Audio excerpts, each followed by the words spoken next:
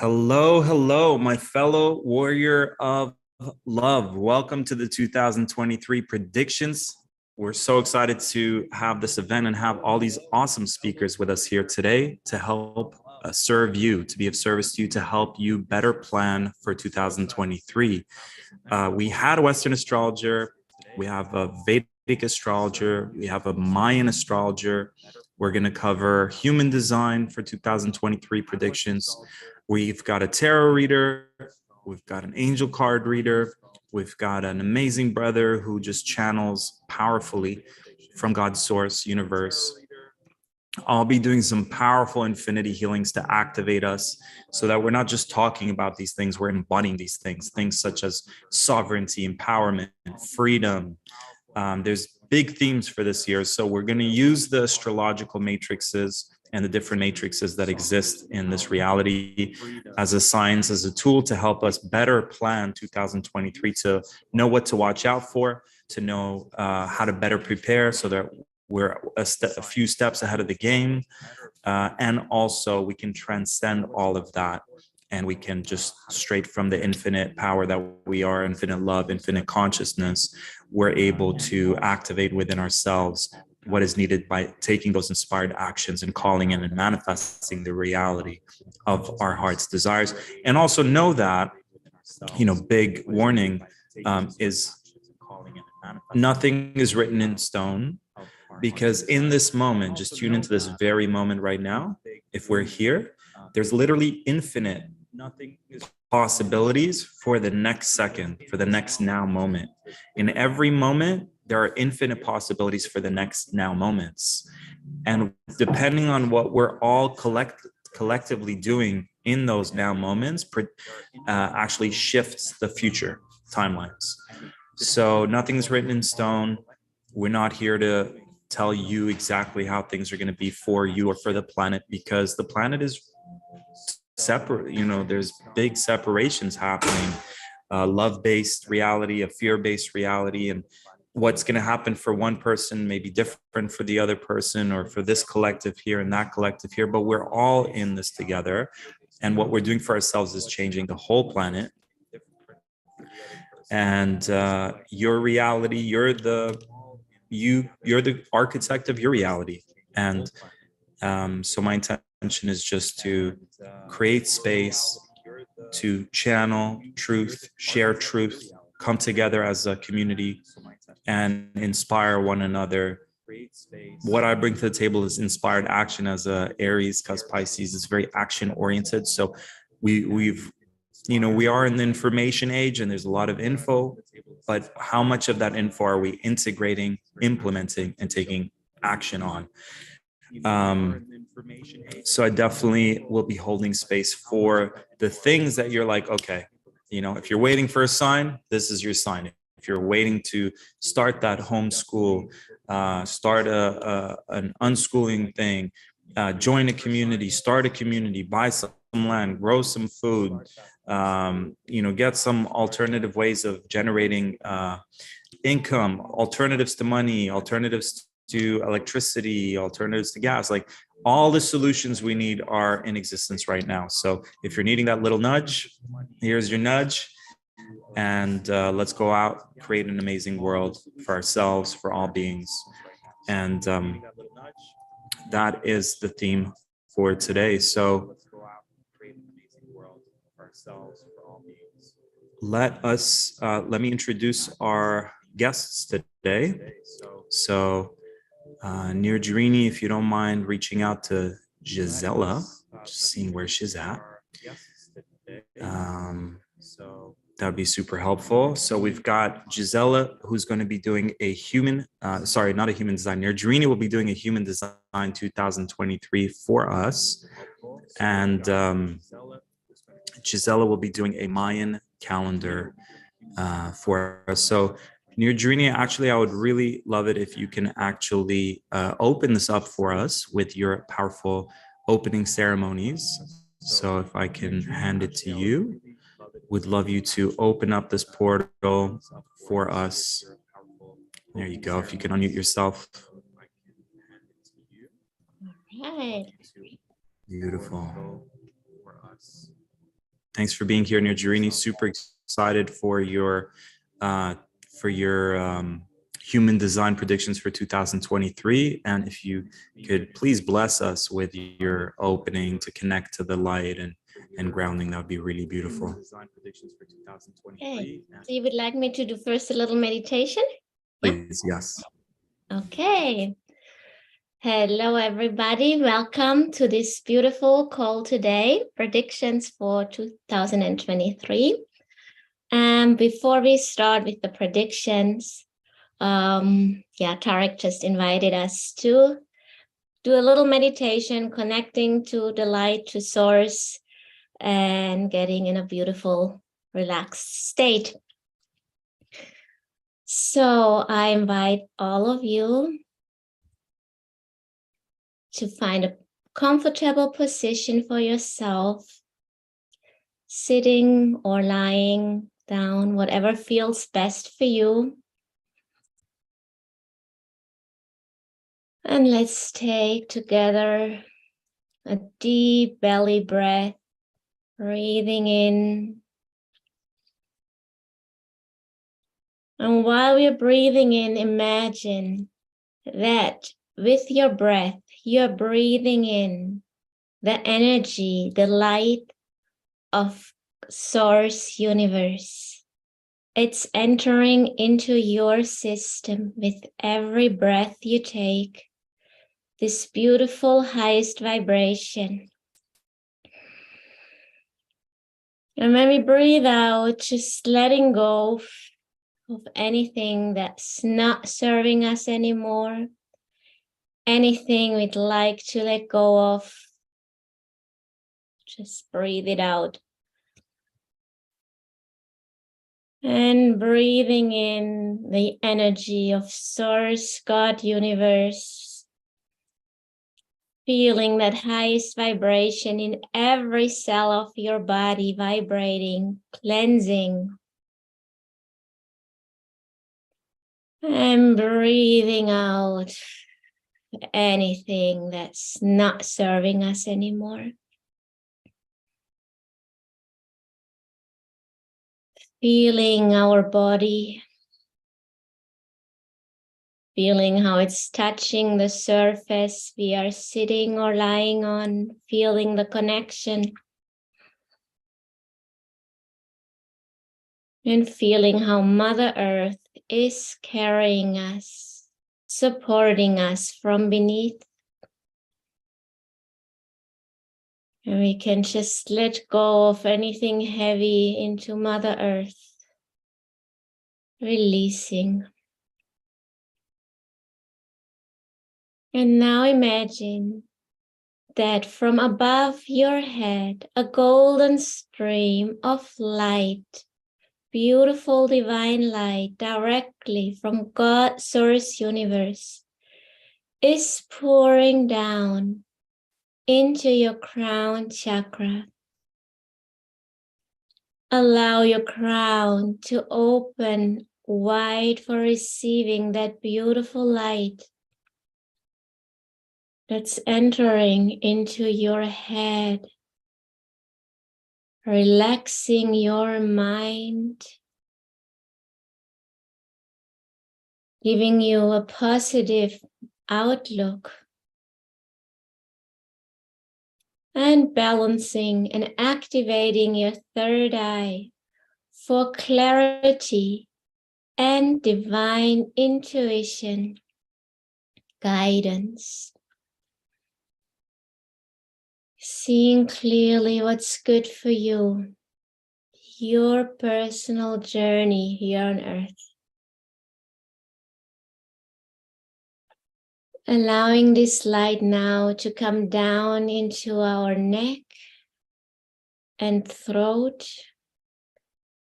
And just allow all your neck muscles to let go of any tension you might be holding there. Soften your neck muscles, allowing the energy to flow freely for authentic, full expression. through your throat chakra, activating that, balancing it, so that you can authentically speak your personal truth. And allowing this light to come down into our chest, into our heart, feeling expanding our heart beyond our physical body, feeling that we are connected to something much bigger than our physical.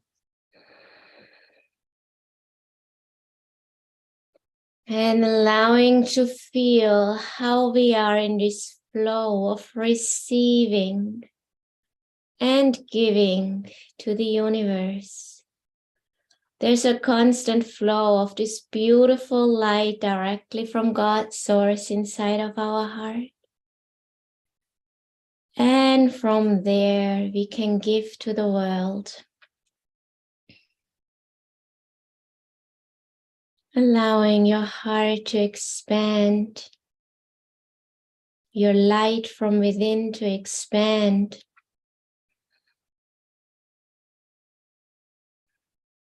Feeling connected to the universe.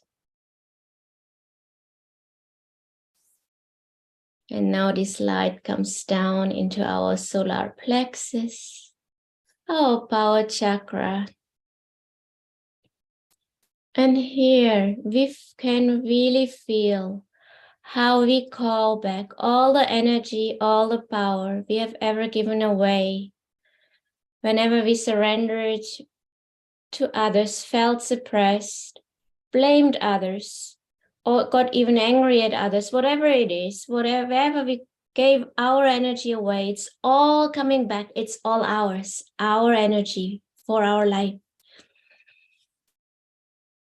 Having clear boundaries, knowing who we are and what's ours.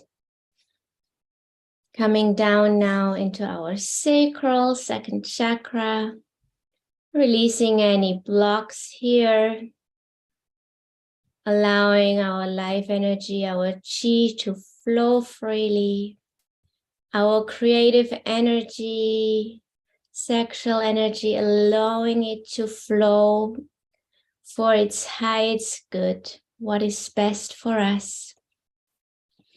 And in this entire area also, we cleanse ourselves from any energies that are not ours, cutting any cords, any energies that are not for our highest good.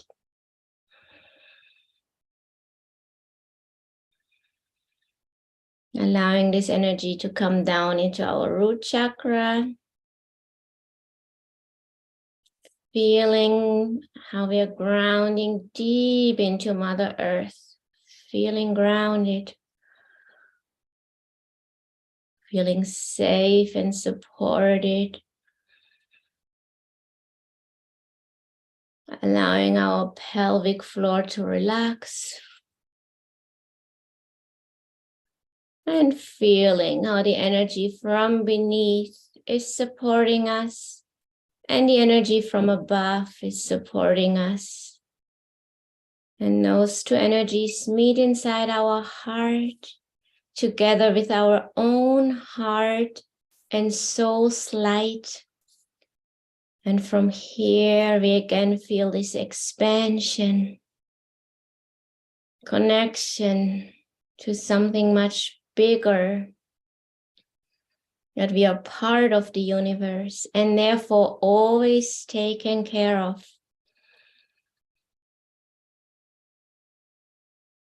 That the universe is just waiting for us to step into our power, to play our part.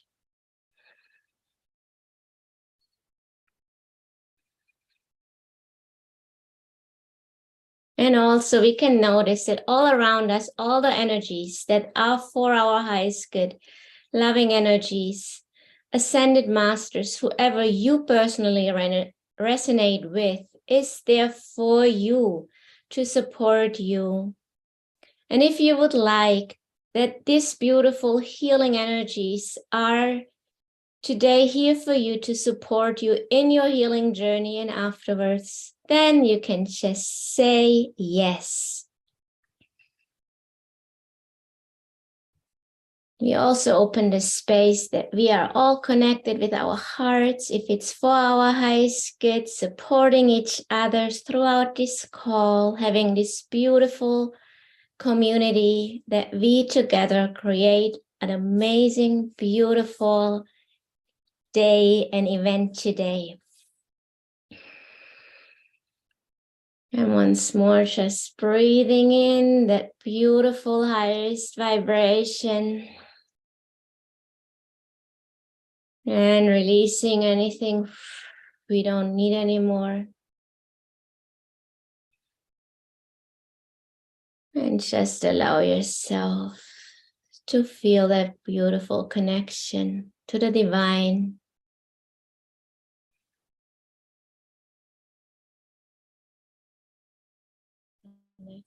Beautiful. Thank you, Nirjarini. You open the space so beautifully. I really appreciate it. Appreciate your Libra energy, the Venusian energy. Thank you, thank you, thank you. And stay tuned, guys. Nirjarini will be doing a human design prediction for 2023 very shortly. So stick around for that. All right. We have our first official presenter with us here right now. Gisela, you're welcome to start your video. You're welcome to unmute yourself as I introduce you. So very synchronistic with Gisela. Gisela, forgive me. Gisela. So very synchronistic with Gisela. Is a healer and a successful endurance runner from northern Mexico, the lands that I am in right now. Through HSI, Gisela provides alternative healing therapies that promote and improve the overall health and well-being of her clients. At HSI, we believe that optimal health is only achieved by choosing a more holistic, integrated lifestyle where the whole person is considered body, mind, and spirit. Our health and well-being are not fixed objects or destinations to arrive at. Our health is an ever-changing entity that requires constant balance and attunement. Gisela holds a bachelor's degree in kinesiology with a minor in psychology from the University of Texas in El Paso. She founded HSI in 2014 in her home city of Chihuahua. Forgive me if I'm not saying it right. In 2016, she moved to Playa del Carmen, where I am, where she is now based, as she saw an opportunity to grow and develop her practice. Currently, Gisela shares different healing modalities, including bioenergetic massage, Reiki, pranic healing, reflexology, aromatherapy, lymphatic drainage, crystal therapy, and guided meditation into midpoint relaxing therapeutic massage, and Mayan astrology readings, which she will be sharing today, both personalized. So highly recommend you guys get your personal Mayan astrology for couples or group oriented, and guided meditations using the wisdom of the Mayan calendar. An avid traveler, Gisela often travels nationally and internationally to speak at conferences, shares her gifts with our international audience. Gisela, welcome, welcome, welcome. Please unmute yourself and the stage is all yours. We're so excited for what you have in store for us today. Hello, everyone. How are you? Can you listen to me clearly? Loud and clear, sister. Hey. Well, my name is Gisela, like Tarek mentioned. It's a pleasure and an honor to be here. I'm going to share a little bit of the Mayan astrology or Mayan calendar Solki. This is, well, first of all, the Mayan astrology or Solkin calendar. Why did our Mayan ancestors gave us this self-acknowledging is the wisdom? Why? Well, first of all, they mentioned that time is art, that time starts and ends cyclical, that we are owned by our own cycles within each being, the universe, nature, and we're all connected into this oneness. See, if we could understand that time is cyclical and it's all united in one convergence, yes. So they said, okay, you can flow more easily and harmoniously by the given energy that is shared invited us to live more harmoniously and more in equilibrium and balance with that given energy. Alrighty. So this Mayan astrology calendar is made of 260-day count instead of the Gregorian calendar that were immersed, right? So it's 20 solar seals and 260-day count. If you make the math, it's 9 months, right? See, but it's not just, oh, we like this number. No, remember, our Mayan ancestors were great mathematicians and great astrologers. Okay, so everything was intertwined. 260-day count, see, signifies or represents the crop maize cycle. 260-day count represents how a woman, gives birth to in a 9-month period. It represents the synodic Venus cycle, how Venus transits through the 13 Mayan constellations. So it's not just because. See, so this is a wide, great wisdom. So if we're able to tap into the energy of each day, we can live more harmoniously and be invited to flow with the given energy, like Western astrology, which is connected also with Western astrology, with all other philosophies as well, like the Chinese and so forth, other calendars. So as we get to know this important information, is this 20 solar seal, as other philosophy, represent what? Our male energy. So 20 solar seals from the dragon all the way to the sun, and 13 galactic tones that represent our female energy.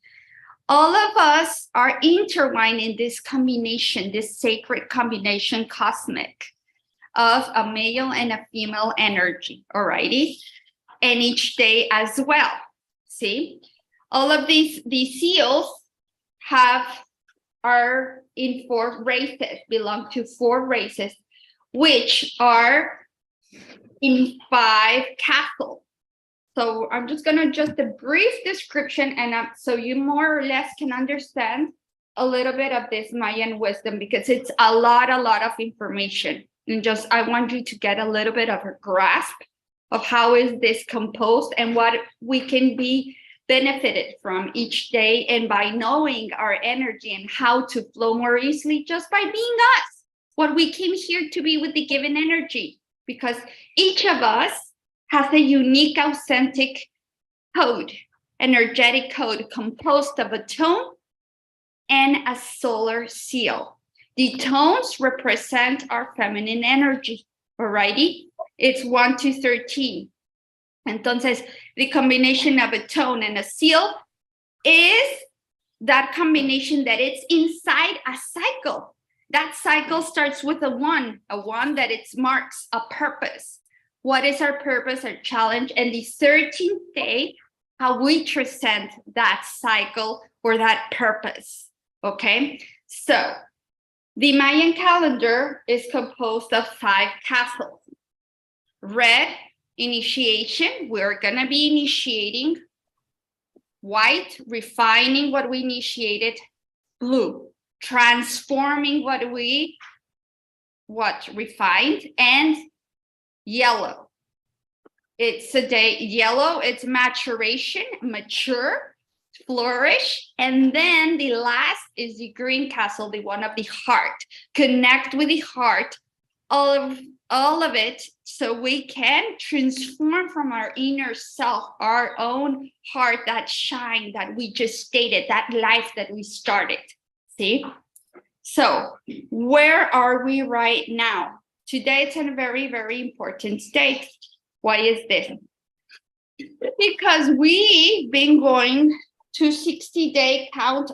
Today, we finish a round of 9 months. We are in the day Ahau 13, alrighty?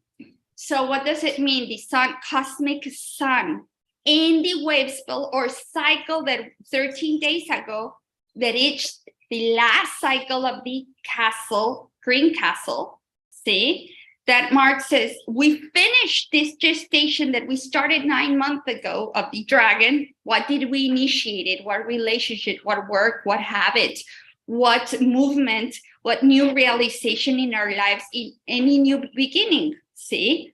So these 13 days has told us of the star to shine on, to be our own authentic light, that spark, that energy, that essence that we all came here to be by being our own authentic beings, taking that inner essence, that inner shine, brightness from the heart and emanating with any type of art with elegance outward, shining on, owning and honoring and recognizing our spark, our glow, just by shining from the heart with any type of art, see, without hiding it.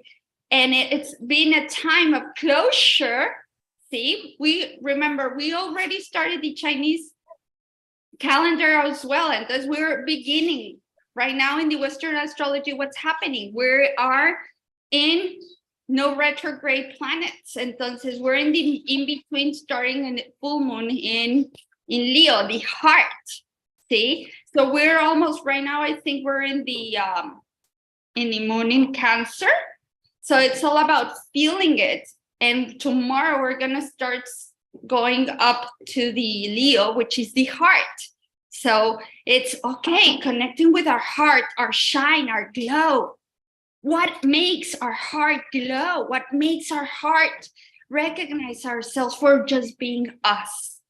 So these 13 days showed us, and we came to the realization of the love and joy of our own glow, our own energy. If we're light, we are love. If we're that love, we're open to be. See? So this 13 days closes with the sun.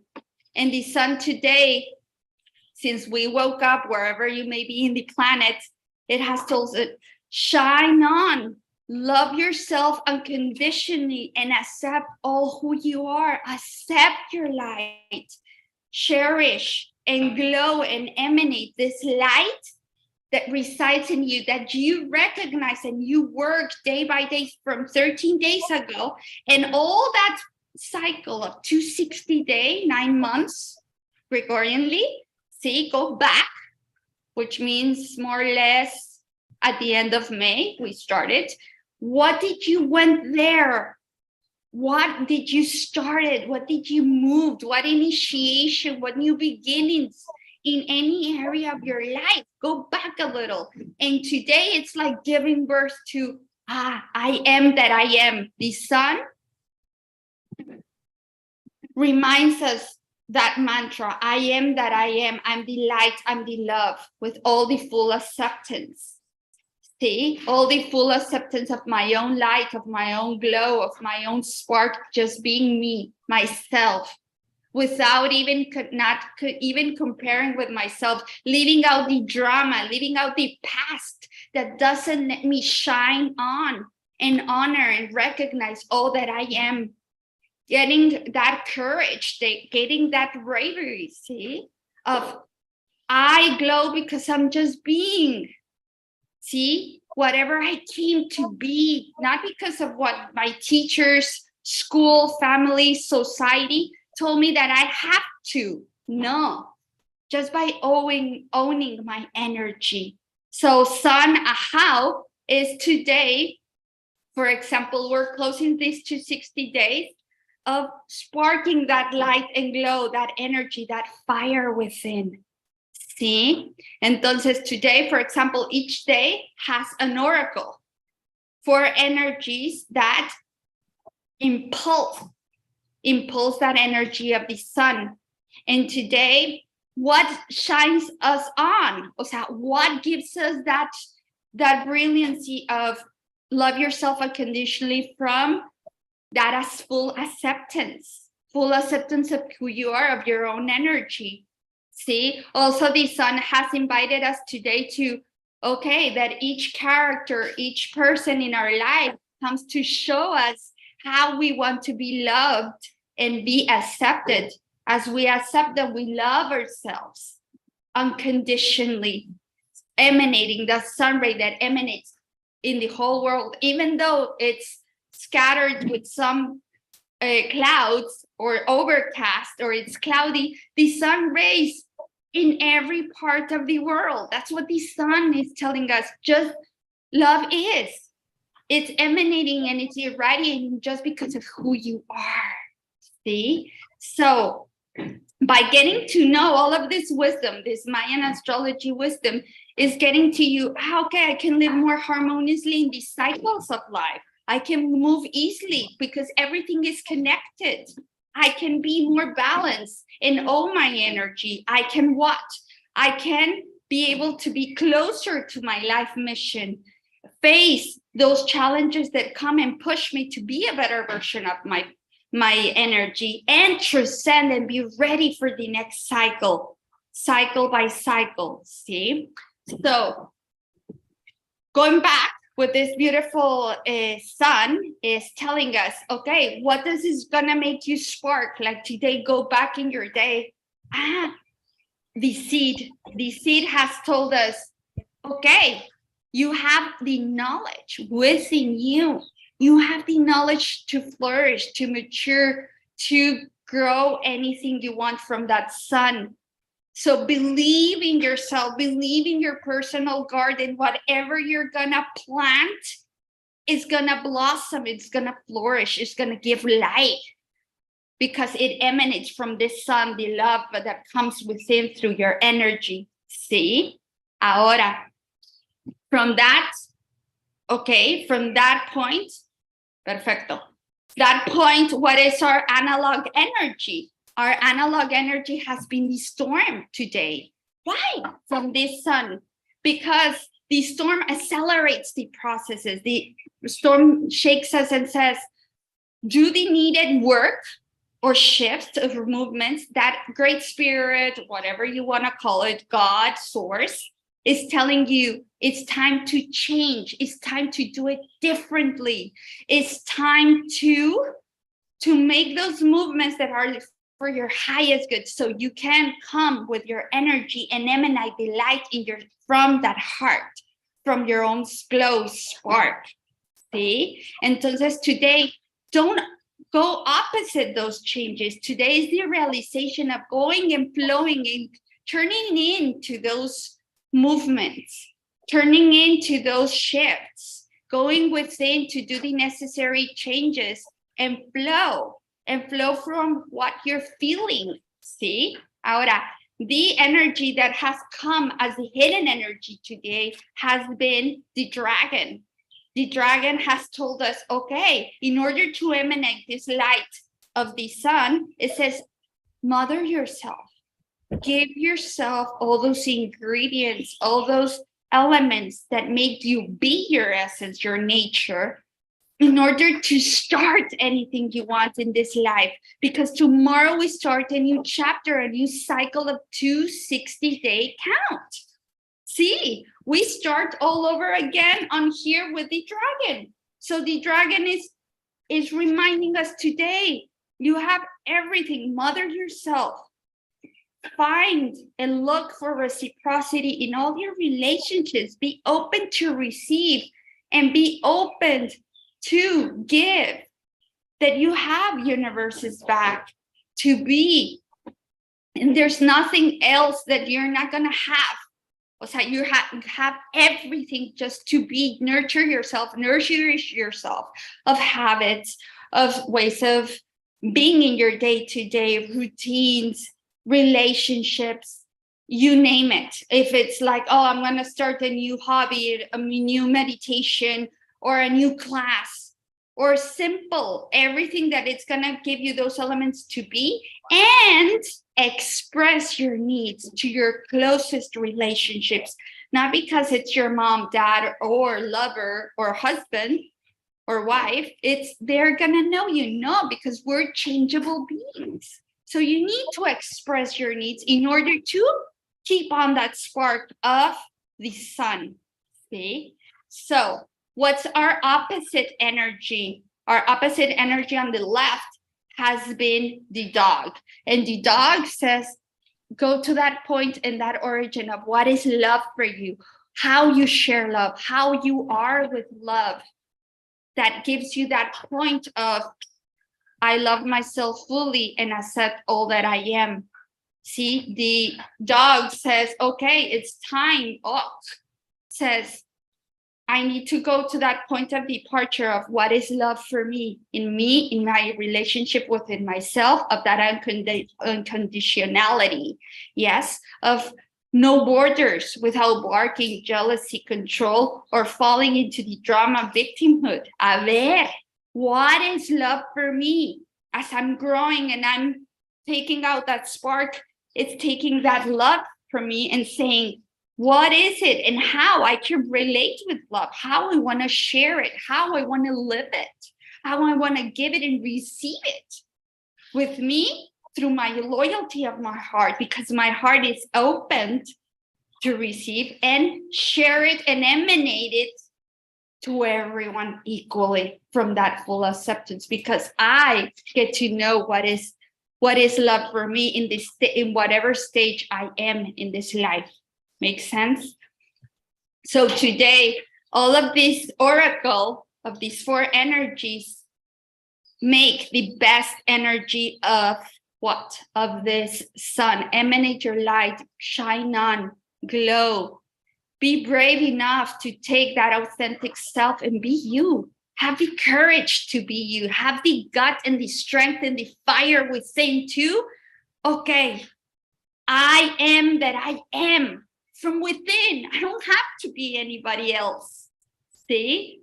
Entonces, tomorrow, it's a great day with the still in the Western astrology with the moon in Cancer, the fields, and we start a new Mayan cycle of 260-day count with the dragon.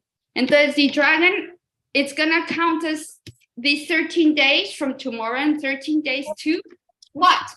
To give us all that nurturance, the nourishment, all of these days, so we can be. It's a 13-day to nourish ourselves. And what?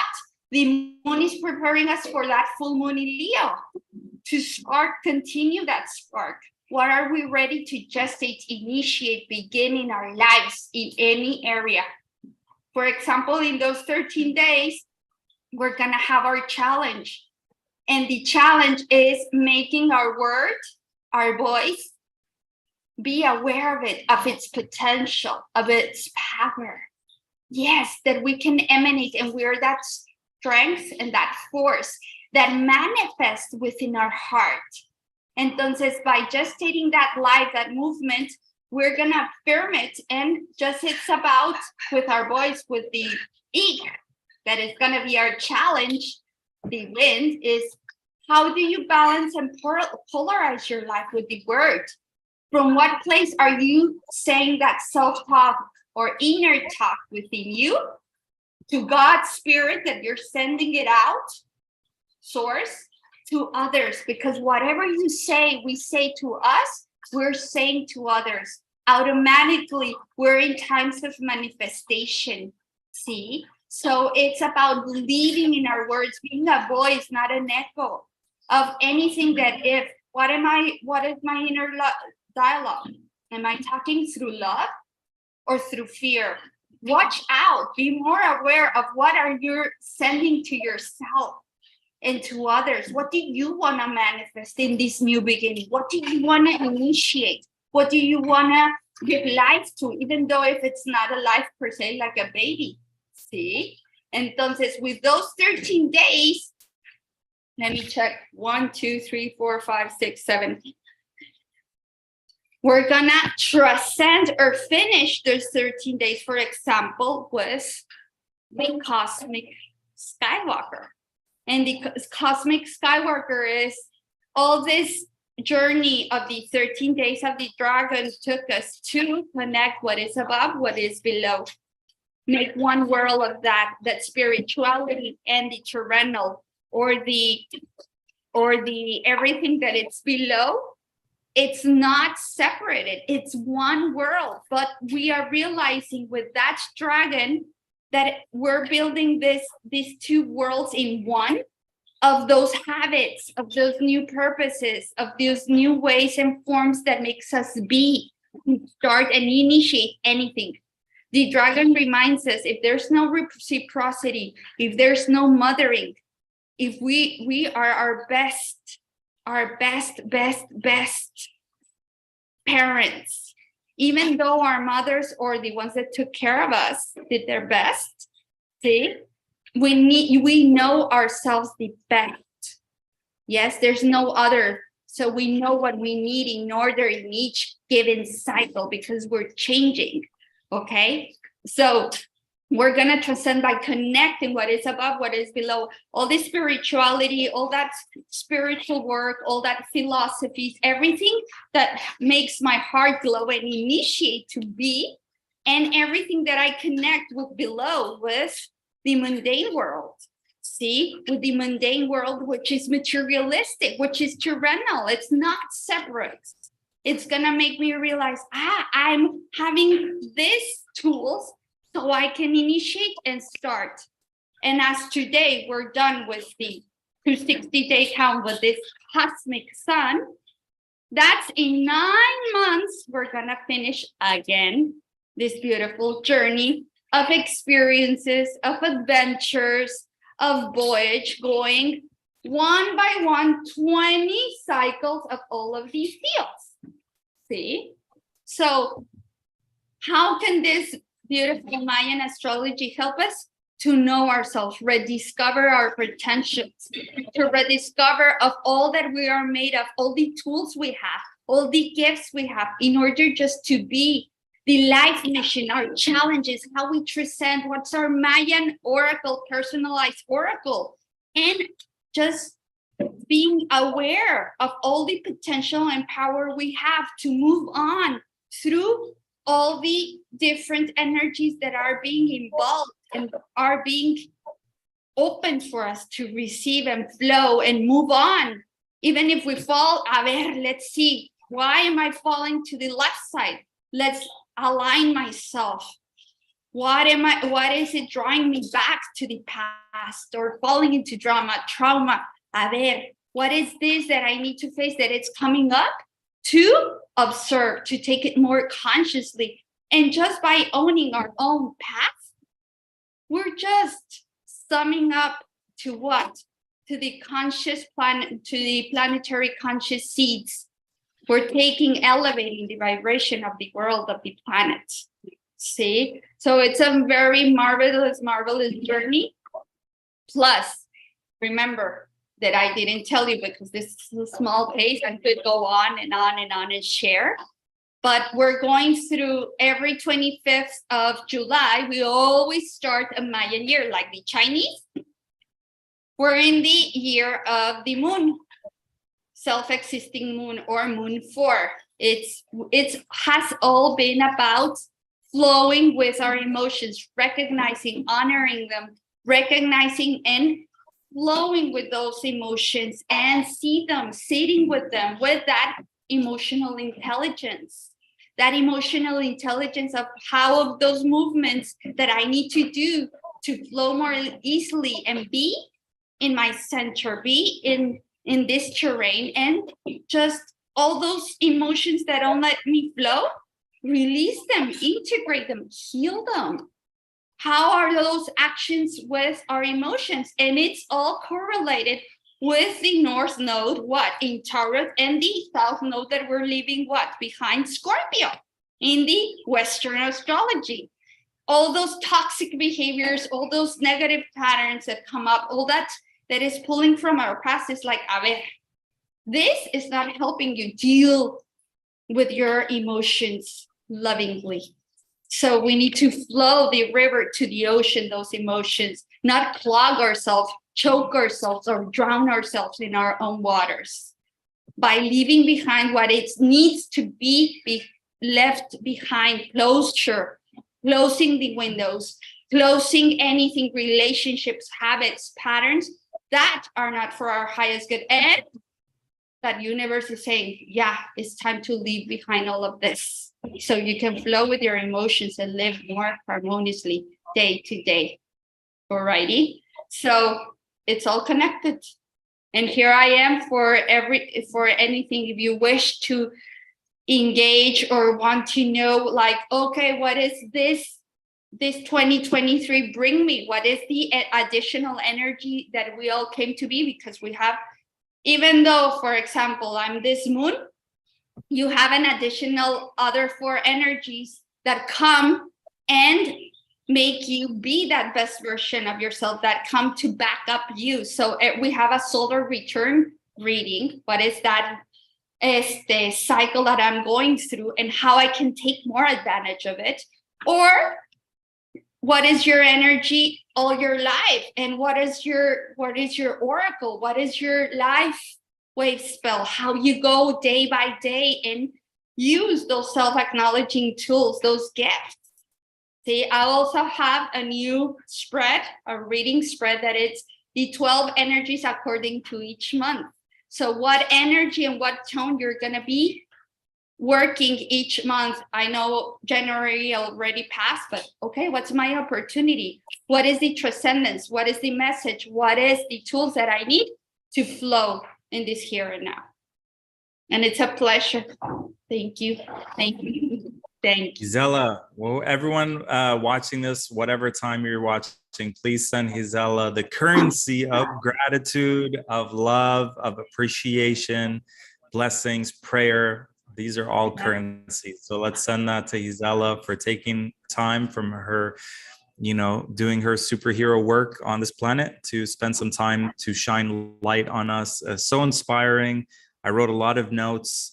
I love that you touched on the Leo energy of shining. I am that I am, and the North Node in Taurus. Maybe I could just ask one quick question. So for those who don't know, when we say in 2023, the North Node in Western astrology is in Taurus, what does that mean? That means in this year, we will be most fulfilled when we embody Taurus traits, or how would you break it down first? For me, it's what it's called for everyone being, like our desires, what emanates from what our heart wants, what is our soul calling, from what it makes us beautify ourselves, in from an instance of peace. A ver, what it calls me to be in that balance with my heart call. Entonces, it's what ends at the middle of July, when we start another Mayan year. We're gonna be in the wave spell all that year, all that Gregorian year of the dog, which is the ok, which is the heart, which is the love. Entonces, we haven't even finished in the Western astrology. We still have a ways through with those North Node and South Node. There's a lot of configurations and a lot of planets like meeting up and, a ver, let's leave this here. And it all touches base and connects with the Mayan astrology. I love it. Gisela, bless your heart. Thanks for blessing us with your time, energy, and wisdom. You have so much to offer. If anyone online is feeling called to something way more ancient, way more accurate than your general Western astrology, feel free to reach out to Gisela. What's the best way for folks to reach out to you, Gisela? The best way to reach me out is on Instagram with Huitzilin, HUITZILIN dot integral. That's my IG, or my or WhatsApp. You can reach me if you have a WhatsApp number, +52 656 278 8651. Beautiful. Thank you so much. I appreciate your time. Keep shining, sister. Muchas gracias, hermana. Take care. Bye-bye. Nice meeting you all. Thank you. Likewise. Wow. So much amazing information. I'm so inspired.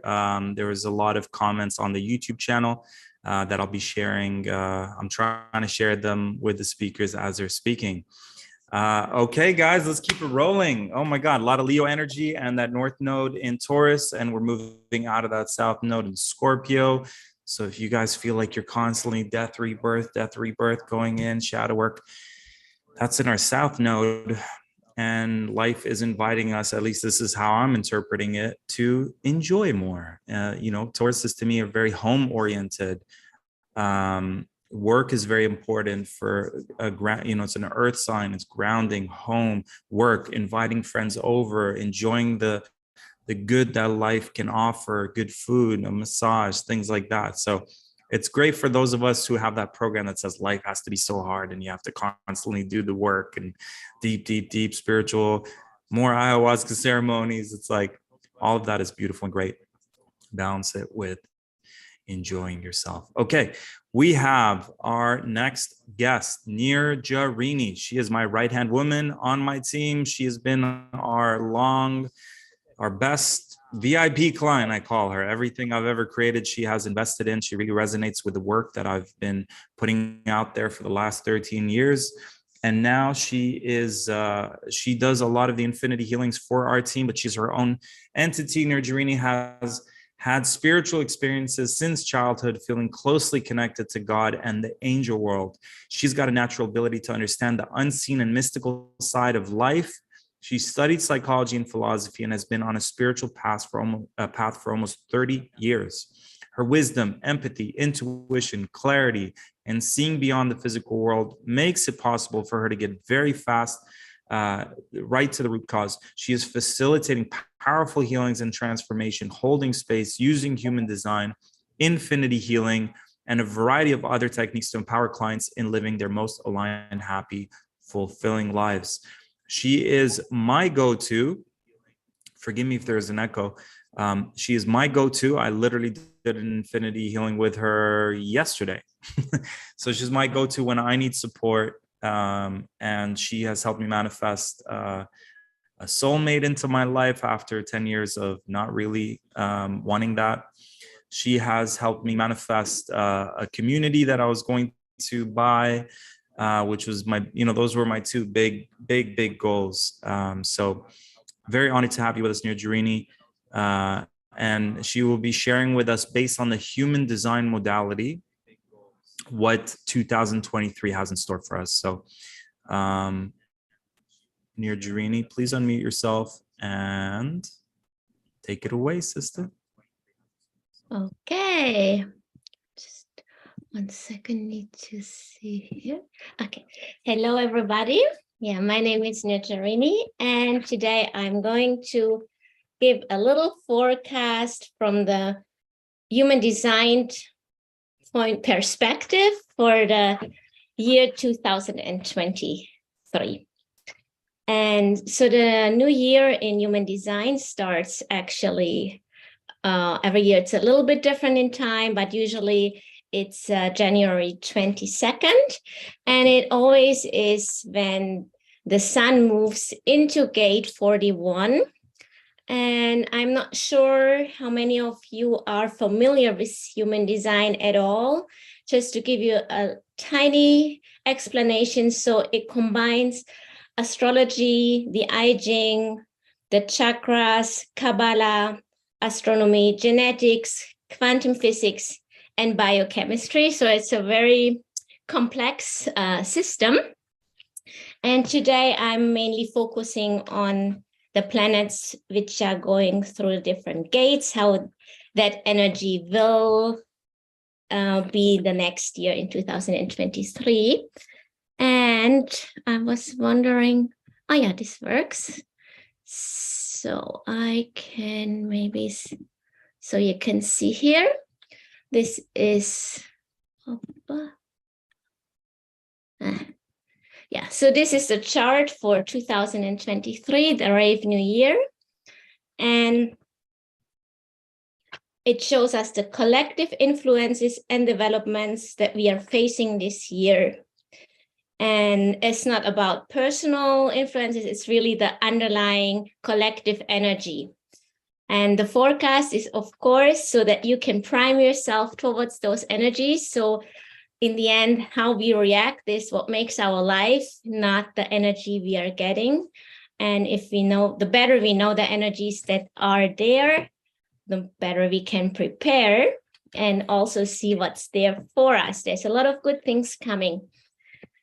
So in 2023, what we can see is that here, these two energy centers, they are called in human design, that they are defined, and this is the root. And so there will be coming in 2023, or already is pressure to start doing things again. The last 2 years were more like reflecting, and we were so, there were so many restrictions on us, and it was more like inner work that was there. And now this year we can see there is this defined energy in the root that gives us pressure to start doing things.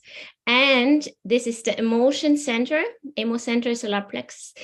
It can get emotional. It can get a little bit emotional. And ideally, our inspiration for action is aligned with our emotions. So we can see that here. And then we have two channels. Actually, I forgot with the most important thing before I go into that. So it's the gate 41. Every year, the sun goes into gate 41 on the Rave New Year.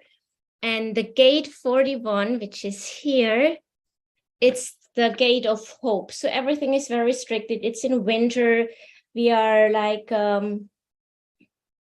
not going out, and it's the gate of hope. So everything is there in seed form for us. And that's when the new year starts. And the earth is in gate 31 and in line 1, which is here, and that's the gate of leadership. And here you can see, this is this little arrow, it's triggered, which means every year in the beginning, we are questioning our leaders, our leadership.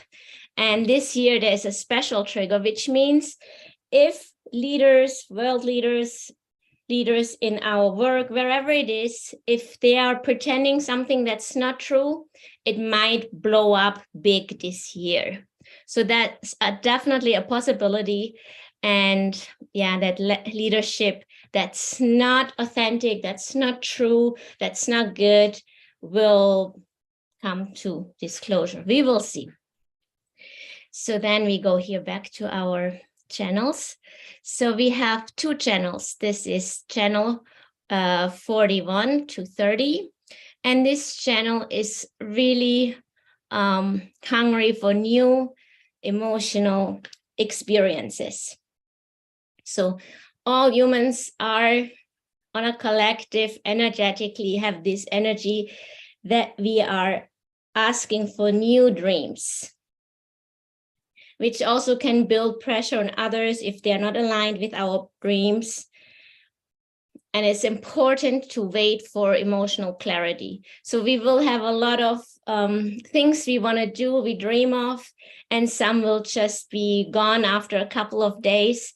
So it's important to wait until we have emotional clarity, and then we can really go for them. And then we have this channel, that's channel 1949. And the gate 19 is the most sensitive gate. It really feels the needs of other people. And this channel is a regulation between the needs of each individual and the community. And it's very important that we feel the needs of others, that we are also really feeling what are our own needs. So it's important to find this balance between our needs, feeling the needs of others, and how it can really be put into a bigger communal, that we can be in a bigger community, so that we can consider it from both sides. That's what is this channel bringing us in this year.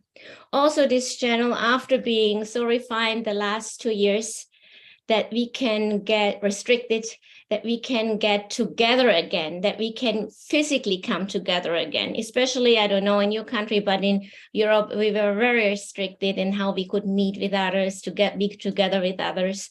So to come physically together again is gonna be an important thing for us as human beings again this year. Okay, so this is the channels and the centers, and then let's go here.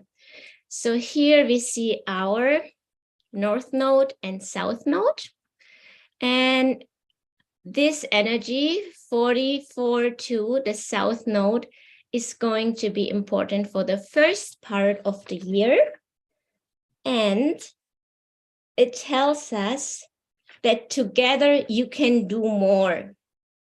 So find like-minded people, people who are sharing your dreams, who are sharing your values, and build communities. This will be very important for this year, and the energy is very good for that we can come together. So the South Node is telling us really to get together in communities, and together we can do much better, much more. Then the South Node in 24-2, that is more the energy of the second half of the year. And here we go back more into reflection of ourselves, reflecting our inner wisdom. And then when it's good, when we feel it's good to share it, and also bring it in the communities, which we are still having, which is important to keep, but is again this balance between reflecting and being inside and being in community. That's going to be important next year. Then we have the moon.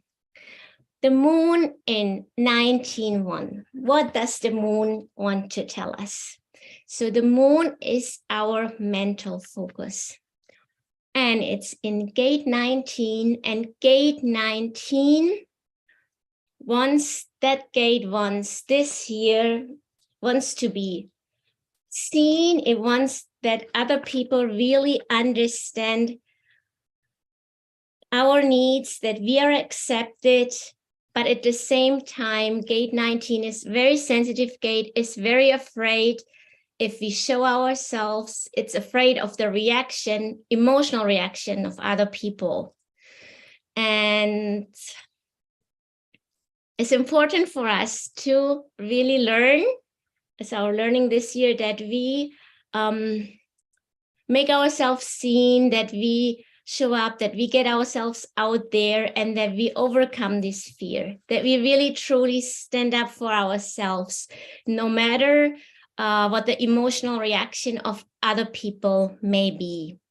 And those who know a little bit of human design, if you're open in your emotional center, it might be even harder for you, because if you get to feel the emotions of others, it's not easy. But it's very important to get yourselves out, to be authentic, to show yourself, and not to be afraid of the emotional reaction of other people. Then we come to Mercury. Mercury is in gate 58 in the 6th line. And the Mercury in your own human design chart is always your message. What message you energetically broadcast to the world. That's the message you are meant to share with the world. And in this collective outlook here, Mercury brings a collective message to all of us.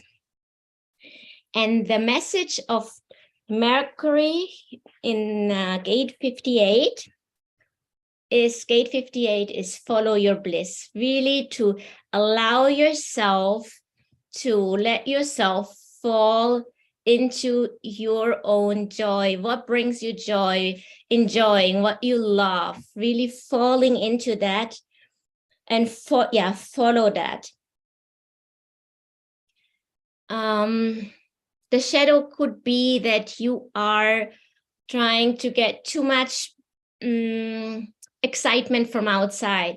So it's important not to listen to what other people say might make you happy, or hanging in front of social media, or being, I don't know, a food junkie or whatever. So that's the danger in this, that you can get lost in that kind of bliss or enjoyment or pleasure, let's say.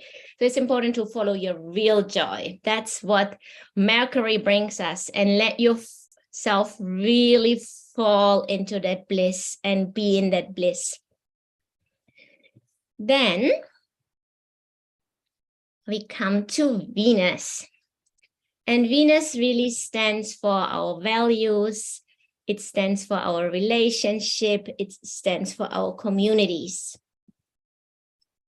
And Venus in 49, 6 line has the message for us that we ideally find people who share our highest ideals and values that resonate with you, goals that resonate with you, that we come together with people who have the same or similar, similar values, similar goals, similar ideals, and also, to be conscious that you're a gift to other people. So you don't have to surround yourself with people that are not good for you. But she's telling you definitely to connect with others, but definitely with people who share your ideals, and that we are all a gift for each other when we can be together. Then, next one is Mars. Mars is in gate 64th line, and Mars can have like a fighting energy, but it's the energy of action, creative energy, expression. It's really like the doing. And Mars has a beautiful, beautiful, beautiful energy to bring to us. And it's really the enthusiasm for higher goals, for bigger visions. So there is a huge enthusiasm this year that we can go for our wildest dreams without limits. And this is for all the big new leaders really great, because we need more of them. So I'm really excited actually about Mars being in that gate here. But Mars is also telling us that you can only reach your goals if you recognize, if you value the talents of other people. So it's not a one-man show. It's really by acknowledging others, by valuing other people, that we achieve these goals. And I think that's a really, really beautiful thing next year. Okay, then next one we come to our Jupiter, and Jupiter is in gate 17, first line.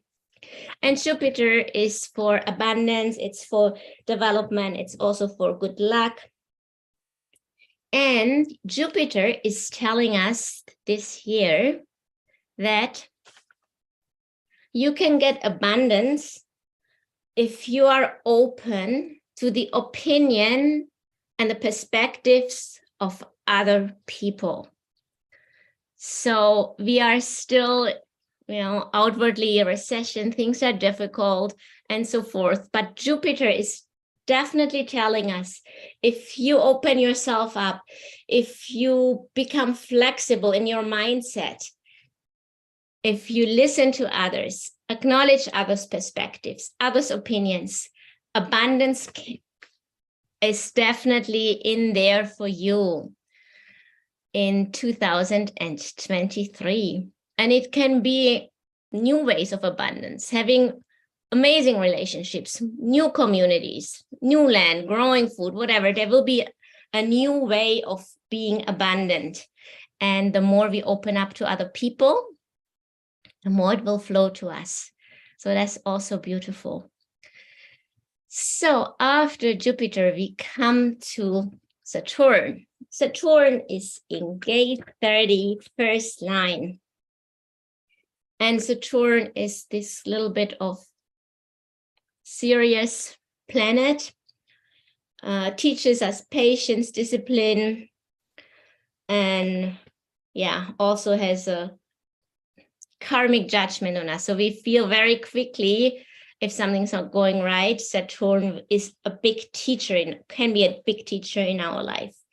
What Saturn is bringing us this year is that we should stay calm, serene, almost a kind of coolness.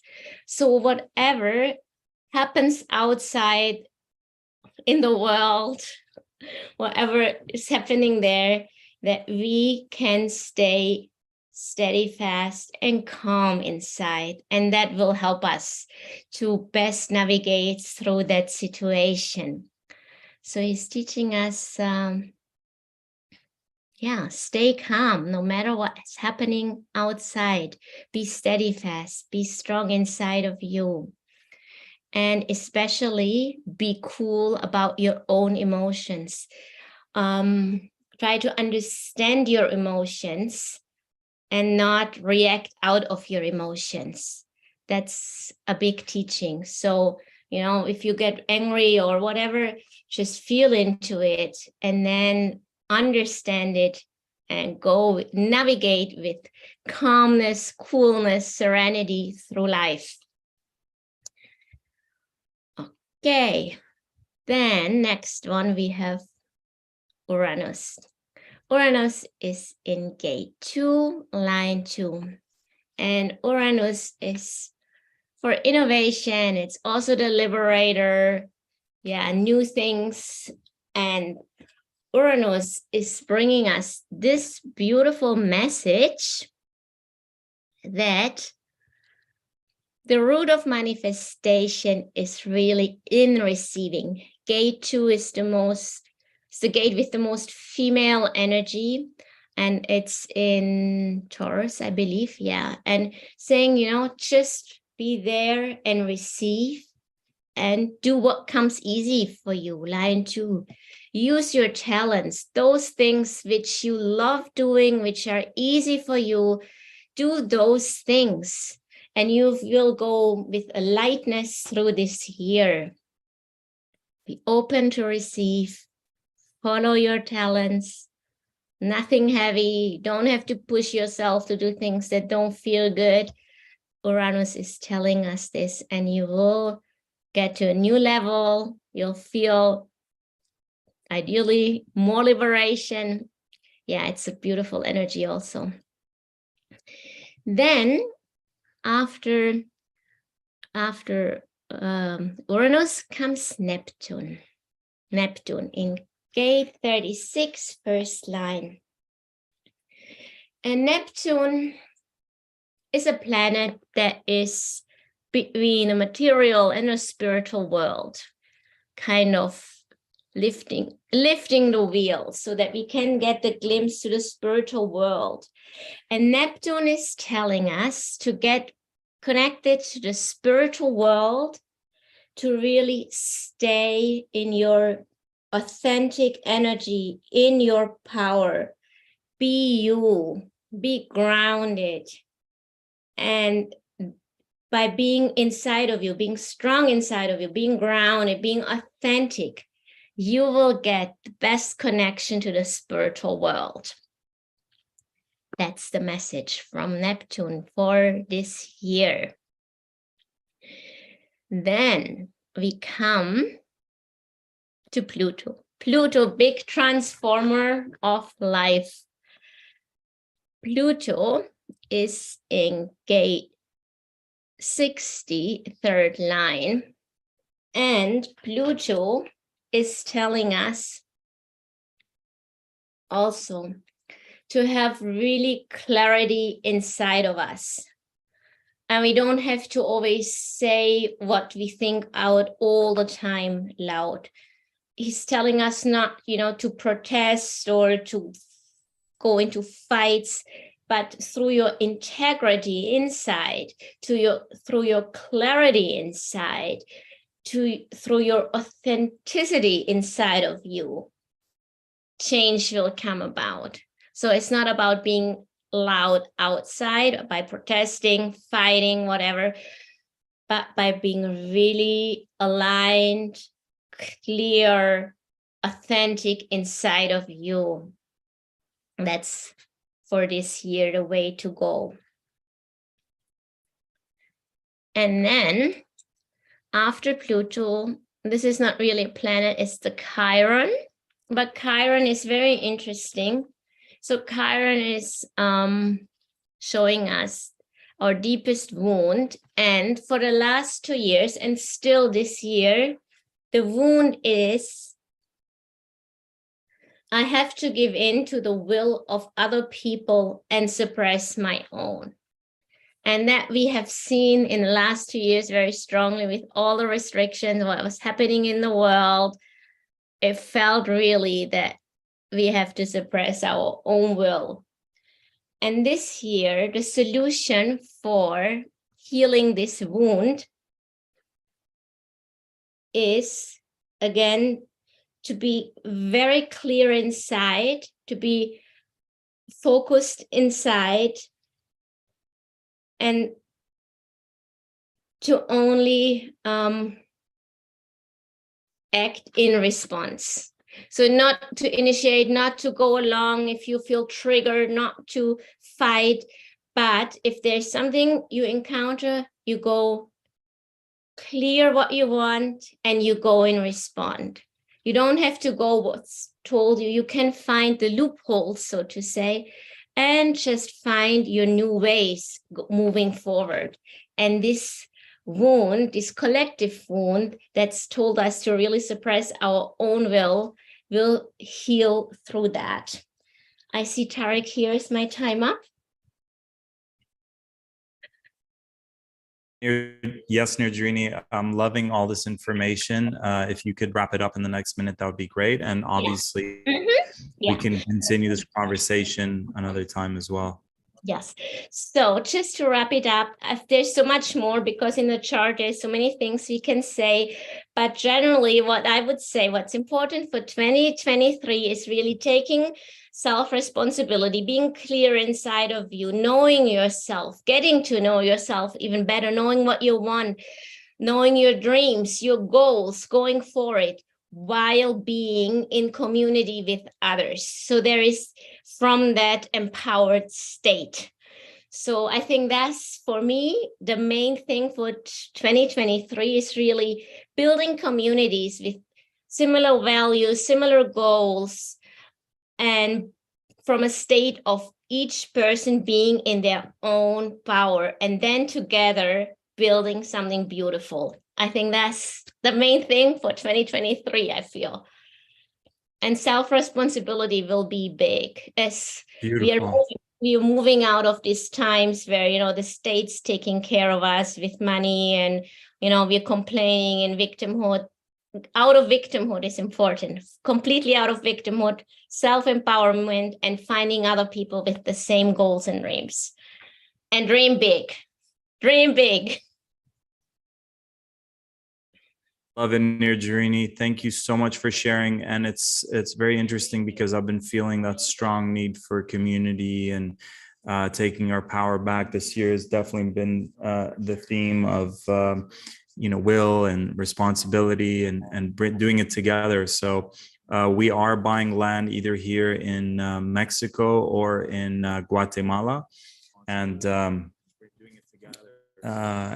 you guys are welcome to reach out to me at Tarek BB to join that conversation. We're going to be doing live Zoom calls almost once a week for anyone interested in who has land, wants more members, or has money, wants to invest, or wants to join communities. So you guys can reach out to me about that. We're creating a beautiful mastermind to help with that. Nirjini, thank you so much. And if folks want to reach out to you, what's the best way to do that? Good question. Maybe also Instagram, or I guess Instagram, or through you. Okay. Yeah. And can you say your account, please? That my account is Nirjini Coaching, I believe. Yeah. Nirjini is the line and coaching. Nirjini with the underscore and coaching. Yes. Yes. Beautiful. Thank you so much. I appreciate you. I thank you. Bye. Bye. Let's all send Nirjarini a big, like I said, currency can be gratitude, can be gratitude, can be appreciation. So let's send her all these good vibes, good intentions, good prayers, love, gratitude, and appreciation. Thank you, Nirjarini, for taking the time to being with us. We appreciate you. Okay, our next guest, who is sponsoring today's event, is my soul brother. Neil Gore is the founder of Portal to Ascension, a conscious event production company created in 2008 that hosts a wide range of presenters on a variety of topics such as the origins of humanity, the existence of ET life, exposing hidden truths, and exploring the nature of reality. He travels the world facilitating gatherings and filming documentaries that are intended to empower the individual to reclaim their sovereignty and awaken to their full potential. Neil also operates an online platform that creates and facilitates about 110 conferences and workshops a year. At this point, Portal to Ascension has worked with over 1,500 researchers, spiritualists, scientists, consciousness explorers, and more.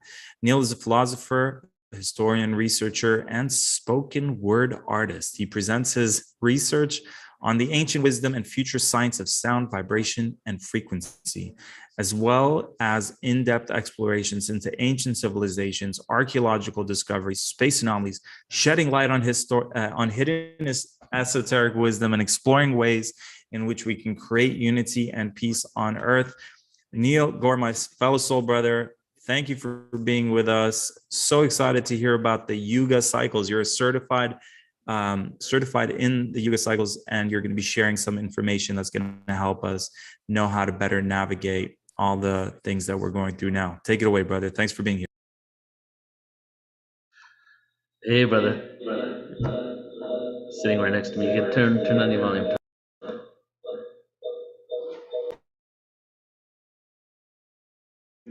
Check.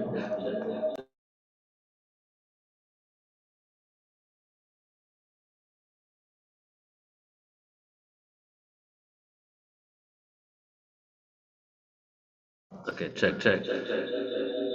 Hold on, guys. Just fixing this real. There we go. That should be. Oh, I'm still coming out of yours. Sorry, guys. 1 second. 1, 2. All right, think we're good. Hello.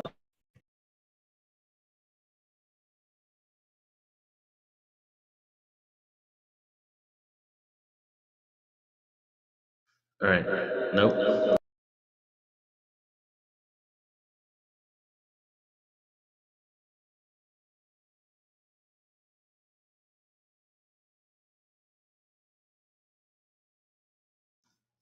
Okay, are we working? Yes, we're working.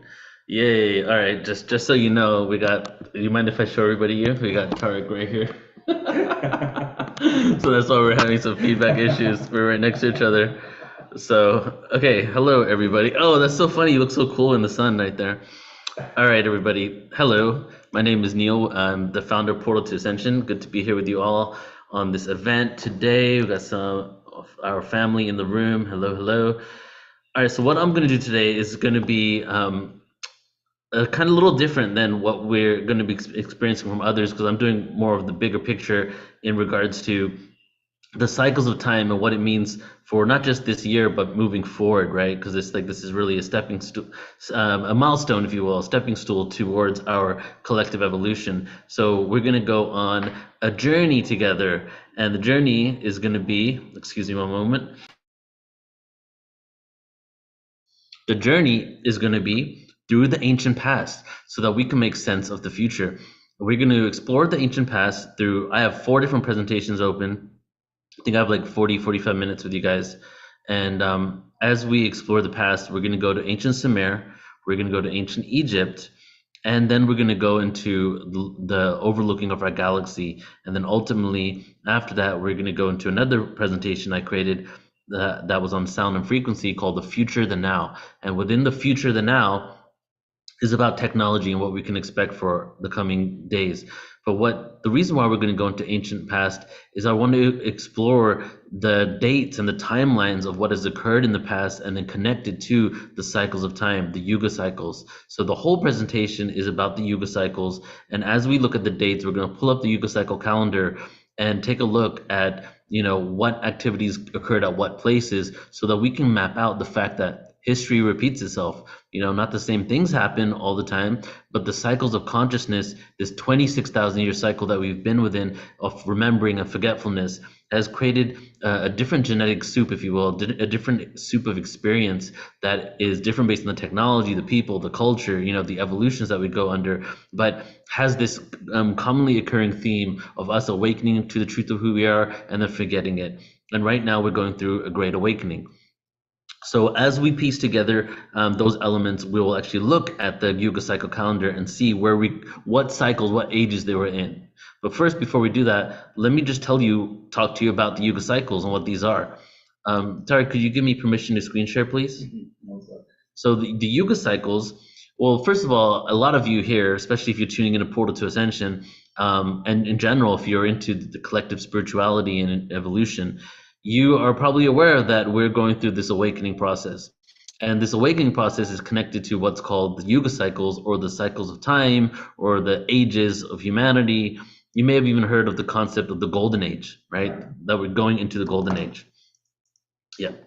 And the golden age, meaning that we've been in this dark ages, and now we're going into an age of awakening.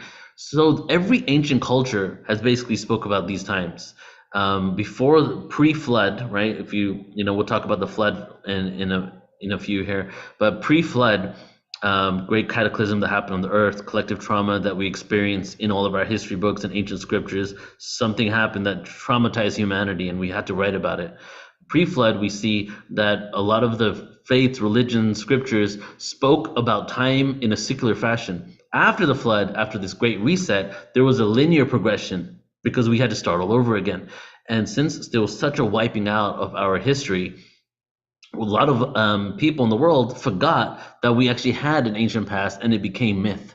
And this ancient past was tapped into the awareness that time goes within cycles, right? Within this realm and this dimension here, because time, what is time when you get into higher dimensions? But within our reality, time still isn't linear, it's still secular. So as these ancient cultures were speaking about it, many of them had pretty much the same timeline for these cycles, 24, 25, 26,000 years.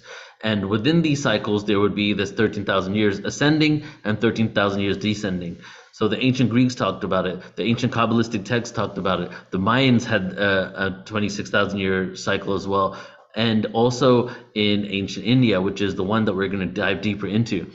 The reason why we're going to dive deeper into the Indian one is because out of all the ancient cultures in the world, only one of them actually had dates. That was in India. The rest of them spoke about the times of, and another great example of one that is very common is the Greeks, right? Because even the way we name our star systems, Pleiades and all that, comes from the Greeks. Like the connection to Greek culture in our present time is really strong. So when it comes to the Greeks, there was a poet that talked about the ages of humanity.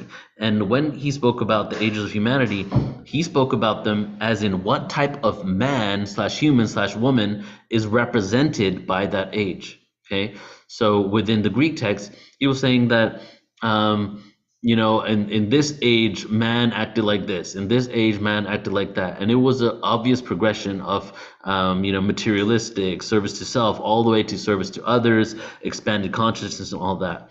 But the Indian text, and now I'm going to go ahead and share my screen to show you this Yuga cycle calendar here, had dates within it. And this has been kind of shifted and changed, just like, birth date of Jesus by other scholars and other things in the past. But it's pretty much very close to what it originally was.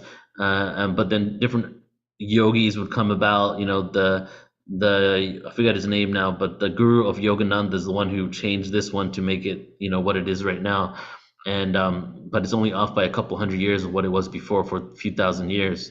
And you can see here, it's the cycle of time with the dates. And let's just go back, for example, 13,000 years. So the reason why it's really important, I feel, to talk about this is because, not just because of what all I said, but if you look about 13,000 years ago, we were right at the top of this age. 13,000 years later, we're right at the bottom. We're at a crossing point. We're moving from an ascending one age to another age. It's not just a Yuga to a Dwapara Yuga, a Bronze Age to a Silver Age, a Silver to a Golden Age. It's not that. It's not just that. It's also the ending of a whole entire 13 years of descension into a 13,000 years of ascension, right? And we might go into this later, but then there's this whole other theory. We're breaking free from the cycle. We're going straight to this golden age reality where we no longer are victim, lack of a better way of explaining it, to the cycle of time of forgetfulness. So here's the calendar, and we're going to be referring to this throughout the talk today. So let's go ahead and start with Egypt. So the reason why I want to start with Egypt is because I want to show a little bit about the true dating of Egypt. And again, let me just say a little disclaimer once again. All of this is going to connect to the future and this present, because this is what this whole panel is about, is right, predictions and the future and what's going on, without telling you what is going to happen, but giving you the understanding of the energy so we can make the choices that are better for all of us.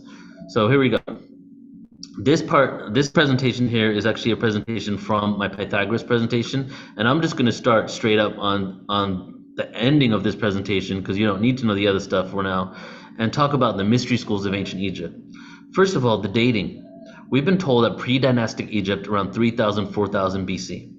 Now we're aware that through geological studies, through people that I work with on Portal to Ascension, like Robert Schoch and other individuals, Michael Cremo and more, especially Robert Schoch, because he's a geologist that redated the Sphinx based on geological erosion, have now discovered that the Sphinx is at least from 11,900 BC, which we'll look at that date in the Yuga cycle calendar in 1 second here.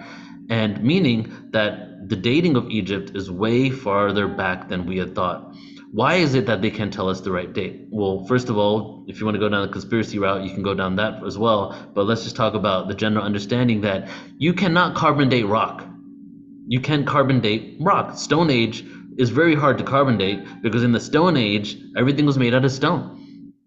And little side note here, when we use the word Stone Age, it's kind of almost synonymous to primitive, the Stone Age, right? Which is completely incorrect, because as you will see in other presentations on Portal to Ascension, these stone structures were created with frequency in mind, natural air conditioning, literally don't even need electricity. The air was coming in perfectly, harmonics of the buildings, way more advanced than anything now. But this is the Stone Age, right? So we're going to talk about the mystery schools of Shesheth and Thoth.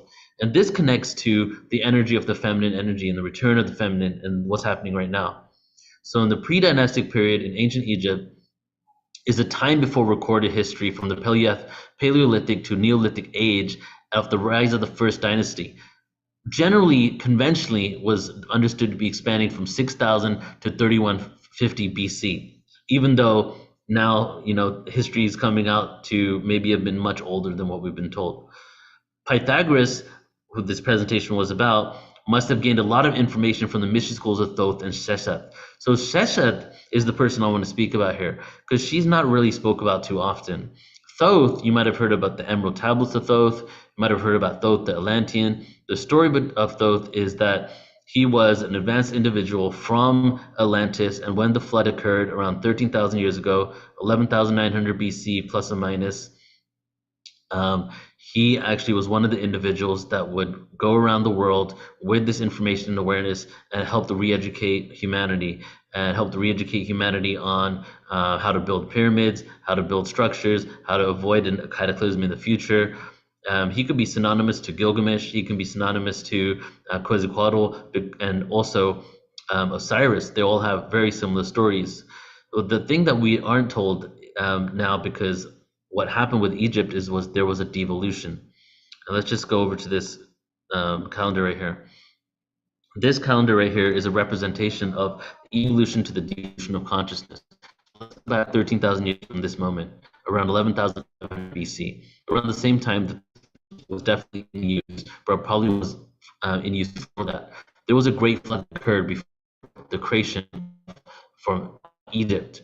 So as we were devolving in consciousness, this age here, we're at an age of advanced technology, advanced awareness, even though it was out of after a cataclysm. This is also the telepathic age, the Satya Yuga. As we were devolving and devolving, we began moving from a balanced society, also matriarchal energy connected to the patriarchal, can't even use the word patriarchy, just say the masculine and feminine balance, into a highly patriarchal society.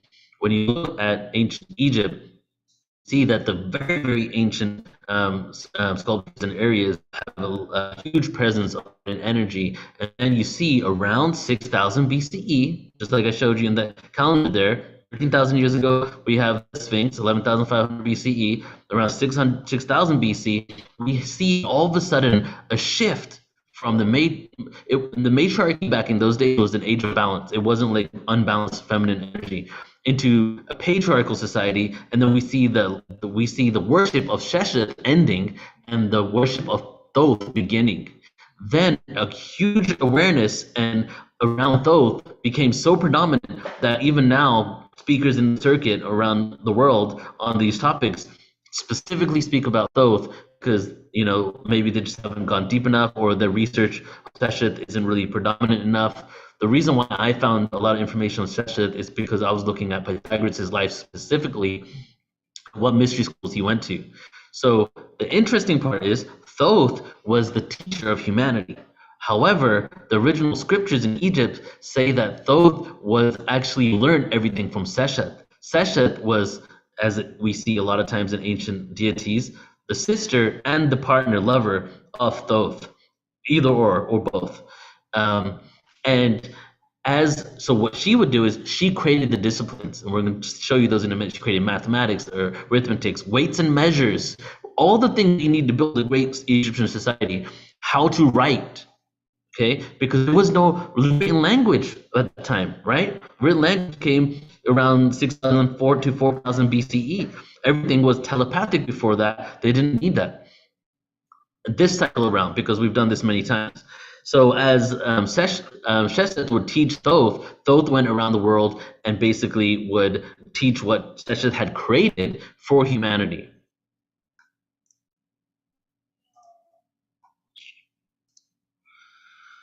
So Thoth's worship, after 6,000 BCE, pretty much just went 100% into him. So was Sheshet and Thoth the Atlanteans, right? Within the spiritual community, we heard about Thoth the Atlantean a lot, well, also Sheshet. There's a temple in Abydos, which is the only place in Egypt where there's an inscription of the journey from Atlantis to Egypt. And we're going to go there in September 6th, taking a tour of people. We're going to actually go see these hieroglyphs too. So if you guys are interested in that, it's on portalascension.org. And so Sheshet was responsible of creating these things. And just think in your mind how these relate to Egypt, right? Writing, well, hieroglyphs.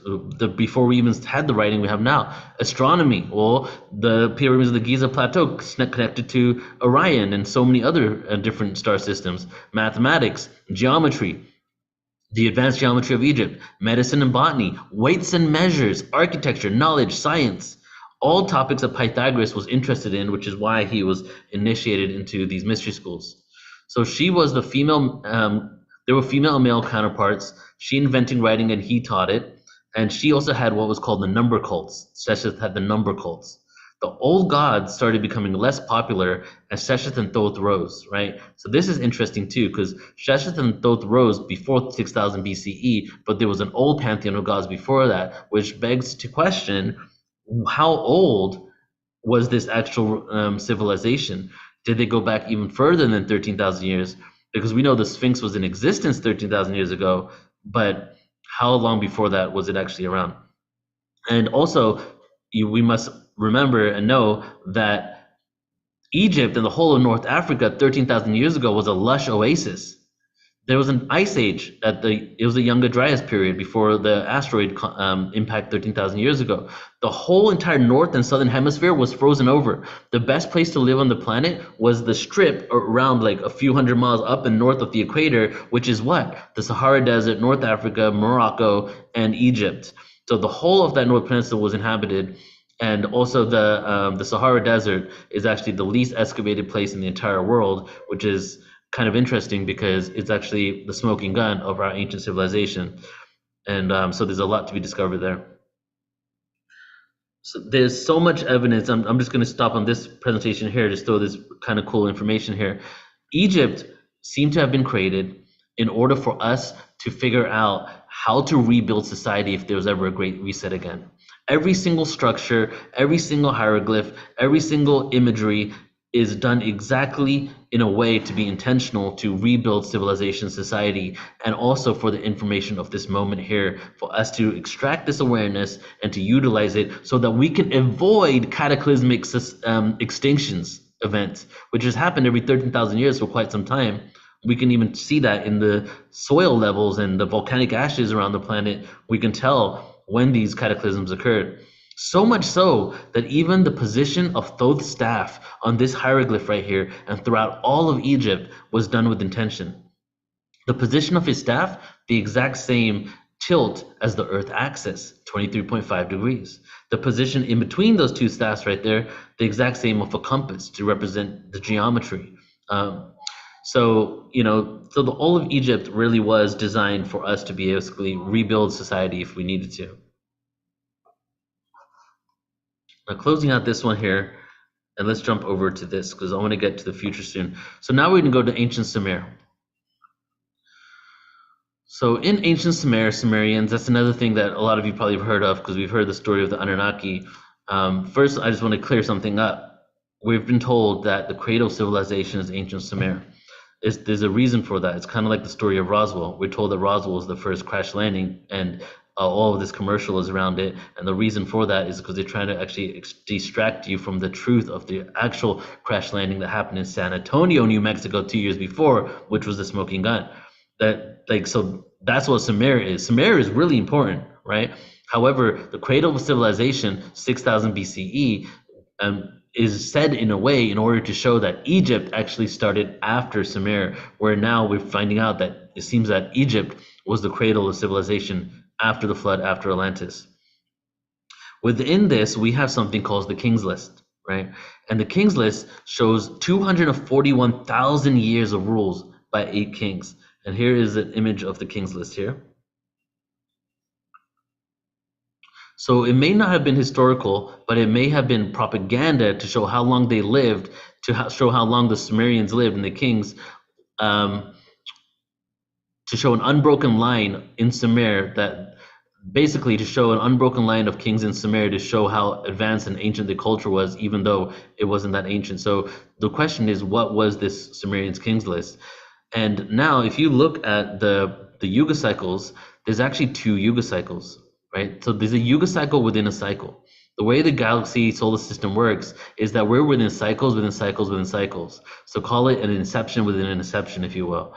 So we have a solar systematic cycle, the cycle of our sun around our the solar system around our sun. We have another cycle, the cycle of our solar system around the galaxy. We have another cycle, the cycle of our galaxy around the central point within our universe. Each of these cycles have greater and time length.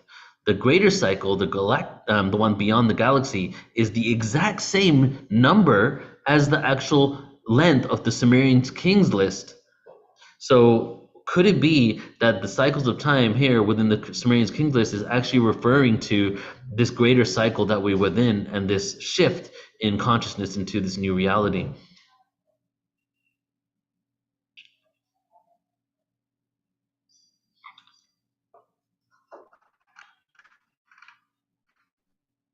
Okay, so let's go to the future, guys. All right. So now that I showed you some of the past there and what kind of information and advancement that we had in our ancient civilizations, what occurred during this time? Each of these cycles have actually a theme to it. The Golden Age is the Satya Yuga. The Treta Age is the Silver. The Treta Age is the Silver Age, right? Treta Yuga, the Dwapara Age, known as the Bronze Age, and then we have the Kali Age, known as the Dark Ages. We've been in the Dark Ages for quite some time, and now we're shifting out of it. But you can see right here, we actually have the timelines and the time length of each of these ages. And each large age, right? We have Kali Yuga, we have the Dwapara Yuga, we have the Treta Yuga, we have the Satya. Every age after the Dark Ages is twice as long as the other age before it. Dwapara Yuga twice as long as Kali, Treta is twice as long as Dwapara, Satya, Golden Age, twice as long as Treta. And we have the descending 13,000, we have the ascending 13,000. So you can see here that each of these cycles are connected to the top and bottom. So the Golden Age is actually twice as long as the one Golden Age. The Kali Yuga is twice as long as one Kali Yuga. However, it's also a very small age. Within each of these ages, there's a 200-year transitory phase in between each age. So you can see right here at the top for the Satya Yuga, that little gap right there, and Satya Yuga right there, a little gap. There's 100 years in the ascending Satya Yuga between the next one, and there's 100 years in the other one. Basically, the 200 years is integration period from one age to another age, where a lot of amazing things happen on the planet. And if you take this right here or look it up online, and whenever you look at historical events, even the Trojan War, the Mahabharata, the Ramayana, right, all these events, they actually fall in between shifts within ages. And a lot of great wars have occurred in between ages because there was a dying of one system and a resurrection of a new one. And in many times there were wars. Even in higher ages, we have evidence of war. However, war is fought completely different than now. Right? Come to the Kali Yuga, go to the Roman Empire times, they're cutting off your heads, putting them on pikes, and then leaving them outside their doors. Go into the Treta Yuga war, and after they're dead, they give you 5 days of silence and allow you to come get your people and do a whole ceremony for the people that died on battle. Right? It's like, it's done differently. And the Mahabharata is a great example of that, because they were so sad to be fighting brothers on the other side, right? And then Krishna, the god of, you would think, peace, came down and didn't say, hey, stop the war. Krishna said, basically, everything happens for a reason, and if you don't do this, you're not fulfilling the destiny and really fighting for what you believe. It was like this religion, Hinduism, that's supposed to be so peaceful and spiritual. The whole entire Bible is based on this great war that occurred between these ages. So we have the transitory phases, right? So we're going to go down. I'm just going to tell you guys a little bit about each age, and then I'm going to go into looking at imagery of our galaxy and showing you how this connects to our galaxy. So let's go all the way down to the Kali Yuga, which is the Dark Ages. The Kali Yuga, Kali is the god of destruction. However, that is actually an oversimplification. Kali is the goddess of recycling. Okay, so there is no destruction. Energy always exists. However, personality can be destroyed. So you can lose your personality, but your energy will be recycled into what? The black hole, the Kali. Kali, Shiva, both are representative of the black hole. Shiva, who's the male counterpart to Kali, literally translates to no thing. Shiva, no thing. What is no thing? Not nothing, it's no thing. It's the void, it's the emptiness, it's the recycling of this energy. So what the Kali Yuga truly represents, where we've been, is a destruction and a resurrection of something new. And within this is us basically going through the singularity, the black hole, coming to the singularity point of oneness, so that we can go through it and come out to a whole new octave of existence. So let's look at these dates here. First date, very interesting to look at. The beginning of the Kali Yuga, 700 BC.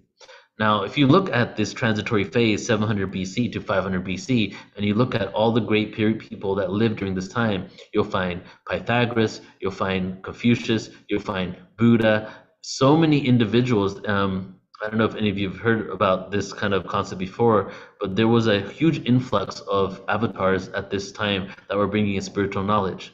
What seems to occur, right? This is like a science right here. You can like back it up by just doing simple research. What seems to occur at every age, while we're descending, while we're devolving, is a group of avatars at the end of that age that were representatives of the age before, to carry down the awareness of the past age into the new age, right? So we have Jesus coming right at the, in this time as well, but he was an avatar of the next stage, the Dwapara Yuga, also connected to the fact that the last zodiac in the Kali age is the Piscean age, which was the age in which Jesus came down. All these avatars come ahead of the time, basically bringing awareness that they see that sometimes takes thousands of years before their awareness is even utilized for what they originally intended it to be.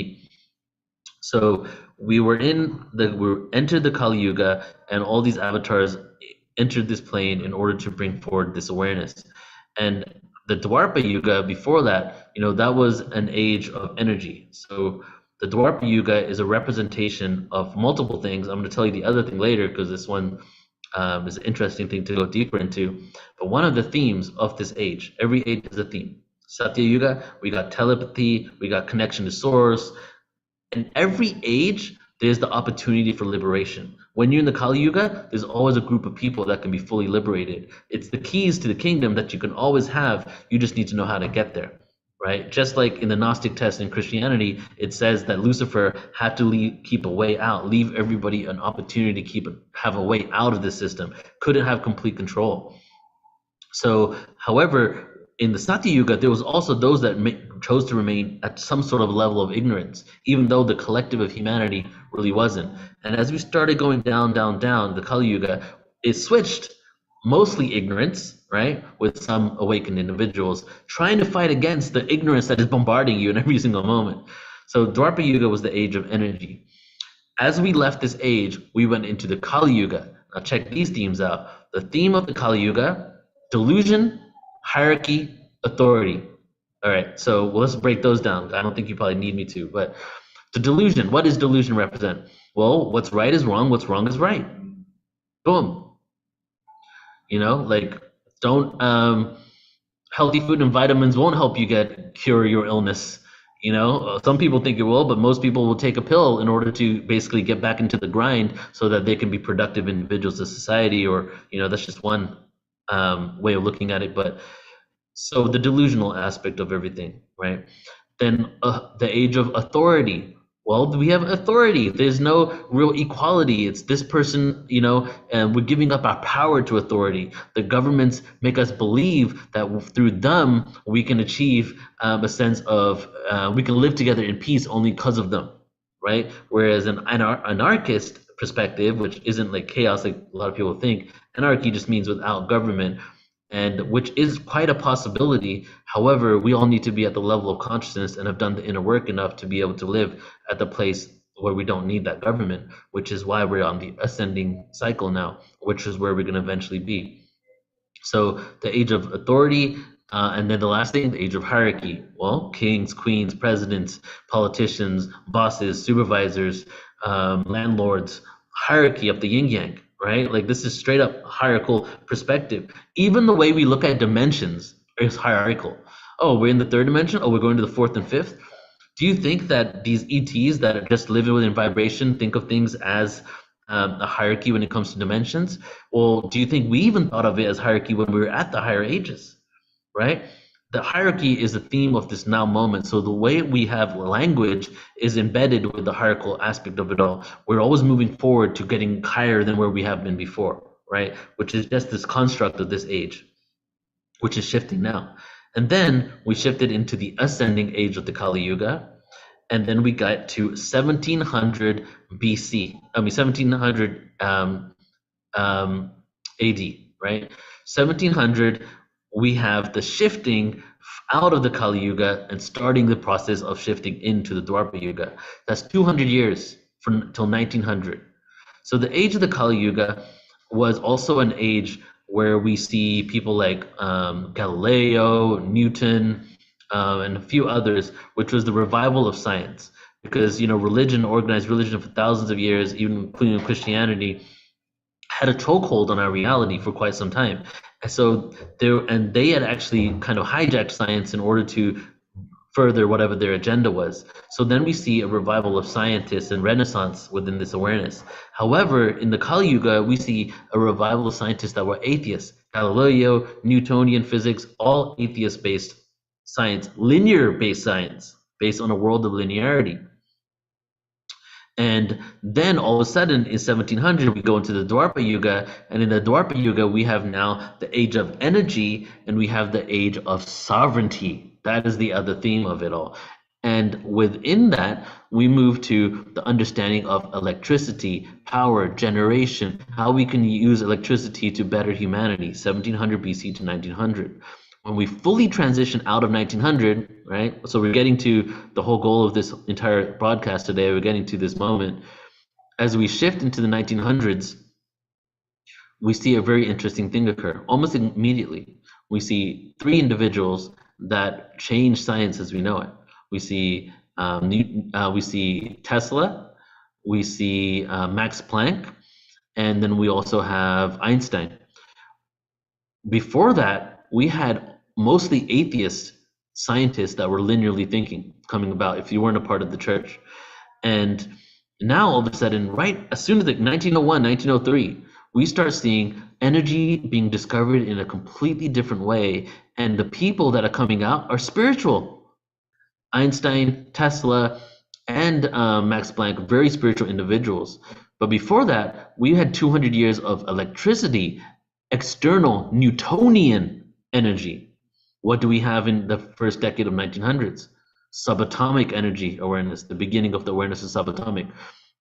When the energy age of the Dwapara Yuga fully took hold, we went deep, deep, deep beyond Newtonian physics, where we thought the atom was the only thing, and we went and realized, wait a second, there's something smaller than an atom, subatomic particles. Well, wait a second once more. These subatomic particles are made out of vibrating energy, vibrating frequency. Solidity doesn't exist. What does this mean? Well, everything must be spiritual. We must all be vibration. What does that even mean for who we are? What is this reality? These are when those questions arise. Right on time. Kali Yuga ended, Dwapara Yuga began, we started having these questions. And then Max Planck, known as not the discoverer, the founder of the discipline of quantum physics, started going deep into this energy. So why is this important? Well, look at where we are right now. We're at the beginning of the Dwapara Yuga. So what occurs at the end of the Dwapara Yuga, right? During the cycle? Well, what happens is that we shift from the understanding of electricity to the realization of subatomic particles to the mastery of the subatomic world, right? Which includes massive levels of technology, teleportation, bilocation, space travel, so many different things that we can do with this energy. Quantum computing, which has already occurred and is at its beginning phases, right? All these things. And then we become the masters of energy at the end of this age. But the masters of energy is not just the external technology. We are the energetic beings. We're able to be the masters of our own Merkabic energy and our own subatomic fields, and the beginning of our innate abilities come online. So that's where we are now. The abilities that we're going to be having in the Treta and the Satya Yuga, telepathy, instant communication with different dimensions, an awareness of our past lives, complete remembrance of who we are. This is all us tapping into the realm of energy that exists. So it starts with this like external reality, electricity, subatomic particles, and then the subatomic particles takes us within to our own selves, and we become the masters of energy. The other theme is sovereignty. Well, we've left from subatomic particles to the age of sovereignty, and this is where we're heading now. To the delusion to sovereignty. So people are regaining the sovereignty. We're realizing that our sovereignty, we've given up our power. And part of this is us realizing that we are empowered beings, and by being sovereign individuals, we're able to create a reality that's better for us and for all of humanity as we continue to do the inner work at the same time. And part of that would also be creating ideological communities. That's the last age. So the age of the Kali Yuga is the crumbling of these systems. After the Kali Yuga ends and the systems crumble, we start traveling the world again and repositioning ourselves. People start existing in communities based on their own ideology. And as we do that, we start creating new societies and new civilizations.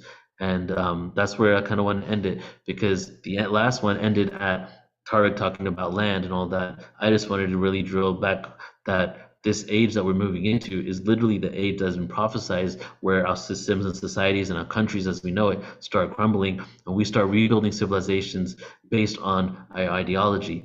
And the ideology of this age is the awareness of our own subatomic energy, our own abilities to achieve greater levels of consciousness, and then move forward in full empowerment. And that's it, right? That's all I have? Okay.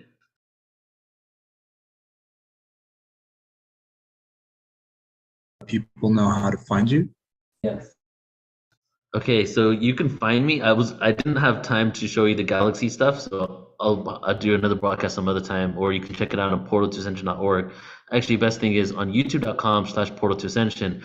Go to my galactic origins presentation. That was the next part I was going to show you, and there's a good hour in there of like the dynamics of the Milky Way galaxy, how the galaxy, this position of our solar system backs up this Yuga cycle calendar. So if you want to find out more about me, portal2ascension.org. You can go there and just sign up there. We have so many amazing things coming up this year. And we also have a new website launching soon, portal2ascension.org and youtube.com/portal2ascension. So thank you for letting me share, everybody. Love you all.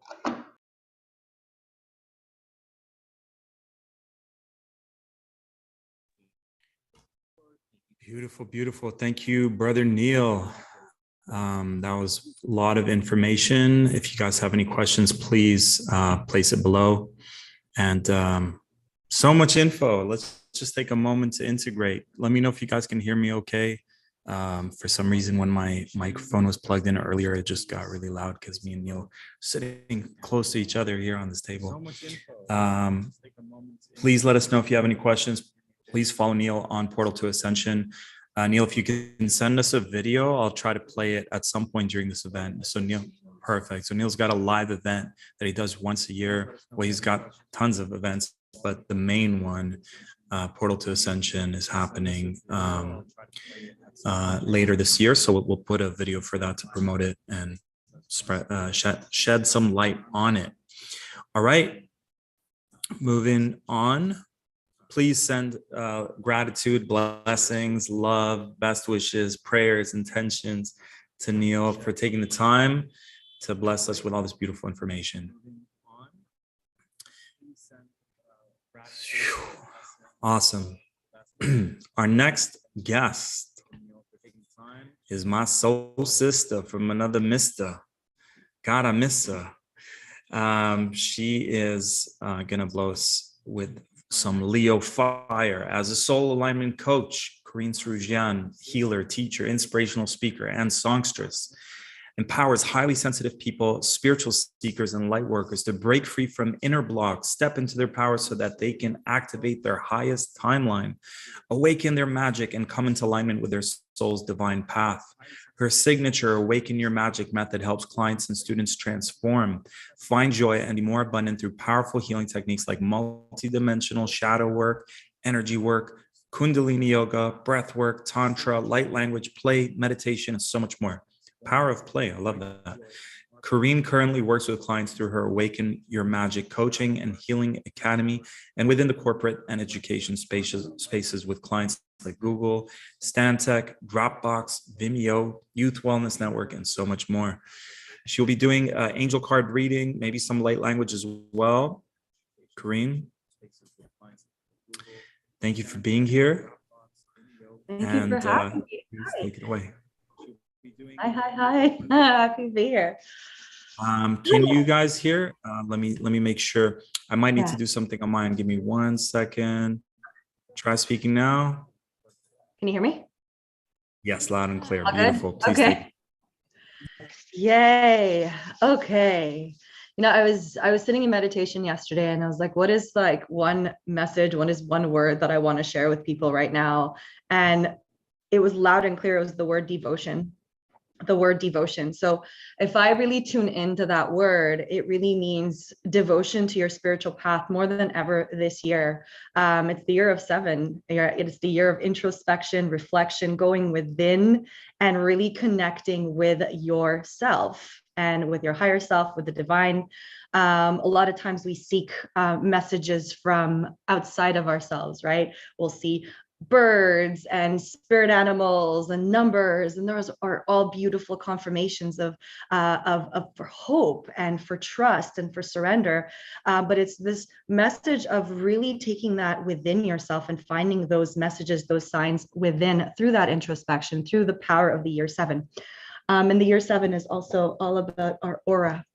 So expanding, no longer do we have to, as empaths, And as light workers, as light warriors, as alchemists, no longer do we have to walk this path in fear of taking on people's energy and draining and being drained and energy leaks. And this year is really the year to expand our auric field, our electromagnetic frequency, because if we keep walking this path in that fear of, oh my God, I'm going to absorb everything, I'm so sensitive, and we use that as sort of a way to victimize ourselves, this is the year where we get empowered.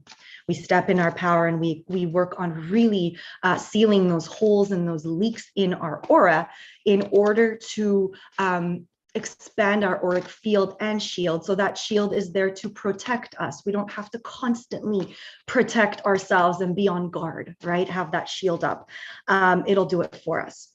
And also the field that actually attracts, that actually radiates, right? That energy outwards and magnetizes everything that you're desiring towards you. So, and that's all because of our devotion to this path and really being in such commitment to this path of we call bhakti yoga, which is devotional yoga.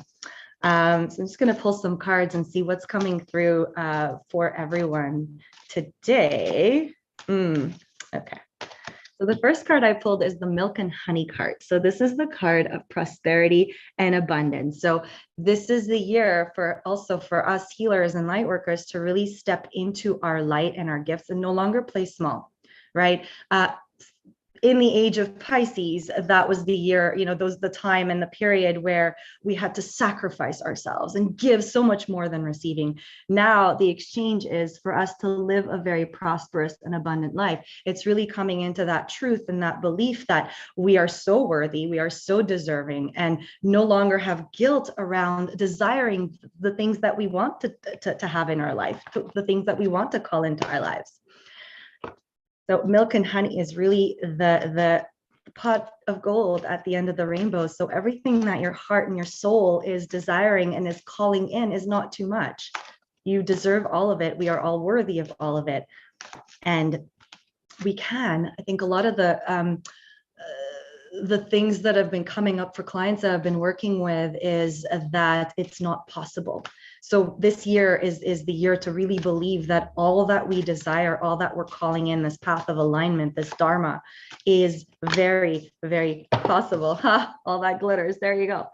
So it's really walking that path of truth, walking that path of alignment, really tuning in, not just to what I mentioned before, not just tuning into the message that are outside of ourselves, which again are beautiful confirmations from spirit, but tuning into our body, our internal compass, our internal GPS, and really tuning into that hell yes or that hell no. If it's not a full body yes, we're not going to do it. If you're not turned on by something, by someone, by a project, by an opportunity, don't do it. Don't do it. Your body, you know, tune into your womb, and everybody has a womb, an energetic womb. You can tune into your womb, tune into your heart, tune into your yoni and lingam for those who practice tantra. Really tune into those spaces. And if it is not a full body yes, and you're not excited, you are not turned on by something, don't do it. Really tune in. This is the year to truly come into alignment, and don't go chasing that shiny object, right? Really, really tune into what feels good for you in your body and trust that intuition and messages. There you go. So trusting those messages, and those messages only come in when you're in that zone of neutrality, right? When you are fully in the emotion of things, right? You're not in neutral mind. So this year is really that practice of, again, going back to the year 7, the year of reflection, the year of inner guidance. So really journeying within yourself a lot this year, and fine tuning that inner compass so that you're listening to those messages, you're receiving them, being open to receiving. And again, awakening that feminine energy within all of us to be sort of receptive vessel, an open channel to receiving. The messages are always there. Sometimes I get clients and students are like, I can't hear anything, I can't see anything, because we're not tuning in. We're not tuning in. We're not going into that neutral zone of being open and receptive to receiving these messages that are already there, that are coming through for us. Let's see what else comes through. All that one fell out. Here and now. So this is also, I've been reading a book called Awakening the Buddha Within. I don't know if anybody's read that. It's such a beautiful, beautiful book. And it talks about just the Buddhism and the belief system around it. And it is very much in the finding freedom and remembering freedom and finding freedom within ourselves, within this society where sometimes it's hard to find our freedom and to have freedom, and we feel stuck living within the confines of the matrix, right? And the true path to freedom is coming into alignment with the now, with the present. And that's always a struggle, right? We're very stuck in the past a lot of times, and we're very stuck in the future, and basics of mindfulness. But this year, I feel like we're going beyond that. We're no longer a victim of the past, or we're no longer going, oh my God, my mother did this to me. My father did this to me. This happened in a past life. Yes, those are all very valid, and they do cause trauma influence in your body, in your subconscious, in your DNA, but we're no longer using that as an excuse. Things are being transmuted very fast. They're very, very fast. February, especially this month, what I'm feeling is things are going to move extremely fast. We are able, if you are on this path and you're doing the work, things are going to move at a rapid pace. It's like lightning speed. That's what I'm sensing. We feel something, we experience death, we acknowledge it, we feel it, we use the tools. We have the tools. We all have the tools to move this energy. We are all alchemists. We can move and manipulate energy. So this year, we really want to come into that confidence of knowing that we have the ability, we have the tools, we have the support, whether it's human support or etheric support, to really move past some of the things that have happened to us, right? Some of the things that have happened for us. Thank you for the reframe. So the human mind speaks faster than the messages come through. So some of the stuff that has happened for us, seeing the gift and the blessing in all of these things, and no longer using that as an excuse to hold ourselves back and to hold ourselves in the past. Right? This is what's going to allow us to move forward. And it's also coming to this place of full acceptance of where you're at right now. Right? This is a hard one, and they know it's a hard one. So it's full acceptance of where you are now, even though you know it's not where you want to be. Your heart or your soul desires something different.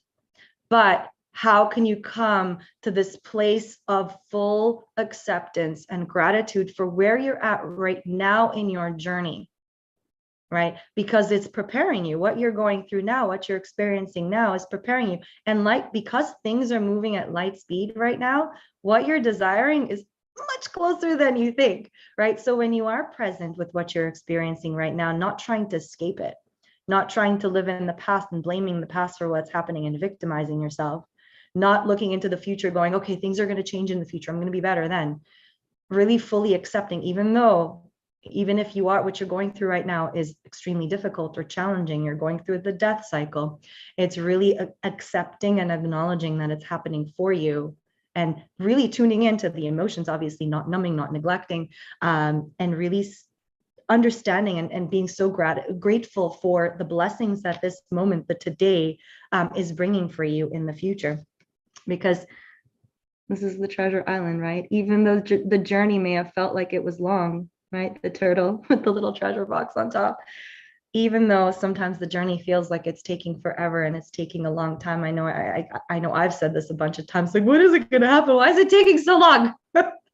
It's that we want this year, we want to let go of that control. We want to surrender the how to the divine. We want to surrender the timing to the divine.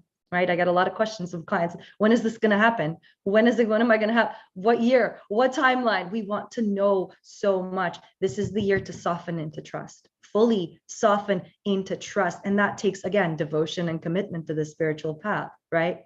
Sit in prayer, sit in prayer, sit at your altar, whatever it is, whatever that you're being called, whatever practice that you have to bring you closer and closer to your divine nature, so that you can more and more soften into that trust. Because when you accept the today, what you're experiencing, when you accept it with full gratitude for even the death cycle that you're going through, it's when the rebirth happens quicker, right? You'll experience that rebirth. You come more and more into alignment with your treasure island, with what you're calling in, whatever that desire is, right? And one of the other things that's coming through, ooh, I fell out. Oh, one of the things that's coming through very strongly is the word desire. It's no longer a need. It's no longer even a want. Want's not a strong enough word for us. It's a desire. It's a yearning. There is nothing wrong with accepting the now, accepting what you're going through, and being grateful and understanding, right? Understanding with a high level of consciousness why you're going through the things you're going through right now, and also desiring more. You can have both. You can have both balance, right? It's the balance of, I love where I'm at now. I accept it, even though it's not where I want to be. I accept and I understand and I acknowledge why. There's a greater purpose to what I'm experiencing. It's preparing me. It's like a preparatory school of earth to prepare me for what I'm calling in, what I'm asking for, and what I'm desiring. And yet I'm still yearning. I'm still desiring what I want in the future. And Jenny, definitely energy is fast moving in 2023. Oh yeah, it's incredible. Brace yourself for this month, right? So February, I just got the yang energy, fiery speed. So as a Leo, I know what that is. It's very masculine energy. So just beware of overworking and hustling, overdoing. This is something that we want to balance out this year, because it is no longer the way to work. It is no longer what's going to lead us to freedom, prosperity, abundance, all of that which you're calling in. It is not the excess of yang energy. But there needs to be a balance of the two. This is the year to really come into union within yourself first, right? And a lot of divine sacred unions are coming, even externally. Partnerships and divine sacred unions are reuniting this year. It started very much last year, and then this year it's coming stronger and stronger. And that's because we are continuously working on coming into that union within ourselves, that marriage between the polarities within ourselves, within our space, right? So beware of the excessive yang energy, the excessive fire this year. This is something I have personally been working on for sure the last couple of years. And Tarek, you know this, being a fire sign, it's like, go, hustle. We can do this. So I'm like, you get it. Any other fire signs on the call, let me know if you feel me, if you understand us. So it really is bringing in more of that gentle, intuitive, flowy energy to balance out the masculine. Beware, when things are moving super fast, our bodies often cannot keep up. So this is another powerful message that's come through lately, is that our physical bodies need more love and nurturing and tending to and attention when things are moving super fast in the collective. So when energetically things are up leveling, we're growing, we're expanding at a rapid pace, our physical bodies could be like, what's happening? It's kind of like fight or flight. So a lot of people have been getting sick, if there's flus, colds, whatever they are, a lot of people might be getting sick, insomnia, exhaustion. Tend to your nervous system. This is super, super important. If you don't have a balanced nervous system this year, it's going to take a toll on your body. So how do you balance your nervous system? There's so many ways. Breath work, movement, exercise, walking, spend time in nature, ground. So important. So many things. I can give you a list of 100 bazillion things that you can do to balance your nervous system. This should be one of your priorities this year, because with things moving so fast energetically in the collective and things changing, right? There's a lot of change in the air. And again, I pulled the new life card. We're all massively rebirthing as a collective, massive rebirthing right now. Massive. I mean, I'm not a fan of ascension symptoms, but it's a common term that people use. But there's a lot of physical symptoms that we might experience because we are not. Our energy is leveling up. The collective's energy is leveling up and expanding and growing and changing, but our physical body can't keep up. So if you're not taking care of your physical body, you're just working on the energetic stuff, the foods you eat. Be very mindful of what you're putting in your body, right? And the intention behind it. Obviously, don't go neurotic and go extreme. The message isn't about extremism. It's about balance, but also being very mindful of the intentions around what you're putting into your body, right? LG1111 says, yes, another Leo here. Yeah, so you feel us, right, with the fire. So really balance. Fire is beautiful. Fire energy is beautiful. We make the world go round. We take action. We move things forward. Beautiful. It's passion, right? It's your it's your motivation, right? You need that, but it needs to be balanced out with rest, play, love. And one of the things I experienced last year, which has been a big lesson for me, the months that I played more, I made love more, I experienced pleasure more. Those were the months that I made the most money and I attracted the most clients. I experienced massive expansion in my business and my practice.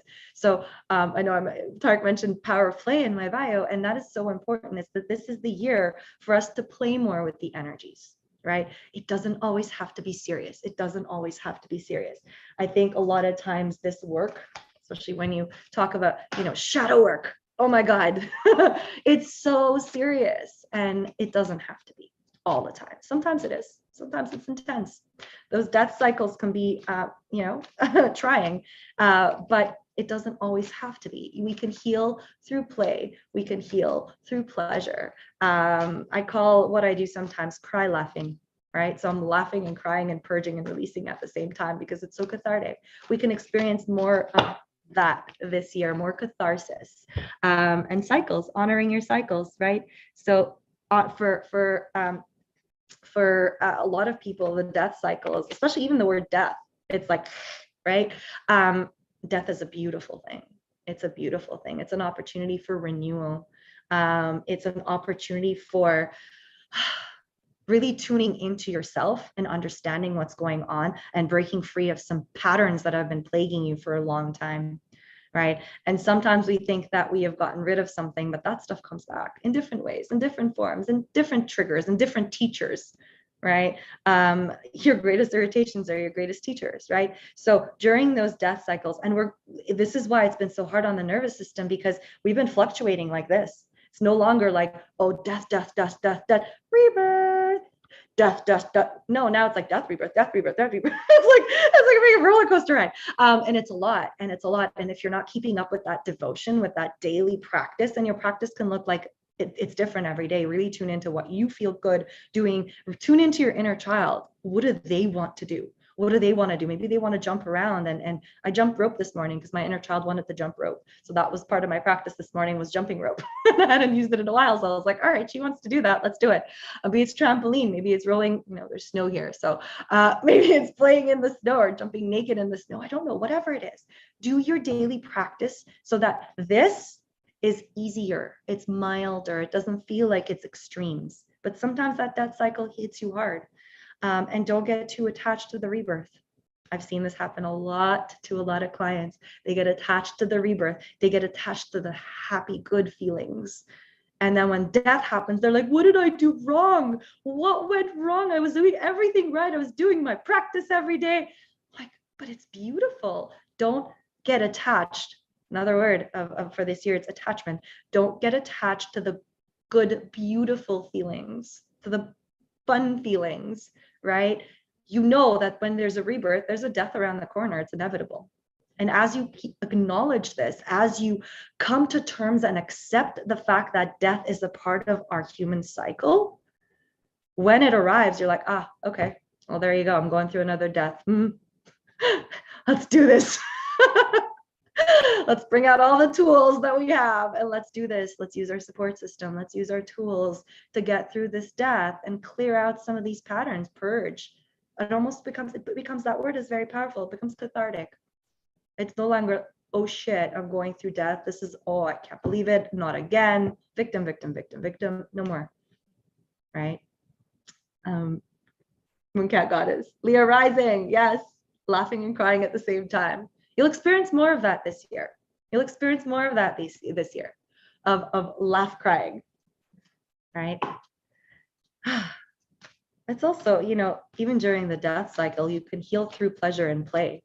Play more, laugh more, put on a comedy, whatever it is. I just got the procrastination card. So this is also a message for this year to do the things you said you'd like to do. Right? I did mention in the beginning not to play small anymore. We're not here to play small.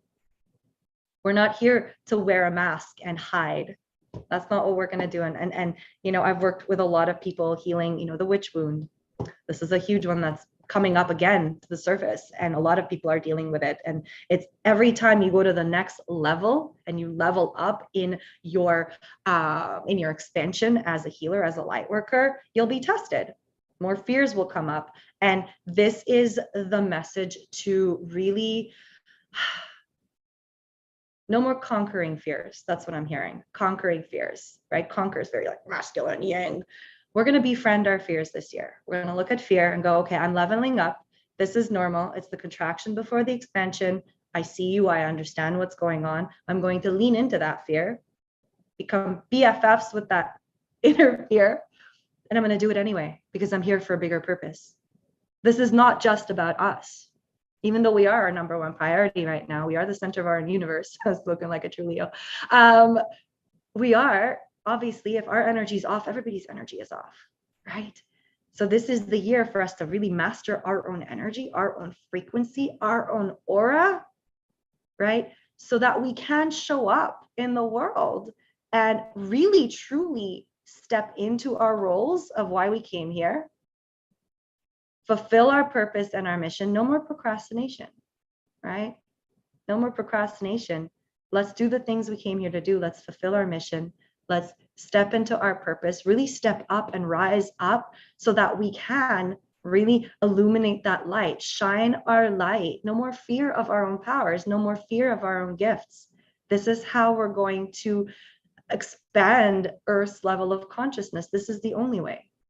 This is the only way, right? And it's not about, neglecting our stuff and our 3D things, because we are still human, right? We can't just transcend everything. We're still human. We go through the motions of life. We go through emotions, but always having that devotional practice and that commitment to your spiritual path so that you can always come back into that alignment, and keeping your eye on the prize, and that prize being the collective, right? The energy and what we're doing here on Earth. And the other prize, and we don't talk a lot about this, is our own prize too, because we all deserve to live a beautiful, wonderful, abundant, prosperous, lovely, magical life, right? So it's two-pronged. Really, really figuring out this year what your big whys are. And there's two whys. One is your why, your personal why. Why are you doing your human why? Right? And then there's the collective why. How are you serving? This is the big question. How do you want to be of service this year? How do you want to be of service? Where are you needed? How can your gifts and your superpowers and the abilities that you came here with, how can they be of service to the world? Help. Right. And this is a beautiful one too. This is a beautiful message. This is also the year that we know without a shadow of a doubt that we are not alone. We are not alone. Right. We are so guided and supported. One of the most important things you can do is to stay connected to your team of light, right? To your divine beings who are here, your ancestors, right? Whoever you connect with, to really stay in touch with them and understanding that you are always guided and supported and held. You are never, ever alone. I'm going to pull one last card and see what else comes through. I'm happy to take some questions too, some comments. Beautiful building blocks. So we are building the foundation now of whatever is going to become this new earth, right? We're already in the process of that. We're already in the process of that. And I know sometimes the building process and the construction can, first of all, take time. It has its challenges. Some things can be faulty. Some materials may not be the right ones. We have to adjust, go back to the drawing board, and rebuild in a proper way. And that's what we're doing. We've made some mistakes as humans. Things didn't go the way we planned.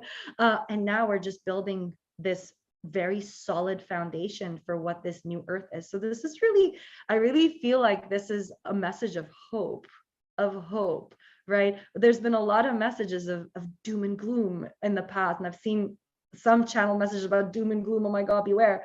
I want to come here and give this message of hope to the world, of that if we can come together and keep that faith and that hope together, and not go into that rabbit hole of despair because a lot of us sensitives, it's extremes, right? We can either be high on life, like everything's amazing, to, oh my God, it's the end of the world, right? This is what being sensitive is. And just being aware of that, you know, maintaining that hope and that faith that we are building the foundation and these building blocks to really set the stage. I'm hearing really set the stage for this new rebirthed earth that we are all meant to live in, this utopia that we're building right now, right? To maintain that hope and to really hold on to that.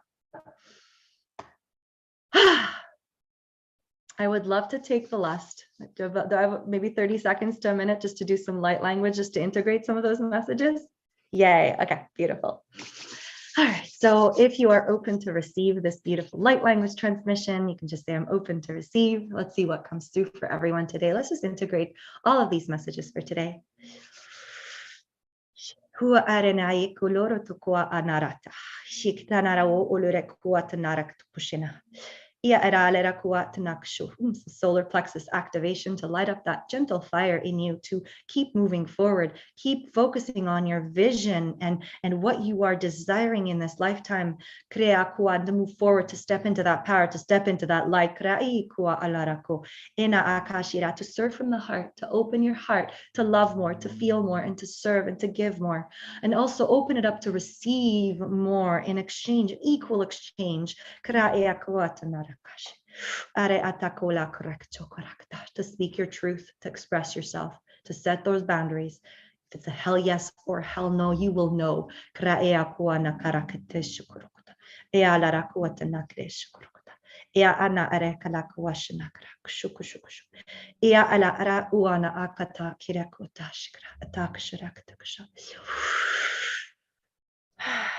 I'm taking a deep breath in and out.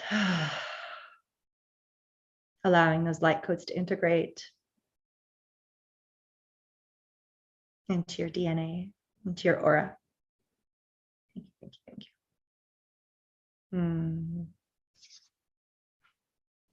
Thank you, thank you, thank you. And so it is. Green, please let our audience know how to continue following your journey and getting to continue to receive your beautiful sun rays in your Leo heart. Oh, all right. So I'm on all social media platforms. So you can find me on Instagram under my name, or Awaken Your Magic. You can find me on Facebook. Just friend me. I'm super open. DM me. You can join my group. I have a private group where I go live and do readings on a regular basis. That's also called Awaken Your Magic. There's a theme there. You can also send me a note, a message. Yeah, I'm happy to connect with anyone who has questions and wants to reach out. Beautiful. Thank you, Corinne. You rocked it. And for everyone watching, whenever you're watching, please send blessings, gratitude, appreciation, and good vibes, good prayers, good intentions to Corinne for taking the time to bless us with her energy, her presence, and her magic. Thank you, sister. And check out her music if you guys are into music. Our last guest, Neil, is working. We've got some collaborations and videos coming soon. Corinne's got some beautiful songs on Spotify and beautiful music videos as well. So check them out as well. Voice of the Voiceless. Voice of the Voiceless. That's right. Thank you so much. Voice of the Voiceless. You're very welcome. Keep shining, sister. Thanks, brother. Bye. Welcome. Bye. Oh, my Lord. Guess who's next? All right. So let's get the energy going, flowing more so, because we've got a lot of great energy in us from all our speakers. I will be taking the stage for the next 30 minutes. I'll keep it short and sweet. For those of you that don't know who I am, my name is Tariq Bliss Bibi. The name is Lebanese, Syrian. Granddad was born in Palestine. Heritage-wise, yeah, Palestine, Lebanon, Syria, some Turkish, and born in Jordan, immigrated to Dubai, and immigrated to Canada. I'm here now in beautiful Mexico. And yeah, all my life, I always felt like I was from somewhere else. I remember as a kid praying to God saying, why did you send me here? Who are these people around me? Why is it so dense and heavy? I was so confused. As a kid, when our teachers said, what do you want to be when you grow up? All I can think of is I want to follow the path of the prophets. I want to help humanity. I want to stay connected to this God force. and help heal people and help people. And, at a very young age, that's what I was thinking. And I kept to myself a lot, got bullied a lot of abuse, a lot of trauma. School was really tough and challenging. Kids would just come up to me for no reason, just because they felt I was different, and they would just beat me up, make fun of me, or all sorts of stuff. And then, it just continued even when I was 13, when your voice is supposed to change from boy to man, it kind of like stayed at a Mickey Mouse level. Like my voice just stayed just stayed like high pitched. So for a whole year, I'm in high school already feeling super delicate, sensitive, insecure. I was very Piscean then. Still am now when you really get to know me. But I have this like Aries front, warrior protector. And yeah, imagine all your peers just laughing at your voice, just like the same joke every day. And then coming back home and just hearing how I'm not doing good in school, my grades are the lowest, and just feeling like a failure, feeling like a disappointment, feeling like I let everyone down, feeling not good enough, not worthy, not deserving. And I got fired from all these crappy jobs that I was hired to do. And asked the universe, what's my purpose and passion, discovered healing, forgave those that I needed to forgive. That started a whole rebirth and a beginning of my path. Did my first healing session, and like the teacher who taught me hypnotherapy, she had like the whole classroom was filled with certifications, and then she had a whole other storage room filled with certifications. And in order to graduate from her hypnosis class, we had to practice with some of her clients. So I did like 15 minutes with one of her clients, and she said that what we did in 15 minutes was like so much more powerful, impactful than all the work she was doing with my teacher. And my teacher was being flown to like Hollywood celebrities were wanting to fly her to California and to do healing sessions on her. She was featured on Over magazine. So that boosted my confidence. I was like, I think I'm good at this. And I just stuck to it. And it's been 13, 14 years. I don't know. I'm not counting, but around then. Birthed the infinity healing modality that's been voted the most powerful healing modality in the world by many veterans of healing. These are older women who have done every healing modality, like a lot of the healing modalities on our planet right now. And I'm here to fast track us into evolution or remembering who we are. I'm here to fast track us into getting the results that we want. I usually don't leave the first session I'm working with someone. I usually don't leave that session until I get a 10 out of 10 healed. Obviously, it's not up to us, but I push it to how much can we do in a single session. Why? Because I remember going around trying to get some support and got into $30,000 of debt, working with all these different modalities, not getting the results, not trusting, still being blocked, not open, and just going in circles, and then with money, same thing. I was blocked. So my spirit, my guidance was like, create a modality. And I resisted it for 2 years, launched it, and now it's being taught worldwide. Anyways, I want to fast track to my story. So the infinity healing is what I'll be presenting today. That's my superpower. My gift is to hold space for you to remember all parts of yourself and let go of what's not you. I really believe that if each and every one of us shares our authenticity, expresses our truth, shares our gifts, talents, and abilities, we can co-create heaven on earth. We can change the planet through our inner work. This includes forgiveness. It includes inner child healing. It includes letting go of traumas, letting go of limiting beliefs, letting go of fears, letting go of toxic emotions like guilt and shame, and blame, anger, and rage. So I've been blessing it forward ever since when I forgave those who I felt wronged me. I've been walking that. I've been sharing that in every single session, almost every session. With my clients, because it was the hardest thing I've ever had to do is confront those who have wronged me and share vulnerability about what I felt. And I was stuck in victim and anger. So a big part of my mission is to help. Mostly my clients are spiritual healers, whether they're closet healers or out of the closet healers, and they struggle with money, they struggle with the business side of things. And I'm here to bridge that. But really the big picture is helping us anchor in, and this is what we'll do right now, is really activate our infinite sovereignty, freedom, and empowerment. So the 5 F's that I focus on, one of them is forgiveness. We want to forgive ourselves. We want to forgive others for all they have done, not just in this lifetime, in all lifetimes. Another part of what I do is fulfillment from our true purpose. If we're not aligned with our true purpose, we're not going to feel fulfilled. Another part is financial abundance. Now, whether money changes into some other form of currency that we create, which is already happening, or not, abundance, financial abundance, or whatever form of abundance you're creating that has value. And we talk about different currencies like gratitude, love, skills. There's a whole bunch of new skills right now that are probably going to be more valuable than money, like building communities, communication, teaching, unschool, the whole, like what kids need to learn from the true teachers who are here to do what teachers are supposed to do, true healers who are supposed to do what doctors are supposed to do, like all sorts of things like that. So I mean, bridging spirituality with those modalities, I feel like it's so disconnected, but the truth is we need all those practitioners, but not to do it in a way that the matrix says this is how to do it, but to do it in the true heart-centered way. One of my favorite movies is Patch Adams, because he kind of like challenged the establishment and created his own place for people to come and heal, and he was doing it from a more heart-centered person-to-person approach. You know what I mean? Rest in peace to Robin Williams. Okay, so I'll share a poem and then we'll get right into it. So I'm also a conscious rap artist. Stay tuned for some amazing tracks that'll be coming through. The next ones will be there's a music video for the song I created called Me, Myself, and I. You can check that out at Indigo Prophet. If you type in Indigo Prophet, like Buddha, you'll find 5 albums that I've created and all these new singles. Me, Myself, and I on YouTube. If you type in Tarek PB, we've got a beautiful music video we shot underwater in a magical cave in Cenote here in Mexico. And then me and Neil and another soul brother and a soul sister, Sienna, we've got a song for the Divine Masculine coming through, and so much more. Anyways, here we go.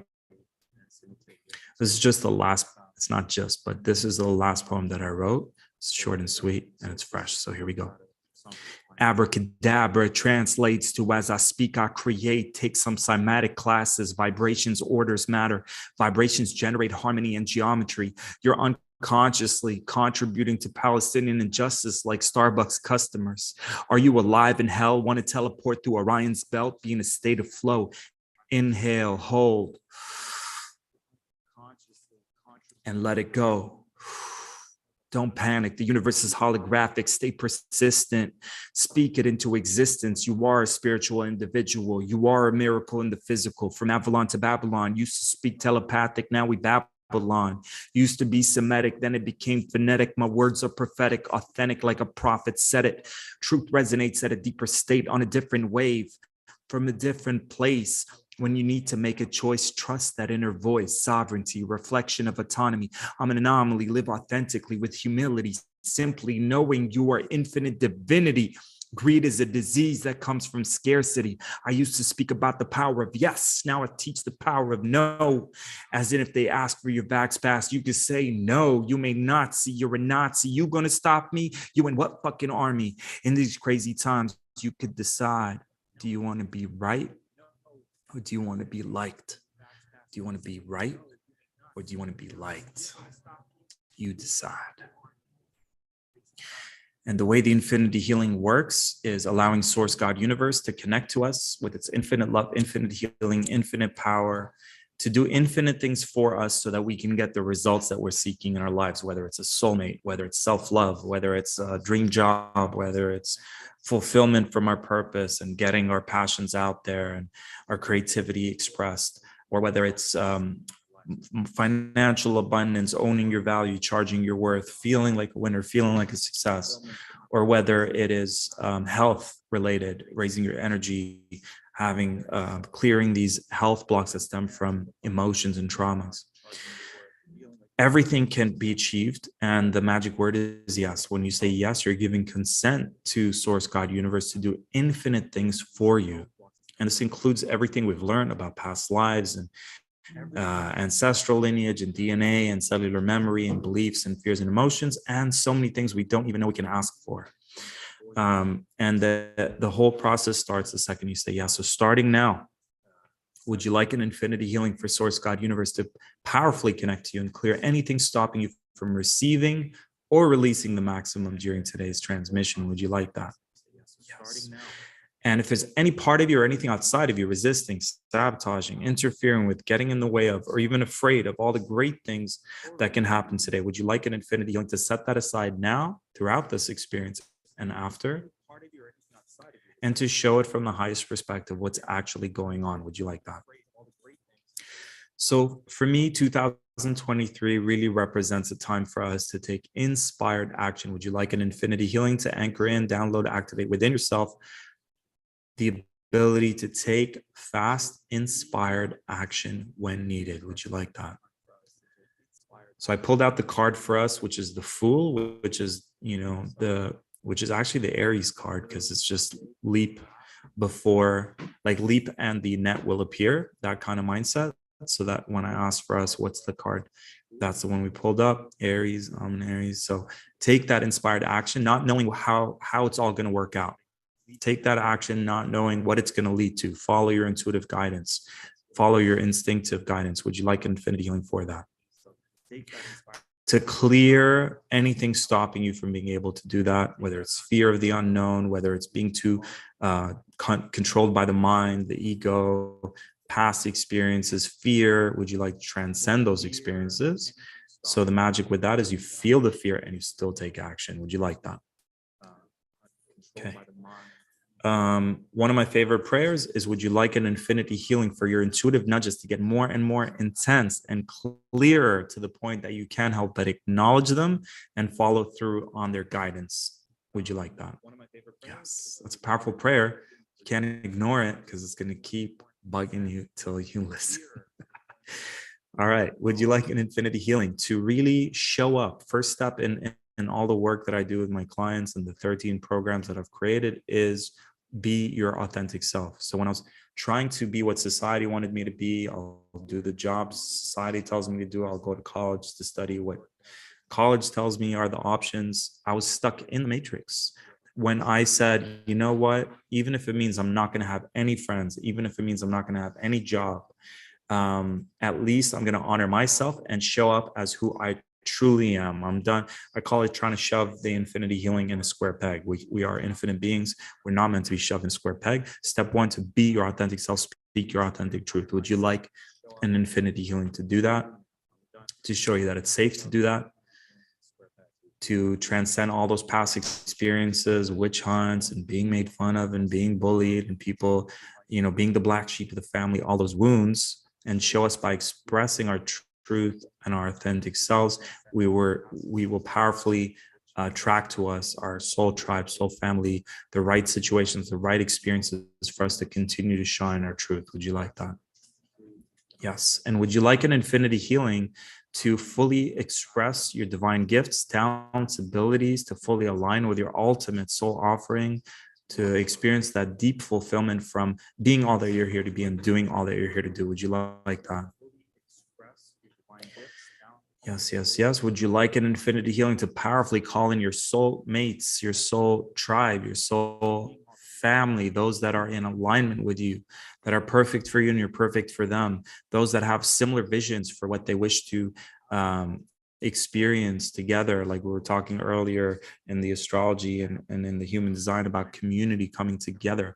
Like I mentioned earlier, I'm doing these weekly Zoom calls to anchor in the soul tribe, to buy land, to become sustainable and create that beautiful community and living in harmony with Mother Earth and with the universal laws. Would you like an infinity healing to create your ultimate community? However, no one's telling you have to do it this one way. Some people are doing it by growing stuff in their backyards and they still live in the city. Some people are completely going into rural parts of the country, or some people are traveling, feeling called to go to different parts of the planet. But know that you can't run away from yourself. Wherever you go, you're going to be there. Same issues you have, same shadow, and different versions of matrix challenges. So would you like an infinity healing to activate that warrior spirit that takes a stand, is a mountain? Wherever you are, you're a solid mountain, and you're standing for infinite freedom, empowerment, and sovereignty. You're embodying that in your being. You're speaking it into truth. Someone was saying earlier, I think it was yeah, someone was saying, where are you speaking from? I think it was Isela. Where are you speaking from? I speak from my divine core. I am free, empowered, and sovereign. So it's where you're coming from and where are you speaking from. I really resonated with that, because there's a difference between saying, hey, please don't do that. I'm a divine being. I don't follow your rules. And like actually embodying that. There's a certain no you can say that reverberates and creates this energy that people are like, this person's not messing around. They're saying no. No means no. And there's the no. Hey, I said no. Hey, I said no. Can you stop that? So at the count of 3, we're all going to put our hands out like that and do a powerful no. This no that we're going to do is going to activate a powerful boundary, an energy that just creates a strong, healthy boundary that does not allow anything less than love into our fields from other beings, from entities, from frequencies, technologies, all sorts of things. So do it with me, guys. At the count of 3, we'll do a strong, powerful no. 1, 2, 3. No! We're going to do that again. 1, 2, 3. No! And just allow those boundaries to be strengthened, to be activated, clearing anything in the way of us being able to do that, the beliefs, the fears, the emotions, the root traumas, whatever projections we have towards strong, healthy boundaries. Beautiful. Let's cut any and all unhealthy cords, hooks, attachments, spells, black magic, evil eye, jealousy, envy, less than love technologies, manipulations, in between lives, in the sleep state, past lives, ancestral, going all the way back. Would you like an infinity healing to bring that all back into its divine blueprint, bringing our being back into its divine blueprint, activating our ultimate light body activation, blessing it in all directions, to all lifetimes, all dimensions of existence. Would you like an infinity healing to own your divine power, use your divine power to create your ultimate reality? Heal the wounds of people abusing power, or you abusing power, forgiving ourselves for anything we might have done, or forgiving others for anything they've done to us. Would you like an infinity healing for that? Take all your power back, clear all the karma, learn all the lessons, see it all from the highest perspective. And just let's open it up now to whatever source God universe knows is for our highest good. It's a download of codes for 2023 and beyond. Would you like an infinity healing for that? And we'll just open ourselves up to whatever's best, to release whatever's best for us to integrate, activate. Would you like that?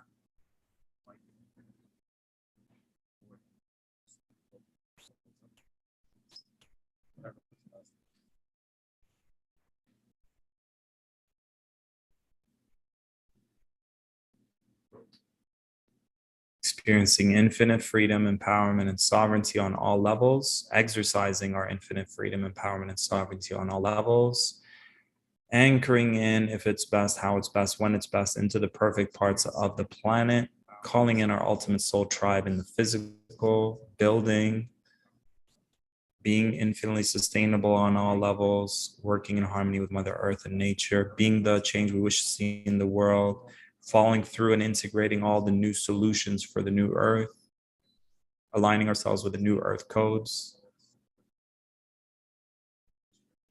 frequencies, ways of being and thinking on this planet, letting go and shedding the skin of what no longer needs to be brought moving forward.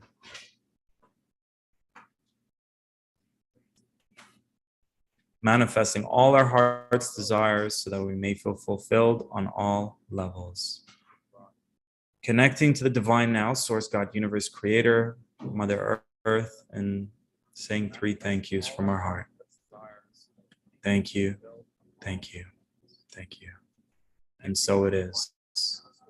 Knowing that everything we ask for and more than what we know to ask for has come true, and thanking it for already happening, for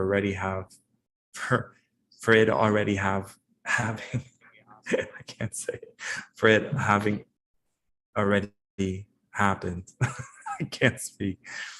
All right. Thank you, thank you, thank you. And so it is. Please, Source God, Universe, include in this prayer more than what we know to ask for, so that this or something greater will happen. And let's just tune in right now. What's one thing that our higher self is desiring to communicate with us? Clear your mind, tune in.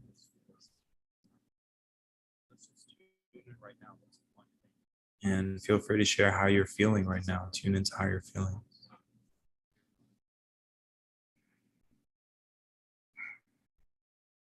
And my biggest advice is write down all your goals, write down all the steps, go right to the end of that visual, and then go backwards. What are all the steps to get you there? What do you need to do from now till then? Start taking action, start taking steps towards it. If you have focus on your strengths, whatever you're terrible at, partner up with someone else who's great with that.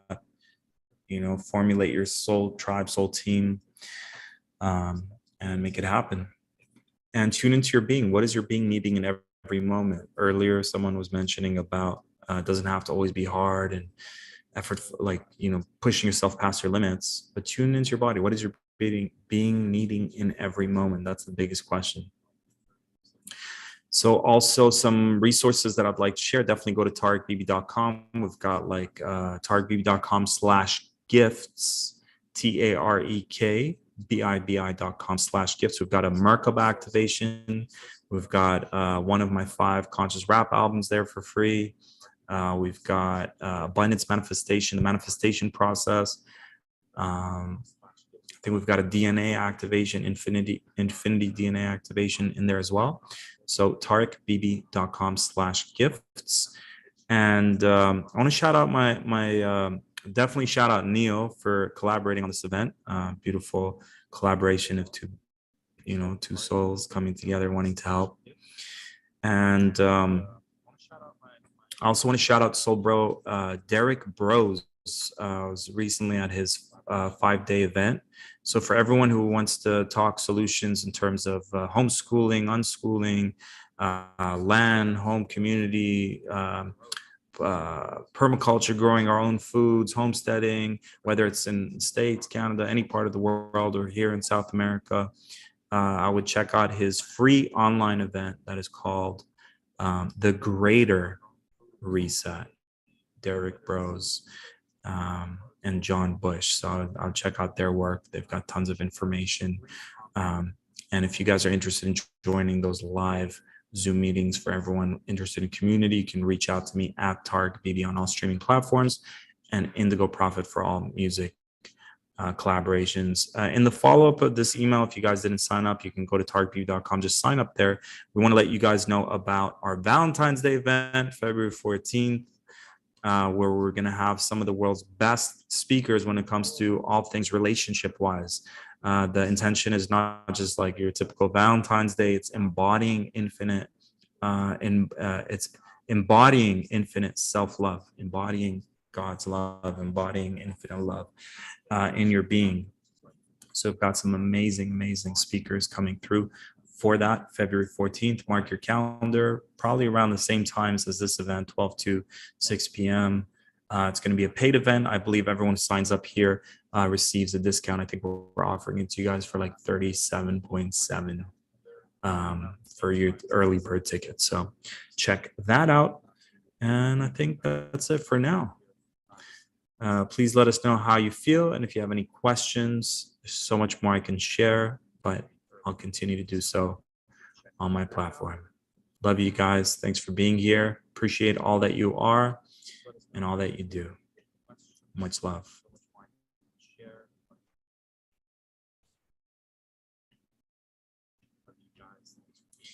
And our next speaker is a soul sister of mine. I definitely reach out to her when I'm needing support. She has helped me when I had some entity attacks in the past.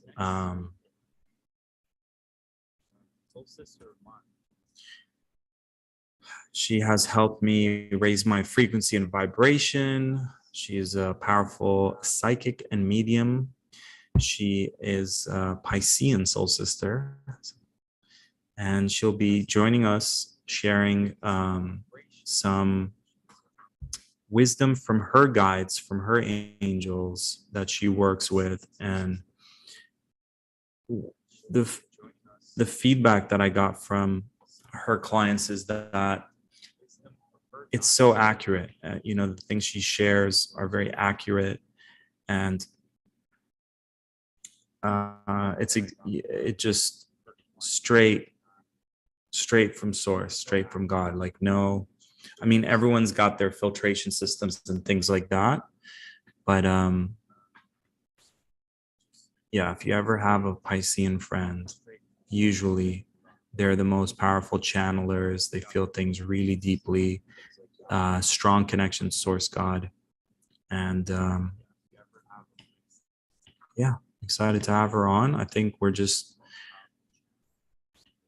having a hard time getting her on this link, but she should be here any second now. So Donna Marie is an intuitive light worker, medium, and facilitator of transformational energy healing.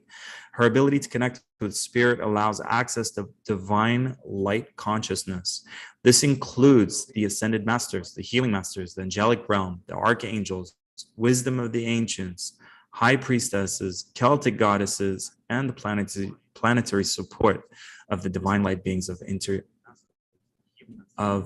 intergalactic and more. The intention of her soul's purpose is to serve as Wi-Fi and facilitate vibrational realignment to bring you back to your designed frequency, enabling you to reclaim all of the abundance your soul is here to express and experience for your greatest and highest good.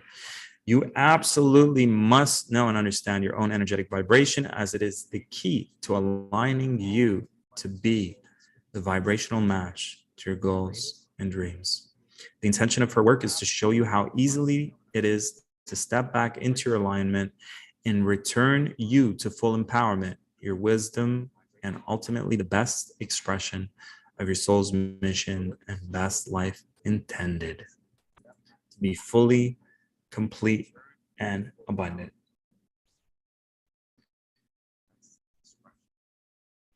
Please send your love, send your gratitude, send some appreciation to our guest, and please give us a minute as we're having a hard time getting her here. She's in the higher dimensions. We're calling her in. There we go. It worked. Donna Marie, mon chéri, comment ça va? So there's a prompt for you to start your video. And Donna Marie. Okay. There we go. I am so sorry. I was in your waiting room.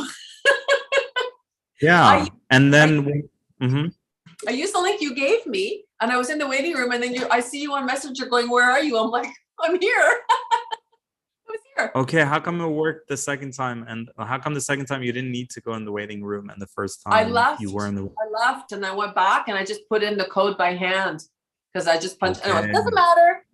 I'm glad you're here. Thanks for being here. Please take it away. No, we're having fun calling you in Piscean dimension. We're like calling you in, and then you came as soon as we said that. That's wonderful. Good. No, I was laughing because it's minus 20 here. It's so cold. I have a heat dish behind me keeping me warm. This mermaid, her fins are frazzling. It's not good. Oh my God, I'm sending you some warmth from Mexico. Thank you, honey. Thank you, honey. Welcome. Please take it away. Oh, I'm taking it away. That's it. Yes. Okay. You got this. Okay. Do you want to talk a little bit to take it away, or are you checking out now? Are you gonna? No, I introduced you. I did. Okay. I did the intro right before you got here, so everyone knows about your awesomeness. And now the stage is yours to shine. Okay. Yeah. I love it. We're very curious to hear what you've channeled for us, or what you will channel for us on the spot. Maybe you can let us know a little bit about like your process. Is it channeling from source God? Is it your guides and angels? And Did you Okay. do it before? Are you going to do it live now? That would be a way to Okay, start so this. if I can start, yeah. So let me start with that, just to say that when I do these activations, I never know what I'm going to be doing, and I never know where it's going to be sourced from. And it just keeps shifting and changing. Whoever's going to be in the audience, whoever's going to be present, and whoever's going to be on the replay call will, it's kind of indicative to who shows up is what they're going to be receiving. So I do an alignment to get myself into alignment, vibrational alignment to receive. And then I ask for what the message is meant to be received for the collective, for the greater good. This is always how they're using me now. They'll simply come in and allow me to be the facilitator to receive the activation. So today, I don't know if you knew this, Tarek, but February 2nd is a portal, which I didn't know. I found that out this morning. So it's a portal, and I didn't know this as well, but February is a month of purification. It's a month to purify energetically, which kind of makes space, like where the days are getting a little bit longer. We're, getting out of being hunkering down for the winter if you're in the Northern Hemisphere. And it's like preparing, cleaning up and getting rid of things. A lot of people do detoxes or cleanses or start clearing at their house, kind of getting ready for the spring. So today, on the 2nd of February, the 2/2, the 22, it's a portal today to actually heighten and sharpen your intuitive gifts. And I was like, this is an amazing day then to be here. And so that thumbs up, I can't control it, just letting you know there's no spirits coming in. People ask that. No, it's my thing. Anyways, in case you see the thumbs up like this, it's not me. So the energy today, what I would like to do, and this is what they've said, this is what we'd like you to do. So I've actually just lit some Palo Santo and some sage, and I'm just clearing the vibration for everybody who will be present, clearing the vibration of the space that you're in. So super important to be mindful that as you take care of your own vibrational attunement and frequency, you need to have the support of your environment. So any energy in your space that is not in alignment to you can slow you down, lower you, or congest you. So I'm kind of just going in with this vibrational clean sweep for everybody, so that when we do this attunement, the activation of your gifts, it's going to allow for the space that you stay or reside in to support you. Okay. So, I mean, if you've worked with me before, and I know you and I have worked together for years now, Tarek, but the intention of the work that is being done through me, they use me as Wi-Fi to facilitate and bring people back to their full empowerment, meaning that if you're slightly out of alignment in any area of their life, they bring you back into the alignment, back into your soul's essence, so that you step within the clarity of your wisdom, your knowing, and your awareness. Now, just the way your blood has its own DNA, your soul has a blueprint. Well, within your blueprint, you have a gold print. And the gold print are all the gifts and abilities that you've gathered across all other timelines, lifetimes, realms, and dimensions that are innately yours. They are in design to you and for you. So it's your individuality. No one else has this exact gift as you. And what I would like to do today, since you do have a lot of people who are into spiritual practices, have their own spiritual practice, be it mediumship or Reiki or clairvoyance, whatever that might be, yoga, whatever it is. And if you maybe not have a practice like that, it doesn't really matter. Whatever is still dormant within you, let's activate it. Whatever is innately yours that has not been uncovered yet, then you're living shortchanged in the fullness of all that you are, in the fullness of all of your gifts, your creativity, and your abilities. And why do you want to live in the fullness? Because then you will get the 100% abundant return. So we're going to pour energy into our day. No matter what we're doing, we're always extending our energy, but why not give it from all that we are instead of like 75%, 65%? So with this portal that we have today, we have an opportunity to open our heart, because our hearts are our portals to the higher light vibrations. And as you open up on a portal, you're giving your heart permission to receive what the energies vibrationally can be in support of you for. So this is going to be an activation that I'm going to initiate through them, or they will initiate through me. Actually, it's better said, to allow. So you can hold the intention. If there's a specific gift or ability that you would like to sharpen or ignite or refine, then you can hold it in your mind's intention and hold the intention for that specific gift. What I like to do is not, I never like to cap anything. I like to keep everything open because there could be many things that you hold on to vibrationally that are still dormant. So things of value that you aren't aware of yet, that it is time to allow them to be ignited, integrated, and they're going to start revealing themselves through you. So if you so choose, you can align to the one thing that you'd like to sharpen and align, but I would also include anything that has not yet revealed itself to you, but that is of value to you, and it is innately yours. We all come into this world with gifts that are indicative solely to us. And so this is going to be an opportunity to just line up vibrationally with this beautiful portal that the day is offering us, and now allow that refinement that is you to be ignited and sharpened in whatever that means. So what I'm going to do is an activation where you will be giving the energies that are coming forward permission to receive. So because you have your sovereignty and your free will, even though they can come in and facilitate for you, you have to give them permission to come in on your behalf and allow them to be in service to you. So they're rendering the energy, but it's always you choosing to accept, you choosing to ignite, and you choosing to integrate. So it's reminding you that you have the power. They're extending back the power to you. My team is all about asking me continuously to remind everybody to reclaim their power, because living your life not in full empowerment of all that you are, you're shortchanging yourself and you're shortchanging the people that are living it with you. So it's to claim all that you are in all of your light, in all of your gifts. So whatever that is and whatever that means to you, we'll go in and we'll start right away. They always go in through the breath, and they always do a little gentle cleaning.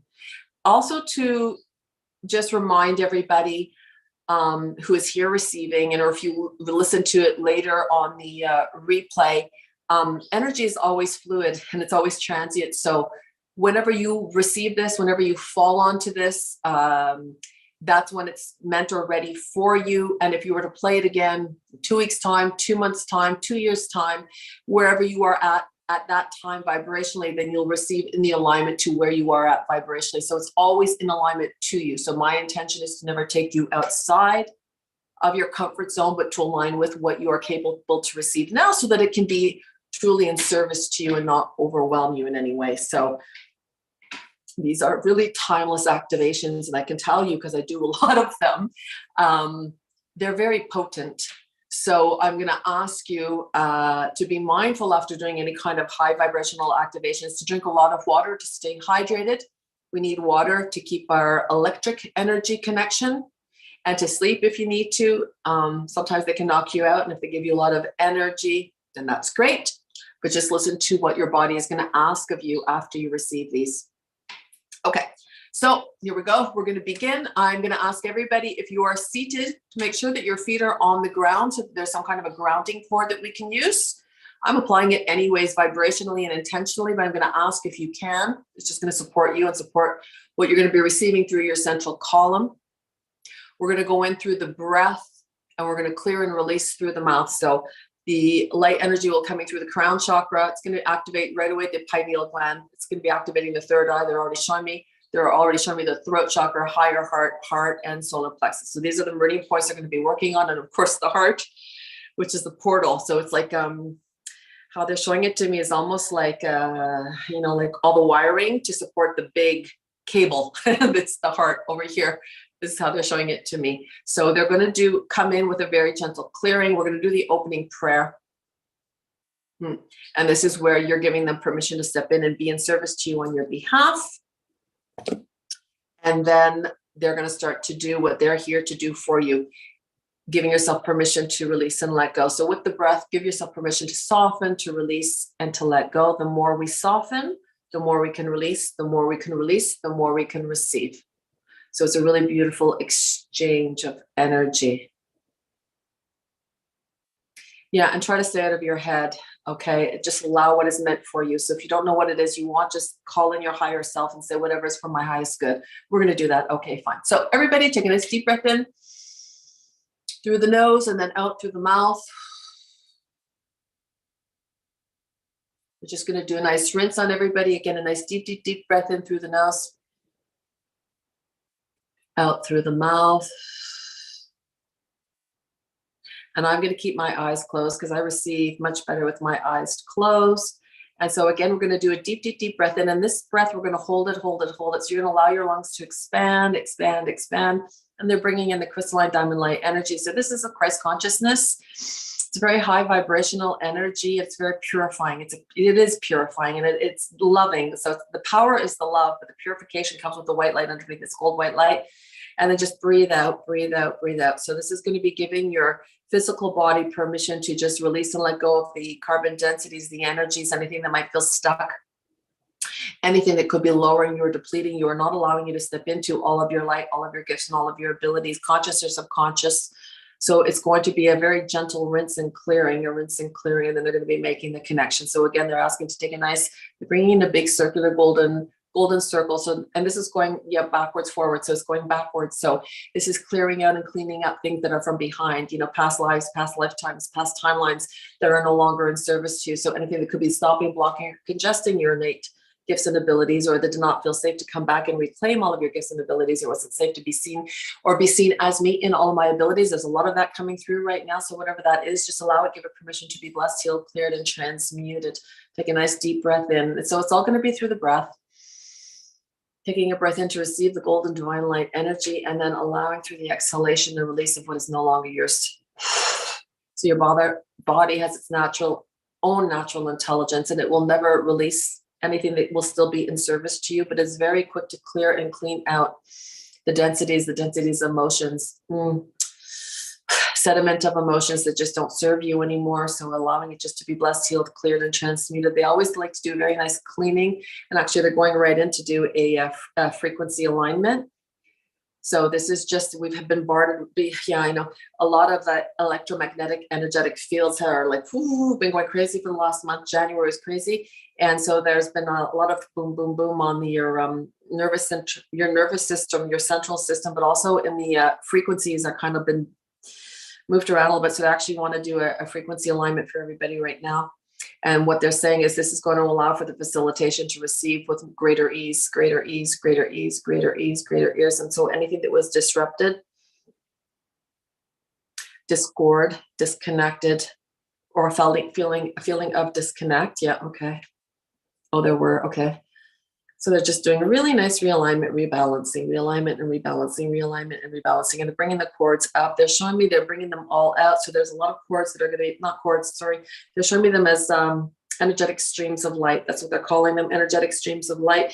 And they're being automatically connected. So you're actually like an antenna, and you're going and connecting to different planetary support. So this is the intergalactic and the interplanetary and the planetary beings of divine light energy that are here. So this feels to me like it's lifetimes that you've had in the intergalactic. And so it's family cord, not cords. What are they calling that? Yeah, it's feels like they're casting a line, but it's you that's casting it. So you're reconnecting to family ties that are outside of the world. So the intergalactic, the interplanetary, and they're saying and beyond. They're going and beyond. So this is very high vibrational energies. Always in alignment with the Christ conscious divine light energy. So I'm going to take a deep, deep, deep breath in.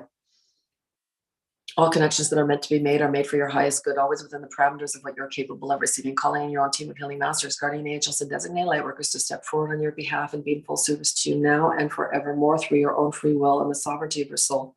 Asking for the violet flame to be integrated from within, allowing for the purification and transmutation of all that is no longer in service to you, thoughts, words, fears, or emotions, and asking for the intergalactic support of anything that is no longer yours to be burdened with, anything that is lowering you, depleting you, and not allowing you to step into your light, claim your light, align to your light, the gifts and the creativity and all that is yours, and all of your light in your innate wellness, well-being, connected to the truth, the beauty, and the light that is you, and realigning and reconnecting to the wisdom of all that you are here to live, express, and experience through your soul's essence and soul's intention. So they're coming right into the heart chakra. It's like they just opened up this giant bay window. It's all white, like white, like it's got a spotlight shining right into. Okay, so it's shining right into the heart. And it's illuminating. It's illuminating. So it's things that were lost, things that cannot be found, things that I thought they were lost, that I could not find, that I could not see, I could not feel. So they're illuminating your heart, so that everything that is there, everything that belongs to you, all that is meant to be in service to you in this lifetime, because you can hold many, many, many gifts and abilities. They're not all meant to be utilized. You can if you want to, but there are specific ones that are intricate to this very specific lifetime and timeline. So if you know of any specific gifts that you'd like to amplify, that you'd like to illuminate, that you would like to sharpen to be in greater service to you and your journey here, you can hold the intention of what that is. And just breathe it out. But they're also going like this, like anything else that is here that may be in full service to you, that has been dormant, inactive, and ready to be ignited through your highest good and your soul's intention, should it be intended for you. As we let go, we allow. So you can allow for anything else that is here in service to you as meant and appropriate to govern, guide, and support this journey that is yours. So you can say, yes, I allow. And I love it. They're bringing the circle forward. So this is going into the future. So from this moment onward, this moment onward, this moment onward. So allowing it to be integrated, balanced, and harmonized.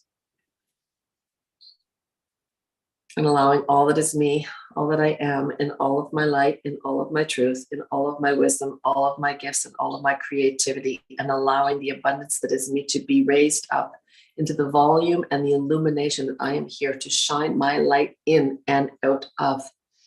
Coming through and out, coming through and out, coming through and out, giving myself permission to be seen. Sharpening my awareness, my understanding, and the clarity of the vocation that I'm here to live in my full light. Beautiful, beautiful, beautiful. There's a very playful energy coming through. It feels like little tiny spirits. They feel like fairies. Yes, fairy energy. Fairies are very light. They move. They're fast, fast, fast. Bing, bing, bing, bing, bing. And they're kind of just coming in and resetting, realigning, reintegrating. They're very playful. You're going to feel very joyful and very light after this activation, they're saying, because when you open up doors to creativity is a very high vibration. It also lends a great amount of clarity. So how they're saying this may also be of benefit to you is that if there's a place in your life where you have been feeling stuck or stagnant in, and then there's an underlying capacity that is meant to be ignited and push that through. It's like they're showing me sprouts coming out of the earth and then knocking that out. So if you have these places where you have felt stuck, congested, unable to see, not having the clarity, not having the direction, not having the course of action to take, this is being cleared as well. So as we connect to the creativity, our soul, and all of our gifts and our abilities, and those that are meant to be sharpened and highlighted. Thank you. It's good. It's good. It's good. It's good. Everyone's getting a really nice rise.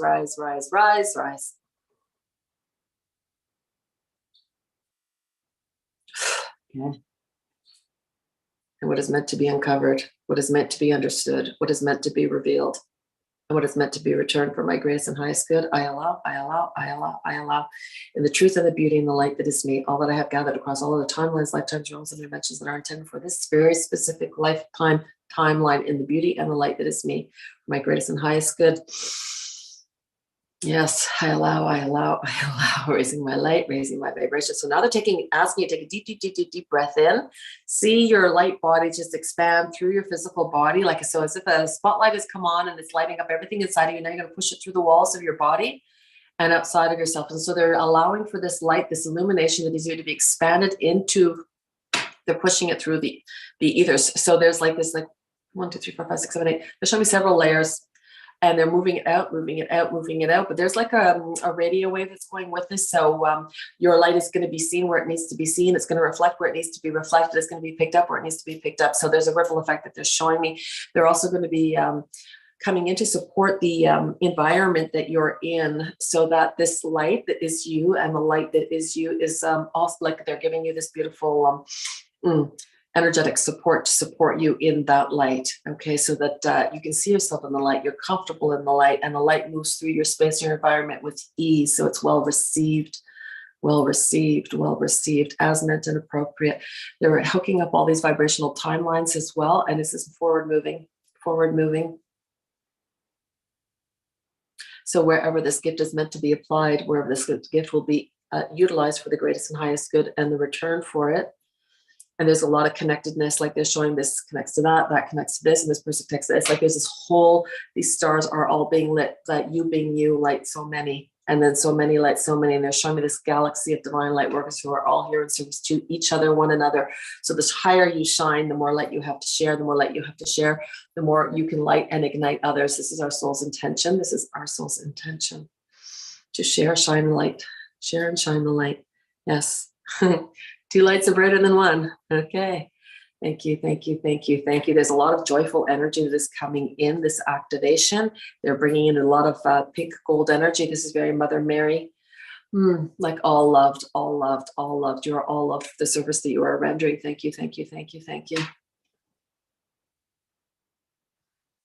And they're giving you a really nice grounded integration in the sacral of your, well, it's a funny sacral. I don't know. It's the sacral, but it's not the sacral. I don't know how to explain it. It's below the body.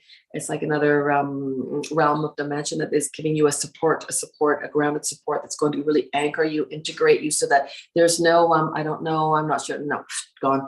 I know I am. I know I am. I know I am. And I am that I am. And I allow in all of my life. In all of my light. And they're moving it out.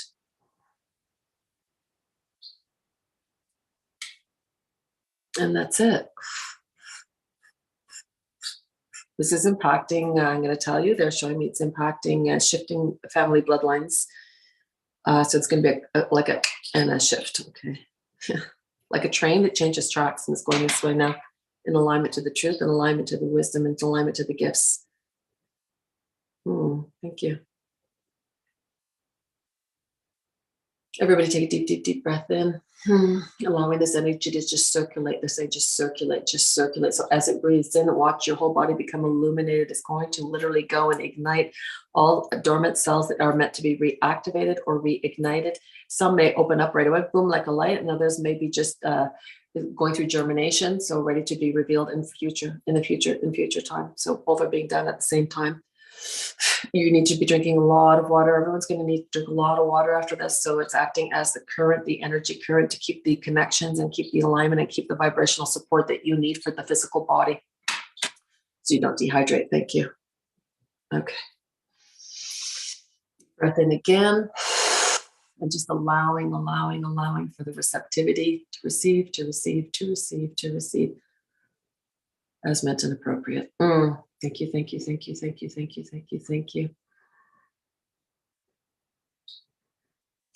Just saw these two beautiful golden dolphins show up.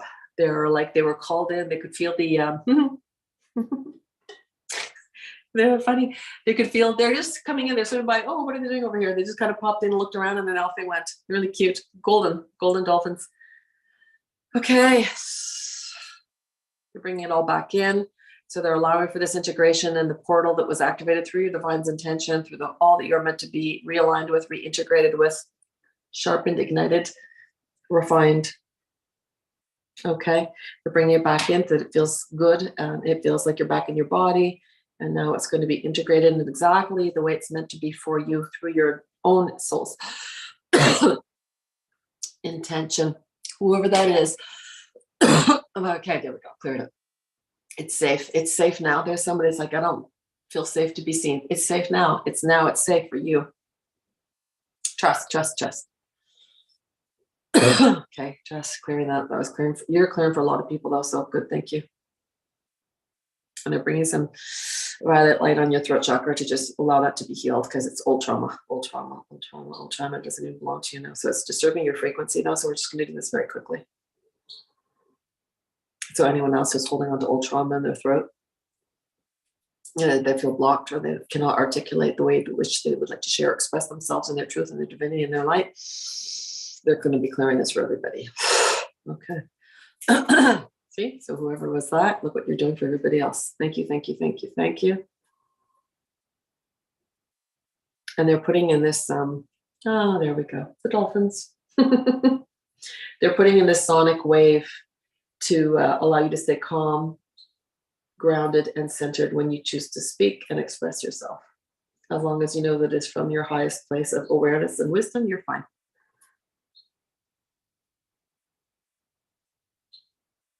Yeah. This is beautiful. Take a nice deep breath in. This is golden waves of diamond light energy. They're saying that I don't even know what's in these waves. It's very high dimensional.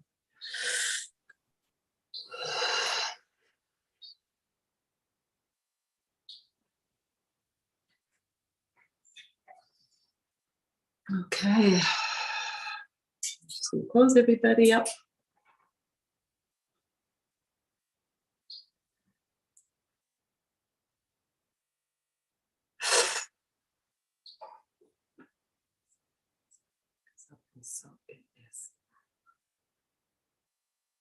Thank you, thank you, thank you, thank you, thank you. Good, we're good. We are done. Wow, look at that. It is 3:30. I mean, Tarek, you're gonna love me today. I did it online and in time. Okay, if you have a glass of water with you, I would ask that you drink some now because you're going to be moving a lot of this energy. Always when we do these activations, they're going to make you thirsty. All right. Make sure everybody comes in. They're going, people are feeling dizzy. So just make sure you come in, come back into your physical body, like bring all the energy and bring it back into your center. Take all the energy, bring it back into your center because I'm feeling people are feeling lightheaded. Just cap that.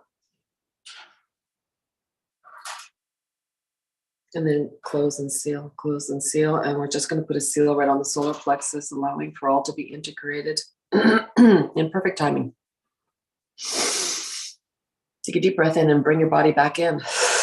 Feel it coming in together. It's better. Okay, good. Okay, Tarek. Come back on, honey. That was beautiful. Did you like it? I loved it. Great. I actually felt so much lighter. I was feeling a little heavy earlier today. Okay. Just like pushing through warrior energy. And then when you did that, I just started being giggly and like being silly and light. And just mentioning those dolphins like lit me up. Yeah, they kind of just came by. They kind of looked in and then they were watching and then they took off. But as soon as they took off, it was their sonic energy they were using on the throat chakra. Okay. It's incredible how fast dolphin energy. I use them. Well, I don't use them. They come in and facilitate these scans that I do. They just kind of come in, like when you scan your groceries at the grocery store, mm-hmm. They kind of come in with this gold barcode and they go right down the body and they just show me things that need to be scanned or cleared or released. And I just ask the person to breathe and boom, boom, boom, boom, it's gone. They're insane. Beautiful. Yeah, it's crazy. Well, all this that was so powerful. Pardon me? That was amazing. That was just so amazing. I want people to know how to reach you because you were an invaluable resource, friend, connection in my life. There were times where I was just so hit with negativity and heaviness and entities and attacks. And I was just like stuck in this heavy energy and connecting with you. And I was doing it this morning when you call in the light and break it down through your chakras. So you have so much to share. You've got so much power, so many powerful resources. How can people reach you? They could reach me. So I actually included it. So I don't know if your assistant has it. I had put my email. If you could just say it now. Okay. Yeah. I have to look at it because I don't even know what my own. I don't go on my own page. Yeah, I'll tell you. Tell me which platform do you want people to follow you on? Instagram they can follow me or on Facebook? Instagram is the one that they can follow on, and Facebook I do a lot of. I just started. They actually just got me starting to do these vibrational energy clearings that they want me to do more of. I'm going to be doing another one a little bit later because of the portal for today.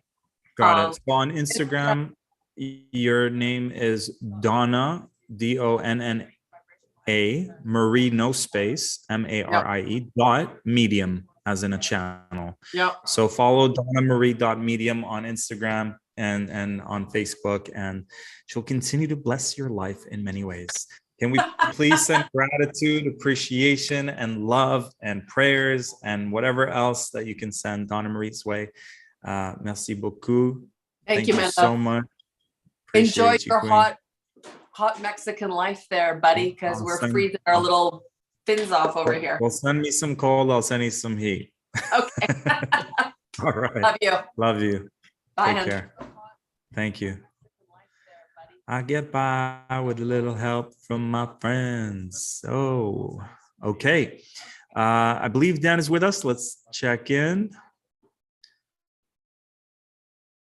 All right. Oh, Salome, beautiful. Hello, beautiful Hi.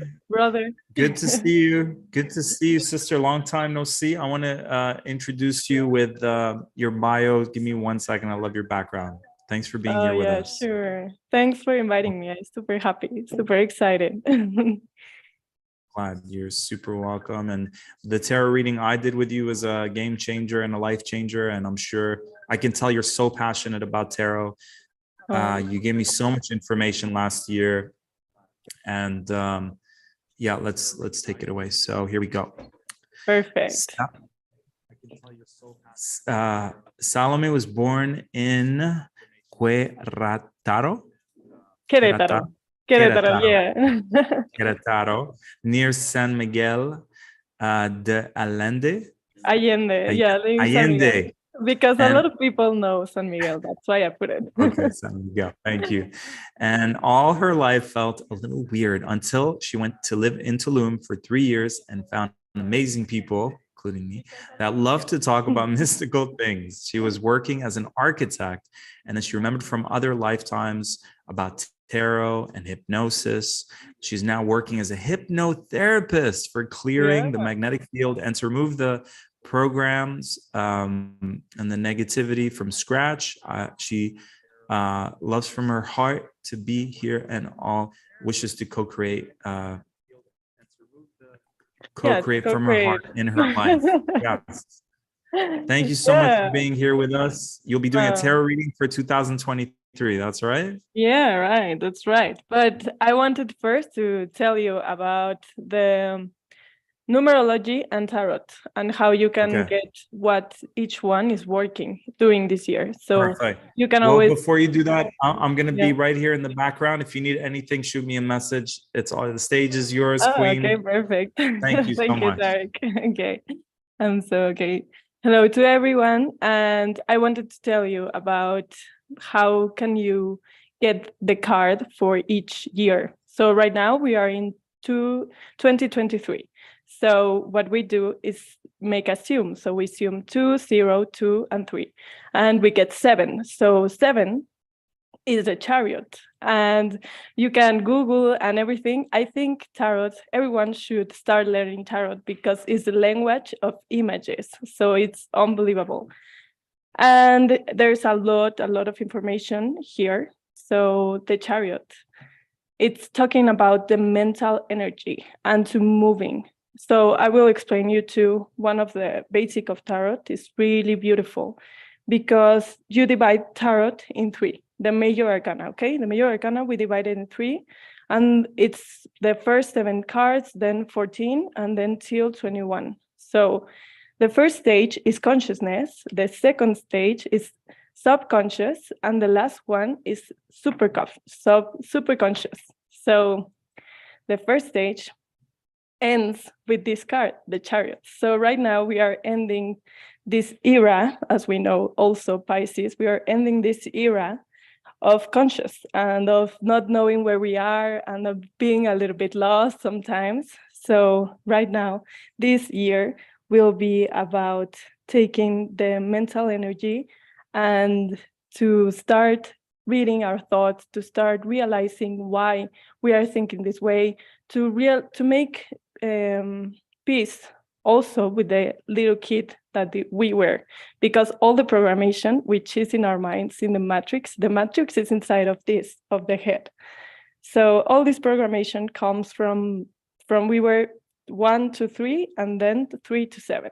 So we will start to see how this took influence in us. So this year is the chariot. And also, if you see the card, is the Phoenix, which is light and darkness. So we have been knowing what we're doing. I know the conscious is elevating and everyone is doing their part, but right now we have to understand that light is also dark. So we have to to make peace with darkness and with light and know that it's the same things and it's the same energy. So in this card, they are like fighting, like they are not very happy to be, the chariot is lead by these 2 Phoenix. So now we have to start realizing that nothing is wrong, nothing is bad. This is a programmation. So this is a card. So also, like, if you want to know why you came into this life and what you have to work, you can do also the numerology as your birthday. For example, mine is 13th of September, 1997. So what we do is also assume everything is 1 plus 3 plus 0 plus 9 plus 1 plus 9 plus 9 plus 7. So everything assumed is 12. So I came to be the hangman. And also you can get yours. And this is your card for your life. So what the hangman means, which also is a coincidence because today's portal is also the hangman. If you assume 2 plus, 2 of February, so 2 plus 2, and then 2023, you get 12, so hangman. So hangman is also letting go of the victimism and start changing and realizing the sun is inside of us. So how we do this? By hanging ourselves in a tree to observe life and to see what is happening outside of us, and realize that if we want to see the beauty of life, we have to see first beauty in ourselves, because we are mirrors also. So to see a beautiful flower and see it like, wow, a million of universe, you have to first go inside and see the million of the universe inside of you, the infinite. Sorry about my English. I'm Mexican, so I'm doing my best. So also, I told you about this birthday because you can do it by saying, like, changing the year you were born. I was born 1997. So you change this to 2023. So you assume your day of birthday, your month, and then you assume the year, which is 2023. And you get the card that you've been working during this year. And also, this can be done until the rest of your life, and you can know what you have to work on every year. And you can Google it. In Google, there's all the definitions of the cards, and also with your intuition. And when you see the images, I know we all get some energy behind. So it's really powerful. Okay, so we're going to start with the cards. With the tarot, it's really important to protect the area, put some stones, some crystals that you relate to. And also, I have a protection spell every time. And it's like you put light columns in each room. I already did it. So this is like a protection, always protect and always connect to your superior self. So this time I'm gonna connect to my superior self. Oh, I think it's not, you cannot see me, I think, but it's okay. Yeah, I think the background is taking over. Maybe try playing with the camera, moving it maybe a little lower. We'll see. Now you look blue like Avatar. Oh, no, I am Avatar. Yeah. It's my frequency. Yeah. That's your frequency. No, my aura is purple. Okay. Okay. Yeah, I can see them now. Perfect. Yeah, this is your background, right? Not mine. This is, I didn't choose that background with No, the stars. No, I think it's on your end. That's super weird. This is not mine. Okay, Oh, sorry. Wow. I think it's the account of my sister, so it was of her school. Okay, there we go. Okay, cute. Okay, we're back. Okay, Back to the 3D dimension. Okay, so I will connect to my spirit self.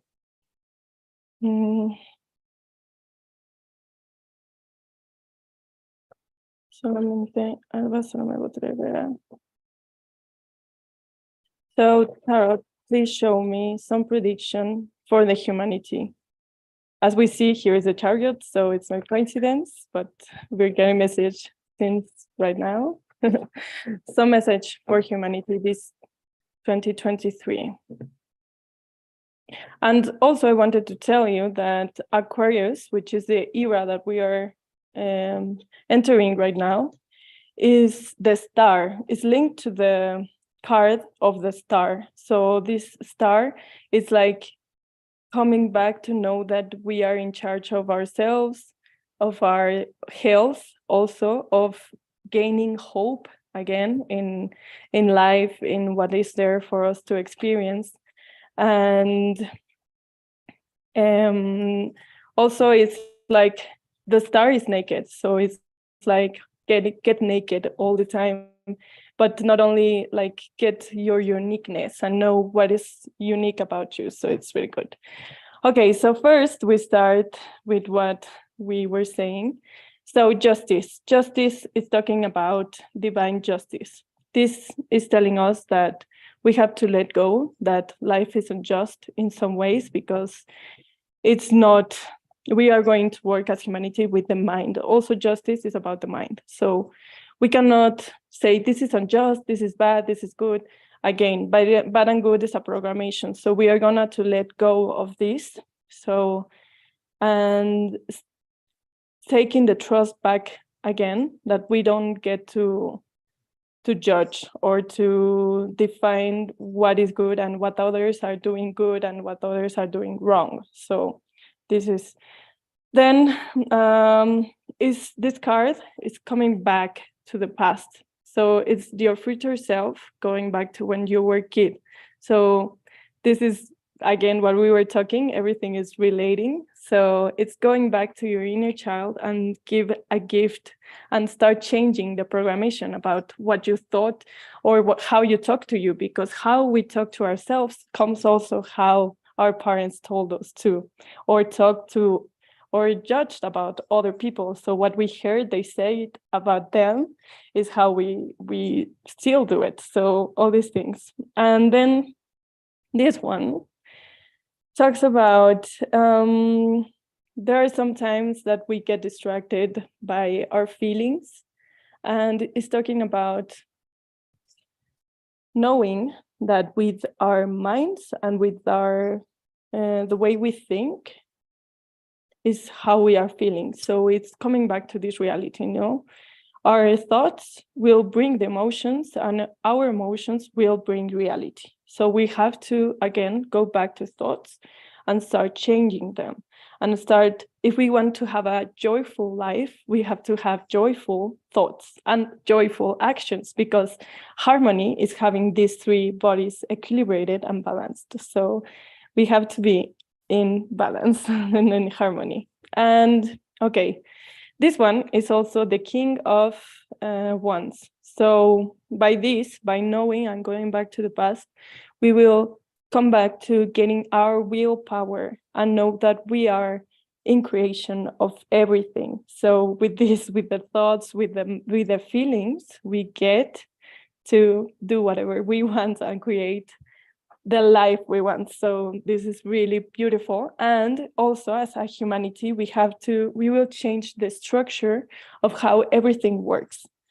So that's why it's a king. And of fire is like, it's gonna burn everything that was once known, now it's going to be born. And this one, it's talking about, it's also the mind. So this is emotions and mind. And as you see, there are a lot of cups with a lot of drawings. So this is distraction, no? When we say we want to create this, but we also want this, and we want to do this, the mind gets confused. And that's why we get to live a lot of confusion and a lot of things that we say, what is happening? And there are sometimes we don't enjoy our lives for this because we don't define the way we want to go. So this is dear. This tarot is recommending us to define one thing and put all your thoughts and energy, affirmations, everything to that idea. So you can start realizing that you can manifest anything by choosing one idea. And also this card is talking about loneliness. So it's gonna shift the energy about trying to find someone else to feel complete. This is like some energy about, again, the love we receive as a kids. We also want to as we didn't get it right or we didn't felt, because the matrix has doing this, like we, for generations and generations, we have been in the matrix. So it's really difficult to obtain what we wanted of love, true love, unconditional love. So we sometimes, when we are adults, we go back into wanting to find this love in others, and we say, as we didn't get it when we were kids, now is the time. So now this is gonna change, and we are going, as we were going to the past and to make peace with our little kids, this loneliness and wanting to have someone for us to feel good is going to be over too. So this is the first thing. But the most important bit here is justice, and is the mind and the thoughts. And it's also talking, this one is a magician, as you see, also, but as a girl. So it's combining both energies.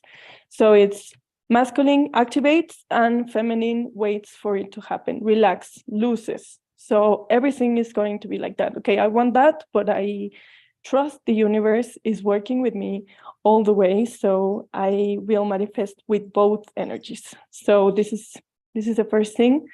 And also, every time you don't feel very good with emotions, you just have to go back to your mind and think, what am I thinking that I'm not feeling good? So this is first lecture. So another question could be,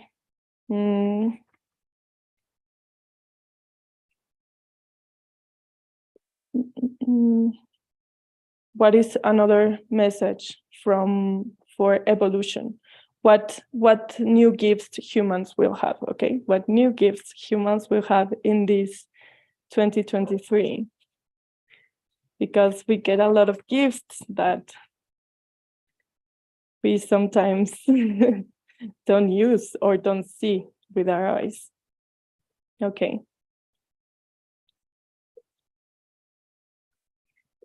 So, okay, we got the moon.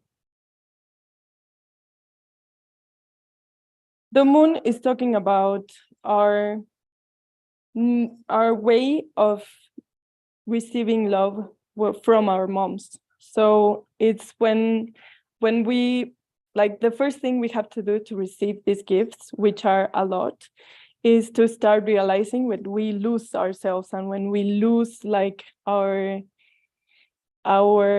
temper and our emotions start like getting crazy. That's why the wolf is here. So we have to realize when this is happening so we can start to control this.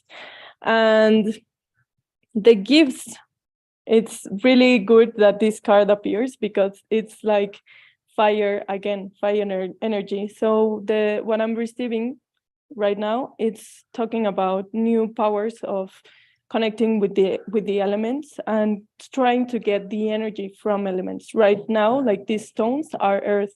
So try to meditate with fire, with water, with earth, and with air also, because all these elements are in us, in our astral card, and are always in work with us. So always around in our spirit and in our magnetic field are these elements. So if you feel like you don't have a lot of project or you don't feeling like a lot of energy, you meditate with fire and you feel fire is like around you and you're inside of the of the fire. And then with water, every time you drink water, you have to program this water and say that it's gonna be good. And also when you get into the sea and all these things, it's gonna start sending all this information because water is programmed. So all this information comes with water.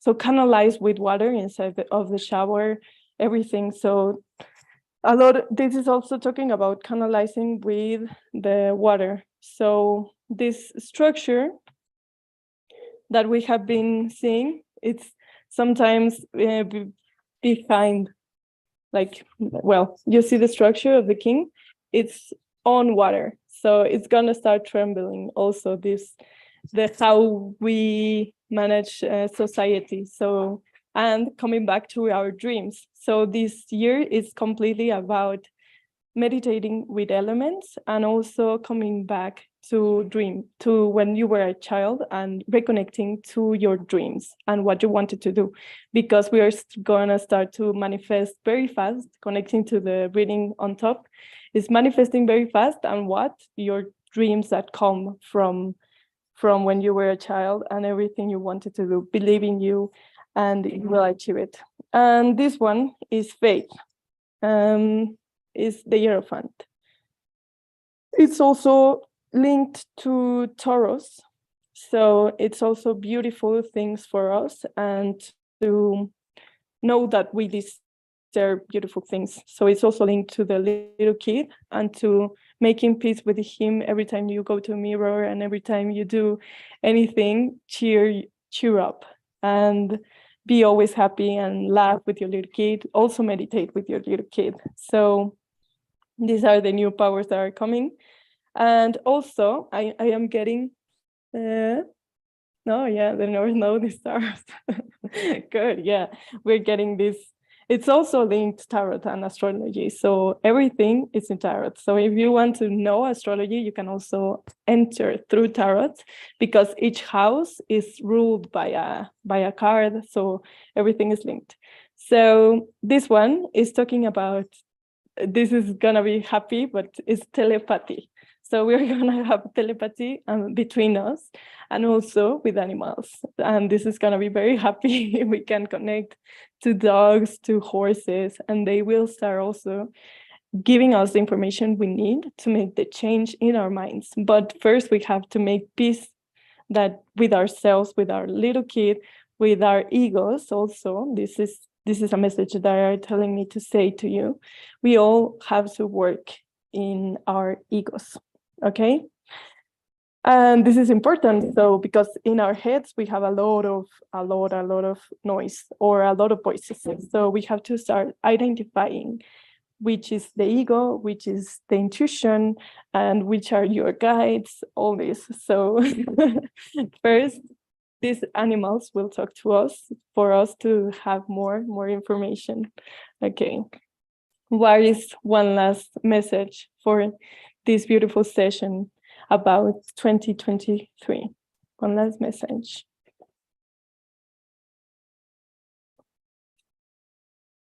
Yeah, 2023 is talking all about the mind, totally, as we said with the chariots. So I am getting the confirmation. It's talking about the mind, the emotions, and also new ideas, new spontaneity. So start doing spontaneous things, because these spontaneous things is gonna connect you to the intuition. So this last message is try to rest a bit, because one of the programmation things is that we have value because of what we are doing or what we are, like architect or lawyer, whatever, no, what we are, titles and all these things. So try to give it a rest to what we're doing and start gaining your love inside of you. And just for being alive is all you need for you to have the most beautiful value. And start resting, start enjoying a little bit. This is a card. It's like rest and see your mind, because this is, for us to change, we have to go inside of our minds. So the Fool again is talking us again about the little kid. So this is very important. And to take leaps, to let go fear, because we have nothing to lose. We are alive, and we always think we are gonna lose life or we are gonna get dead. But this is not true. The universe is with us, and we can jump anywhere we want, and nothing will happen. So start taking these leaps and start jumping everywhere you want. Anything you feel like doing, do it. So, and also start. Well, this is the little dog is a consciousness. So start telling your programmation, like, I won't listen to you, I will flow with life, and I will jump everywhere I go. So this one is also talking about some thoughts that aren't yours, and that you are impulsive acting sometimes because of this, that other people want you to do things. So start knowing what do you want and start only doing that, not because of people, not because of anyone. And this one is collaboration. So new collaborations will come to this 3D. We're going to start more collaborating different money ways, like crypto and this. And this one, I don't know how my time is. Okay, this one is talking about the no regrets, and the thoughts don't have a weight anymore. So if you see these ones are the thoughts, the mind. So espadas is talking about the mind. So they are in a boat and they don't wait. They don't put the boat. So that this is because we don't judge our minds and our thoughts. We just see them and we just act normally with them. Okay, so how am I going? Okay, so in this lecture, we get the major arcana we got is Justice, the Hierophant, the Moon, and the Fool. So like this, all the other cards are the gossip cards, but the main things in this year is the mind, how we received love from our moms, and this is connected how we give love.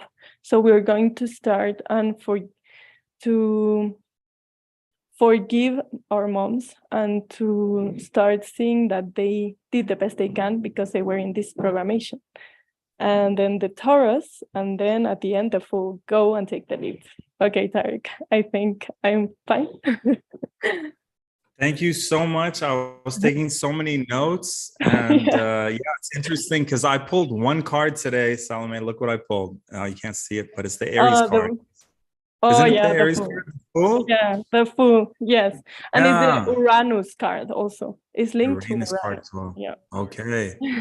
So much information. Thank you so much. If people want to do a personal tarot reading with you, which I highly recommend, what's the best way they can contact you?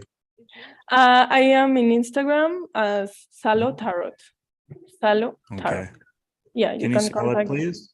Yeah, I send it in the chat.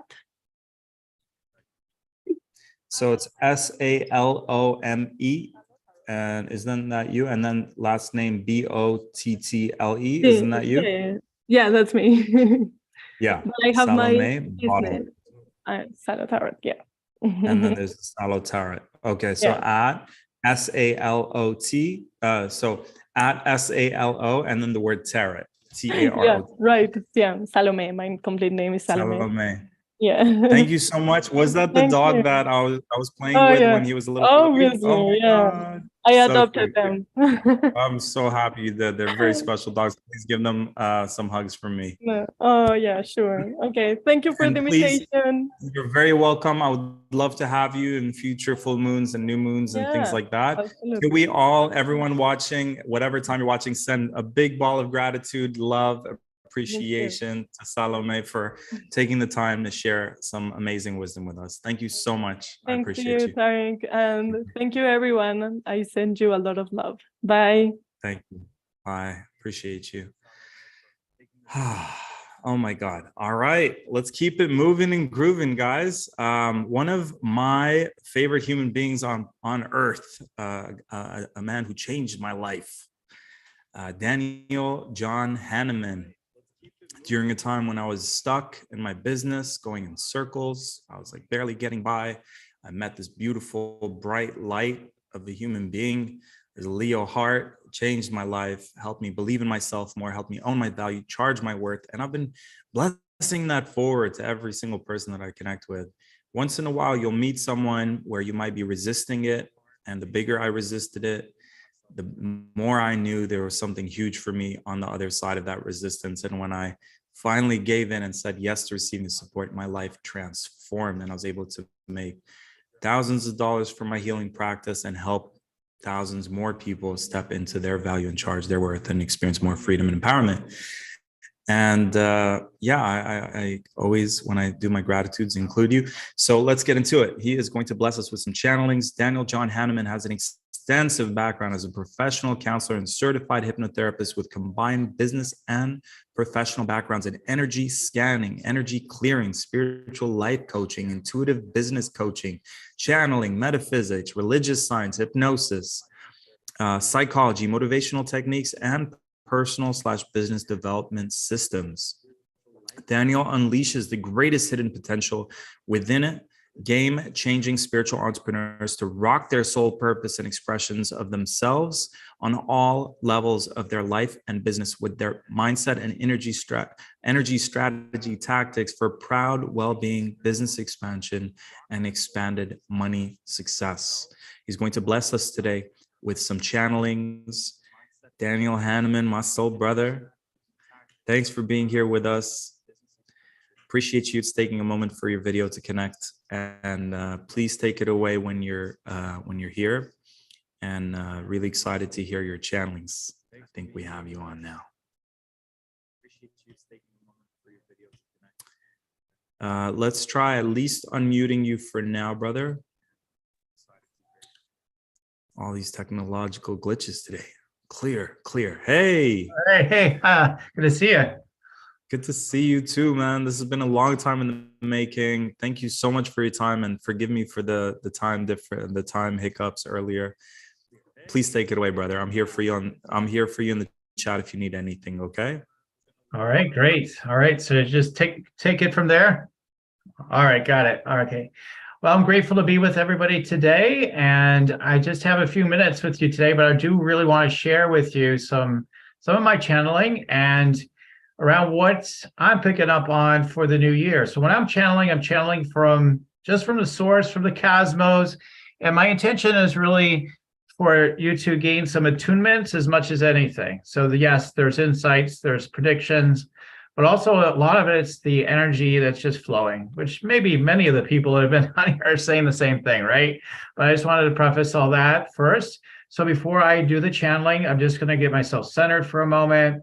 There'll be some vocal toning, and then I'll just be speaking. Some of the light team may come in, they may not, or it may just be a source transmission. All right, well, I'm excited to share with you.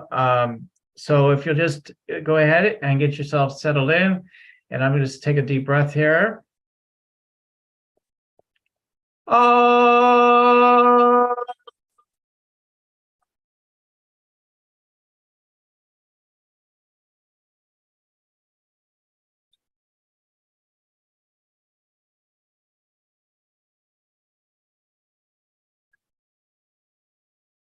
The love that you are unfolds.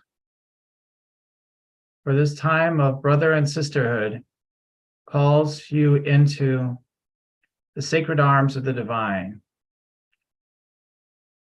It may be perceived as something to push through or some sort of barrier that you're facing. No, it is much lighter than it is perceived.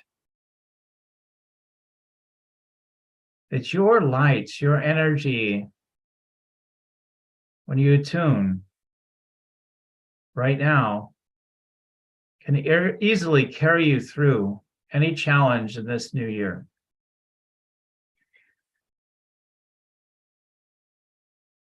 You have so many co-creative possibilities in the year ahead. As you join with those in the heart space, yes, magical creation becomes available to you. Although the world will advertise to you alternate realities, alternate disaster stories, alternate opportunities for you to experience fragmentation and fear, that you can allow yourself to remember that this is a portal this year to ever greater expansion of who you are being experienced and broadcast as your gifts and your unique purpose, and thriving at the same time. These are ripe times, particularly for healers, spiritual teachers, light warriors, and all the rest of you that are tuning in today. Lay your arms to rest. Raise up in the light. Be fierce in the light. The mind will try to entrain you into the old survival patterns, the old warring patterns. There will be something new in the new year that will seem frightful, fearful, end of the world-ish. Worry not, for all of it is helping you in your evolution. For those of you that are already awake, you sense and know this. You know you're meant to spiral ever higher. Now we're living in a place of connectedness and paradise, right here on earth, as we're willing to receive it. Regardless of what it seems like the outside stories are. A new disaster in another country, a new meltdown somewhere in the world, it's inevitable.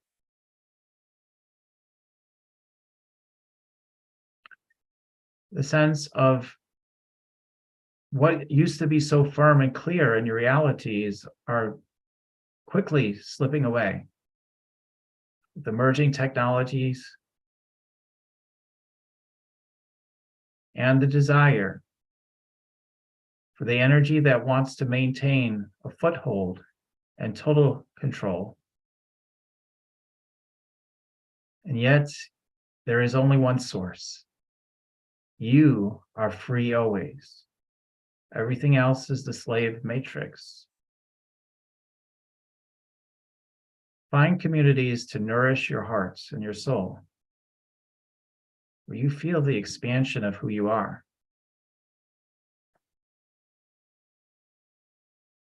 Be bold in sharing your light gifts in the world. Deepen into what might be described as this woo side. It is the spiritual technology that will help you to move through these times and prosper. Channelers, healers, hear our call. These times are not for the faint of heart. Be fierce in the light. Many call for you. You can raise them up. Show up brilliantly, as only you can in your specific way. Many are going to increasingly suffer. They call mightily for you.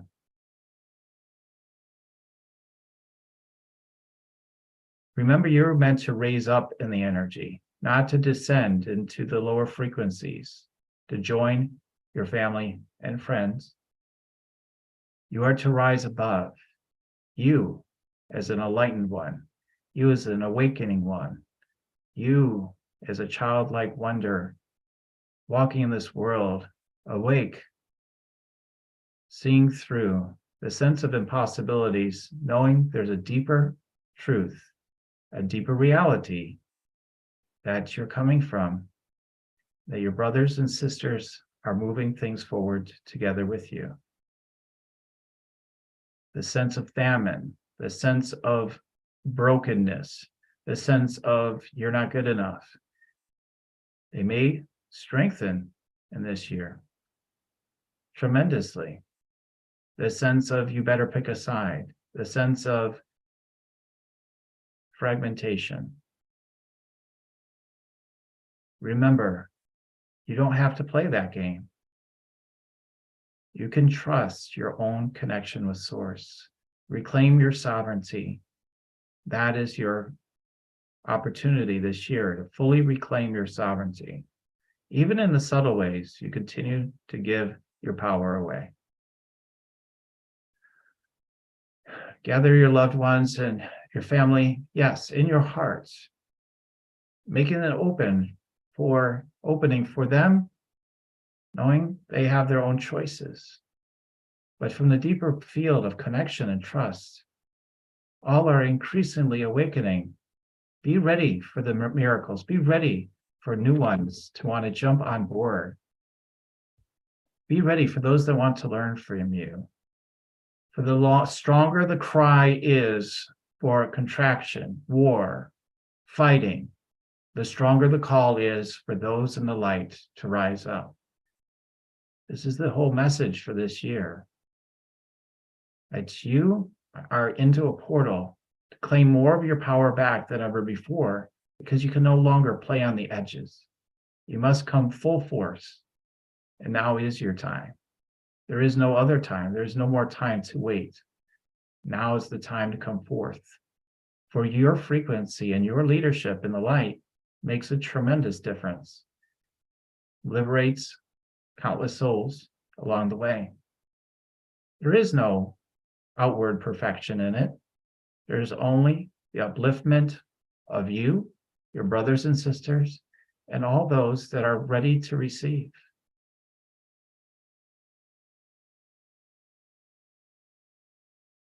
Travel to sacred sites, travel in small groups, and come together in deep space, in nature.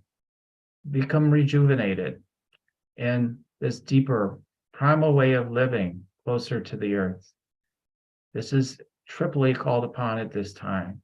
You must remember the deeper true connection you are with all life. You yourself must continually refresh yourself. There's more fragmented energy that is pulling at you each day.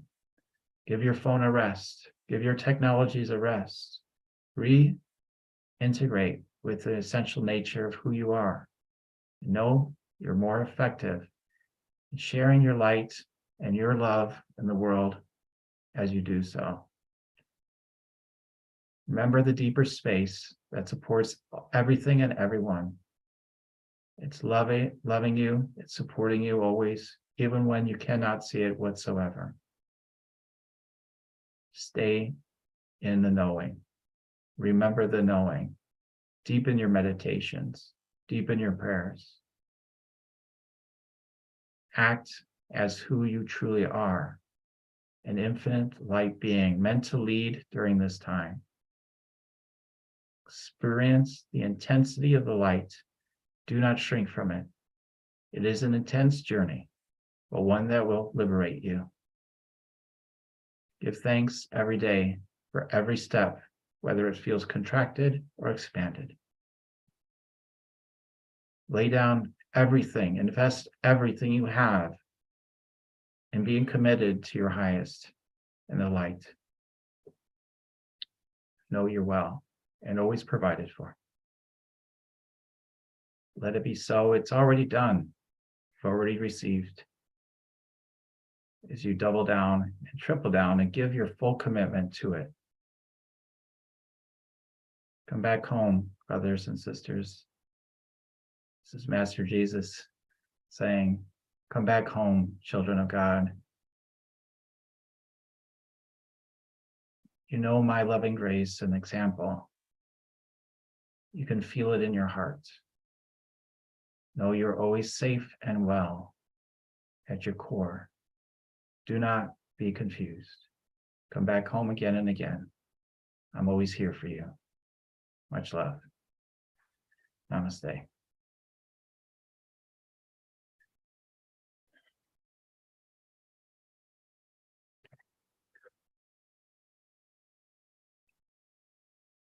All right, so I'm grateful to have shared with you all. I don't know if this is appropriate, but if you want to continue to experience more channelings from me, just go ahead, check me out at Your Sacred Purpose.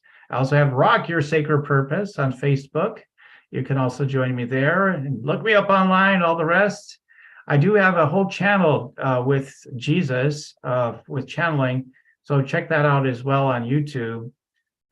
Heal with Jesus TV, Heal Jesus TV. Just look those terms up, you'll find it. So anyways, I'm so grateful to share, Tarek. Thank you so much. Oh, you're very welcome, Daniel. I felt like you held us in such sacred energy. I just felt very held, very loved, and you channeled the energy powerfully. And, I feel like when information is very complicated, you can tell it comes from the head, and when it's very simple, just like Jesus' words, you know it's coming from the heart and spirit. So thank you so much for that. Yeah, it's a powerful transmission, brother. Keep shining your light. I appreciate you. And for our audience, please follow Daniel Hanneman on his YouTube channel and on those websites he mentioned, and continue to receive his support. Much love, brother. Hope to collaborate soon. Yeah, me too. Thanks, Tarek. Thank you so much. You're such a blessing, what you're doing, everything. Thank you. And thank you, everybody, tuning in. Goodbye for now. Bye, brother. Soak that in, breathe that in. Yeah, I love our audience. I was telling Neil today how we've got a soul sister from Australia, States, Mexico, myself with Lebanese Syrian heritage, Neil with an Indian heritage. And it's beautiful that there's people from different parts of the world, and take it beyond that, different parts of the galaxy and universe, and some with different traditions and different people who resonate more with Jesus's work. And I know Cheryl is an amazing intuitive artist whose birthday was yesterday or today. I don't know how it works in Australia. But yeah, let's welcome our next guest and give her an extra special. Oh yeah, before I forget, send infinite thanks, gratitude, appreciation to Daniel Hanneman, who blessed us earlier. Send love, send him a prayer as a thank you for taking the time to bless us with his kind words. And our next guest, Cheryl Hart. Yes, that's her real last name, Hart. First of all, is an amazing soul sister I've had the pleasure of working with. I've seen her amazing artwork maybe a day after arriving in magical Australia, blown away by her angelic art. So Cheryl, known as her reading name, Xian, please let me know if I'm not saying it correctly, is an Australian-based psychic, channel, and spiritual visionary artist. She was once an accountant who never felt creative. Then in her late 20s at a painting class, suddenly was inspired to paint the Buddha. It felt like someone else was in the brush, and she clearly saw a face in a blank canvas. She has since journeyed with this presence through major illness, family separation, divorce, and has been blessed with the knowing that even when things seem really bad, we are never alone. Over the last 16 years, she's dedicated herself to sharing healing messages that have come through in her paintings and client sessions. She has worked with thousands of clients around the globe in one-on-one sessions, workshops, and retreats. At New Age festivals, she's provided clients with portraits of their angels and guides. I can't wait to get one of those, along with channeled readings. She presents regularly at local business events and expos, sharing her artwork, spiritual insights, and messages in presentations and talks. She supports business owners, helping them to bring their creative visions and intuitive gifts to life to create businesses that feed their soul. She's worked as a trusted reader and advisor on international platforms, Psychic Access and Life Reader under the reading name of Xian. She provides caring guidance, unconditional love, and illuminates personal relationship dynamics and patterns to deepen a client's sense of harmony and to provide a clear direction in times of change and uncertainty. When things seem dark, she shines a light, channeling grace and helping her clients feel connected in their everyday lives. Cheryl, happy birthday, first of all.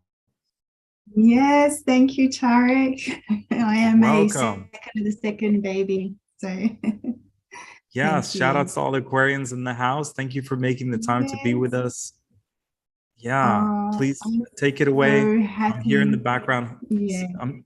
Awesome. Thank you, Tarek. Thank you for creating this amazing event, and thank you for the birthday wishes. I'm so excited to be here, everyone. This is a different way for me to share my work. So thank you for allowing me to be in this space with you. I have meditated a lot on what to provide and what my intention was for today. And it was beautifully timed. Being my birthday, it felt very appropriate because it was a process I was also going to go through for myself, looking at the year ahead. So thank you, Tarek. The timing is perfect, as always, with you.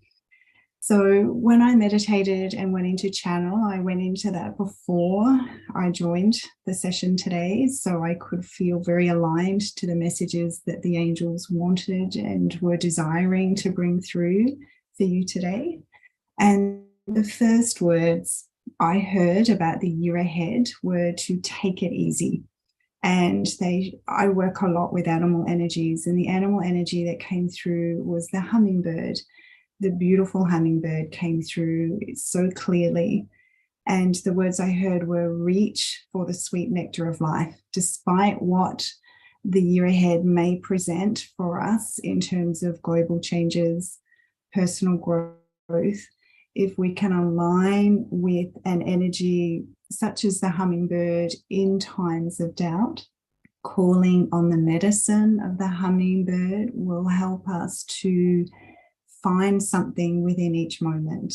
And I have journeyed with this bird through a couple of my paintings. And so when I saw the vision of the hummingbird, it made sense for me personally. So if you ever feel a need to ask more about it, please feel free to reach out through Tariq, and I would be happy to share for you. What the angel said to me with the hummingbird was that despite everything that we fear and predict and see coming on our path in terms of global changes, personal challenges, within each moment, there is going to be opportunities for us to grow and evolve in ways that we never thought was possible for ourselves. And that's what they're asking us to focus on, to find an anchor.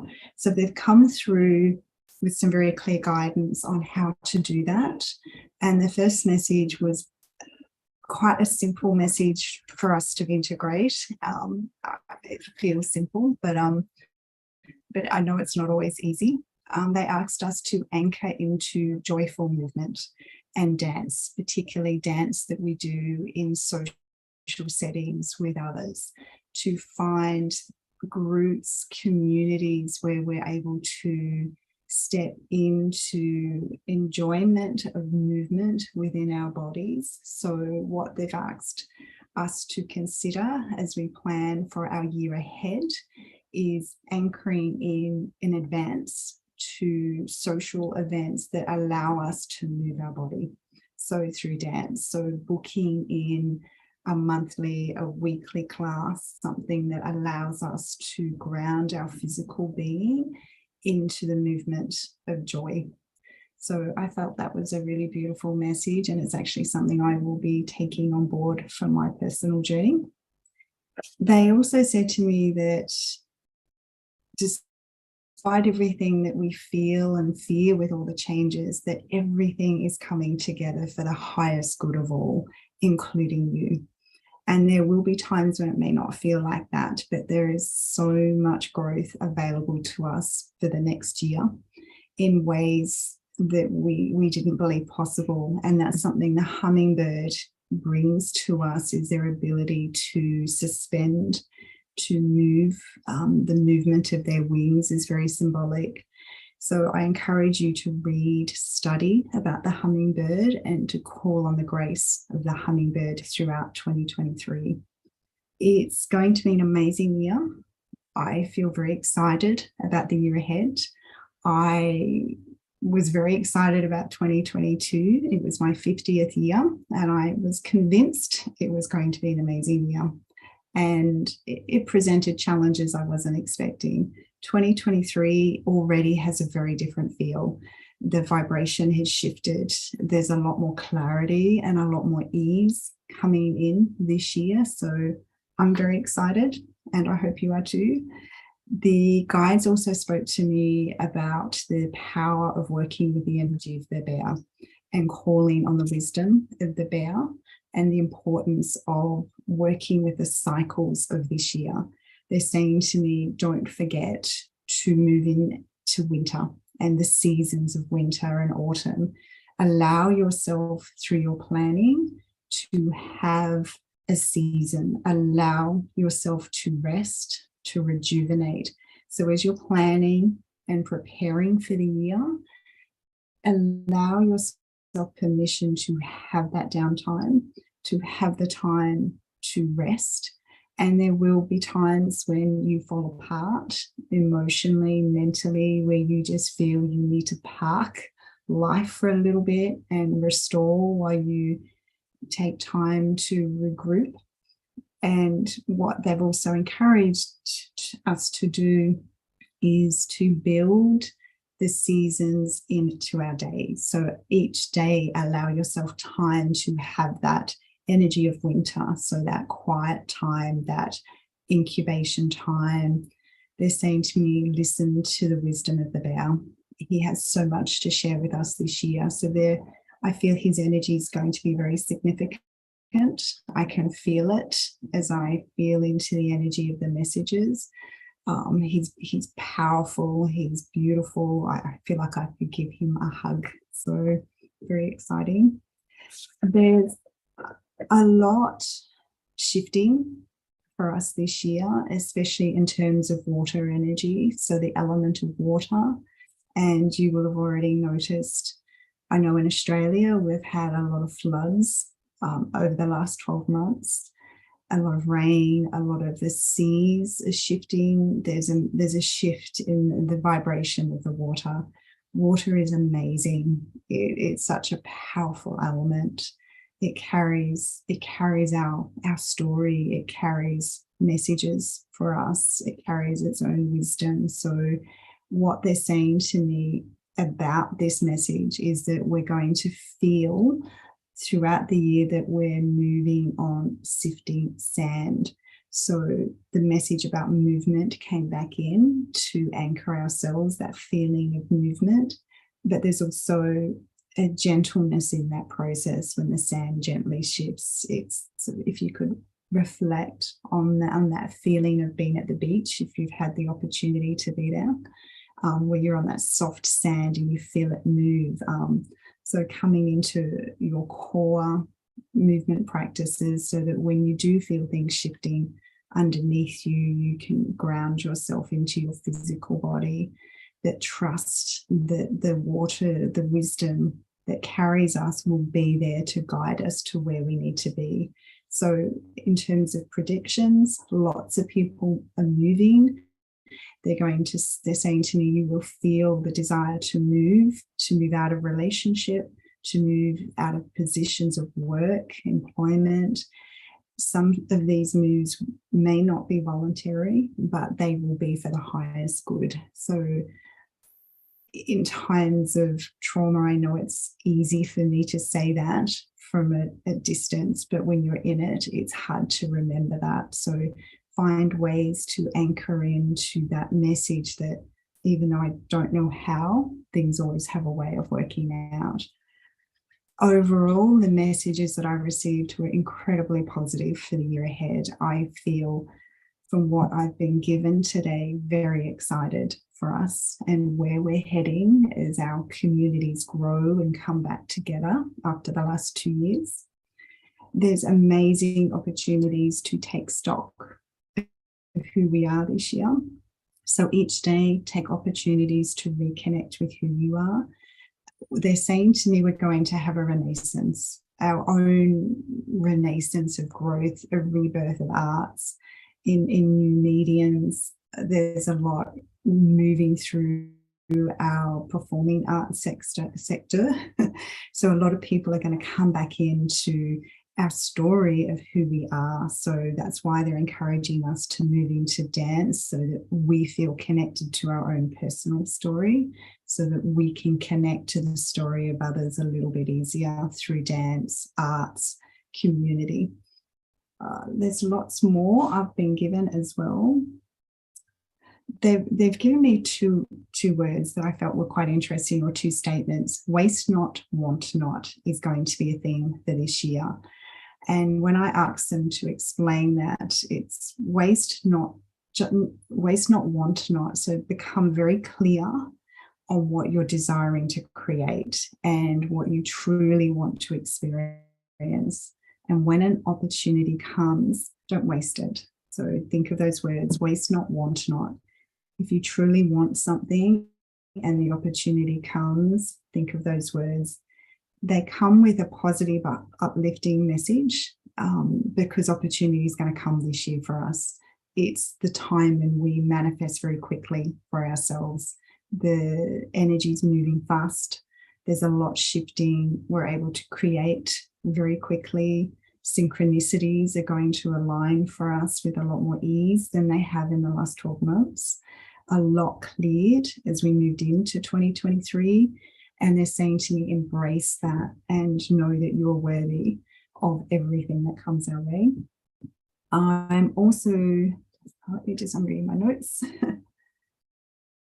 Okay. What they're also reminding us of is they want us to anchor into a statement that we are exactly where we are meant to be at this point in time, individually, collectively, from a planet perspective.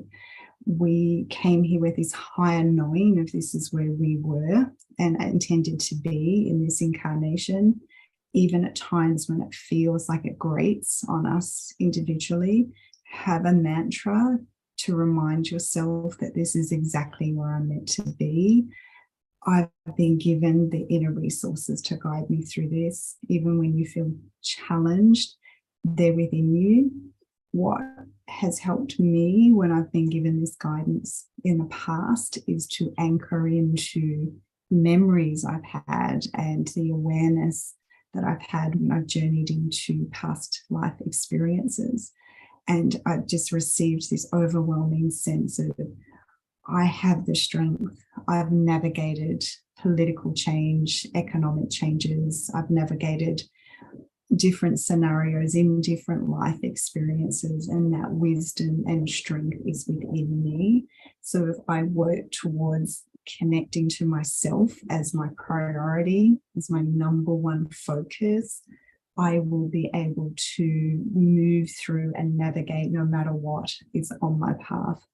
The angels are here to guide us back to who we are.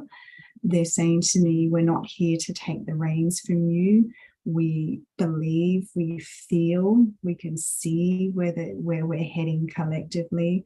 And it's so much better than what we fear or think or perceive.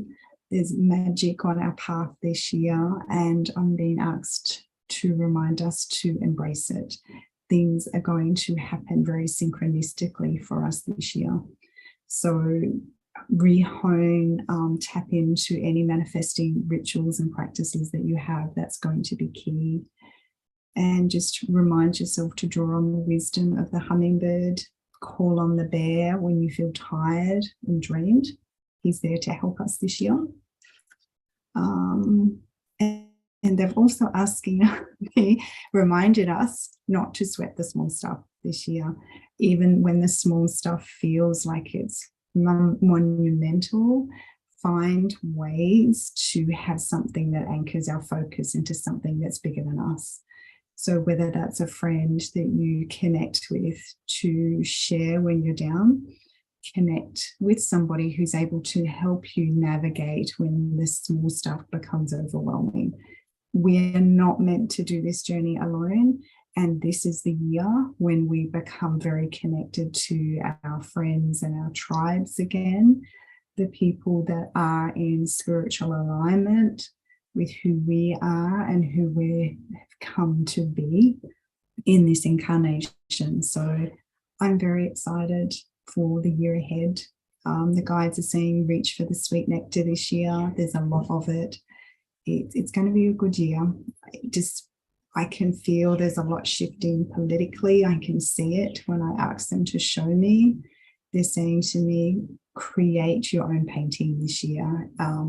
Do a vision board for the year. Focus on what you wish to create. Be aware of what's happening, but keep coming back into your own space. Stay in your own lane, metaphorically speaking. Stay in your own flow this year. That's really important. Let me just see what else is there to come through. I feel like I'm talking to myself, but I know I'm not. So thank you for listening. Okay.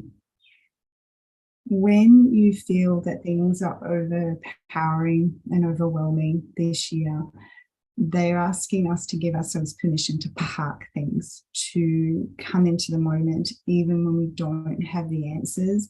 when we go into overwhelm and we try to force things, this is not the year to force things. This is the year to learn to take a step back, one step back in order to take 2 steps forward. And that's a really important message for the year ahead, because things are going to come at us very quickly through media, through information. They're saying to us, our senses are becoming so heightened with information. We need to know when we're being guided to take that step back. And if we can become very accustomed to listening to that message to take a step back, we'll take 2 or 3 steps forward very quickly. So don't feel that you are stagnating your path, because what that process will allow is for the synchronicity. It will allow for the guides to come through and work with us. Their mission is not to take the reins from us. They're here to guide and support us as we move through and evolve. So just remind yourself of that over the next couple of months. I think I feel Tarek coming back in. So Cheryl, please, I'd love for you to conclude. I'd love for you to just to wrap it up, please. Wrap it up. Thank you, Tarek. I lost track of time. So thank you everyone for listening. Hold space. Oh, I meant if you want to finish your final words is what I meant. I don't want you to rush. I'd love for you to conclude it gracefully. Thank you, Tarek. Thank you. Okay.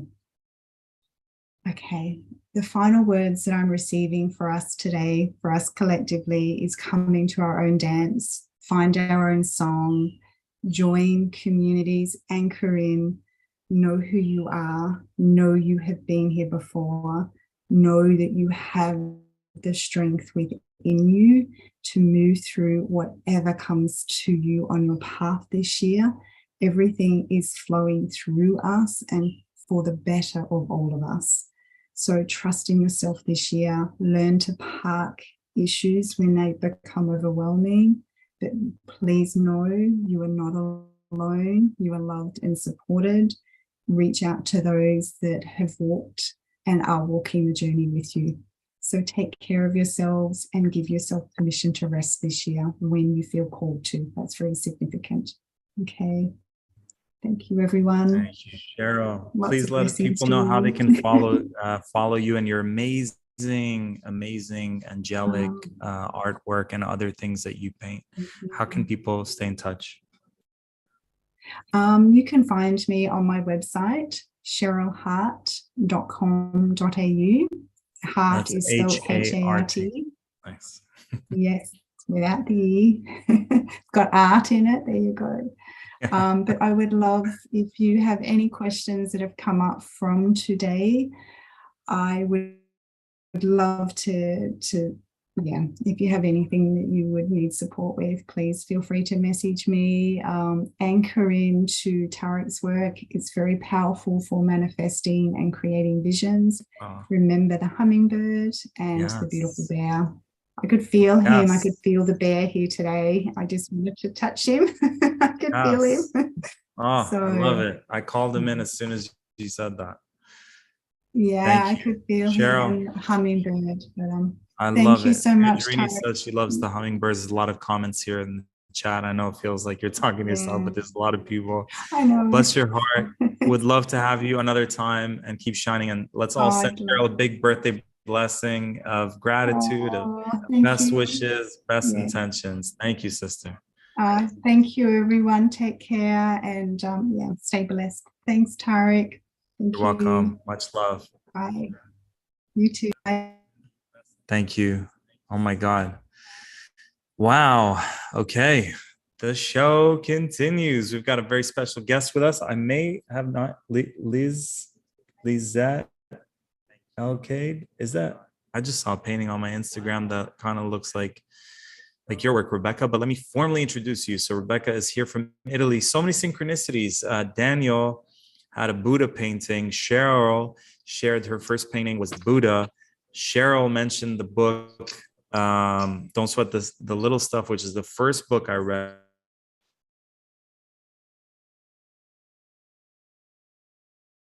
Also an artist like Cheryl. So many synchronicities. Okay. Rebecca is a starseed with full intact memories of her soul journey. This caused her a lot of integration, inner work, and resilience. She started as a young baby girl to remember her past lives on Earth. And at the age of 17, 18 years old, when she was ready, her first positive conscious ET encounter starts. These encounters with her starred family from Orion's belt, which you might have heard in my poem, I was talking about Orion's belt. Orion's belt star Al-Nilam start to become normality to help her integrate all the downloads she was receiving from her past. Now she uses all this information to help others to remember the souls they are. Lorianet, yeah, it was your painting, is how star people call her. Rebecca, thank you so much for being here with us. And thank you so much.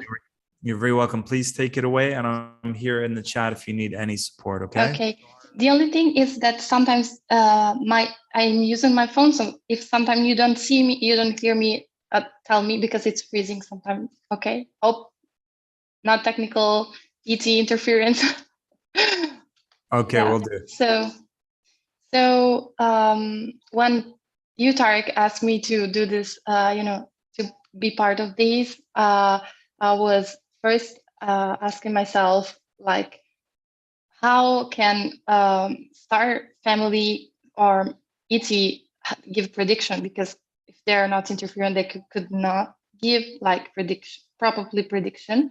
But what they can do is help us guide us to learn the process we're going through this 2023, and all these changings, these planets will helping us a lot to do huge changing. So I receive I'm kind of different, from a lot of psychic and stuff, because my channel is very natural. It's an Orion belt energy. For those who didn't know, they are just like guardians from the Orion belt, the Egyptian called them Dentaru. So what they do is just guide from afar, from a distance, without interfere. And so I wanted to give you this kind of point of view of, sorry for my English, I'm Italian, so forgive my mistakes. So what they can help us to do is give real interpretation of the events, of the natural events, and not give probably prediction. So the energy of 2023, basically what I've received from them is that as we have in our life process and changing there are happenings, if we want to see what will happen in 2023, we have to start to look the little stuff, the little things. So like, that the way of saying, as in the huge things, in the big things, so in the little. So what's happening in our life in the 2022, it's like a preview that can help us to understand what we have to work on and what we have to do in 2023. So it will be what I've received from them. I received like these channelings on the beach. So it's just random stuff that happens, every moment. And they communicate in this natural way. So they try to make me see how it will be an year of abundance, of re-cleaning, like fresh air. So the words they are are using with me in this channelings is fresh air. So not stagnant situation. And what they suggest that could help us to go through this process, because the planets are and will help us a lot in these changings, that we don't have to do nothing, because all is happening. Universe is a great teacher and life is the best teacher. So what we have to do is just learn to read these signs in the natural events. So the first thing is like detach and cut the toxic circle of the old ways, even starting to help our body to receive with changing the way we speak, even like stopping to a saying like block, for example, and says things that are potential that I have to develop and that are now starting to grow. So 2023 is a year of coming back to our divine self. The number, if you count number 2 plus 2 plus 3, so all the 2023 year is a 7. So 7 is a year of inner God and goddess. So we have to come back to that. So in 2022, we have a lot to get rid of and to work on. And the beginning of 2023, from what I can perceive from them, would be a little bit of closing the old circles for those who still need to do it. But that depends. It's very personal. It depends on how we respond and react. So Orion, myself family, but even ET, positive beings or guide angels are just here to help us to assist in this DNA ascension, like DNA activation of new frequency. So that's what they are here to do this 2023 from afar, but helping us to integrate and learn and guide us to remember why we are here.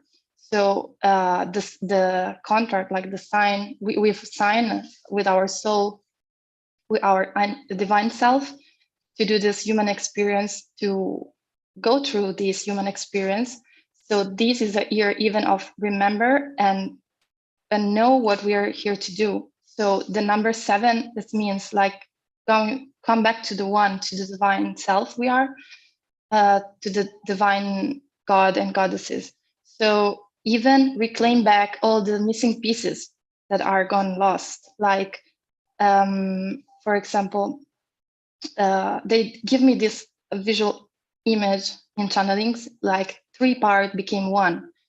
So these, reclaiming back with some exercise could be helpful for me, for example, because I'm in the same boat of all of you.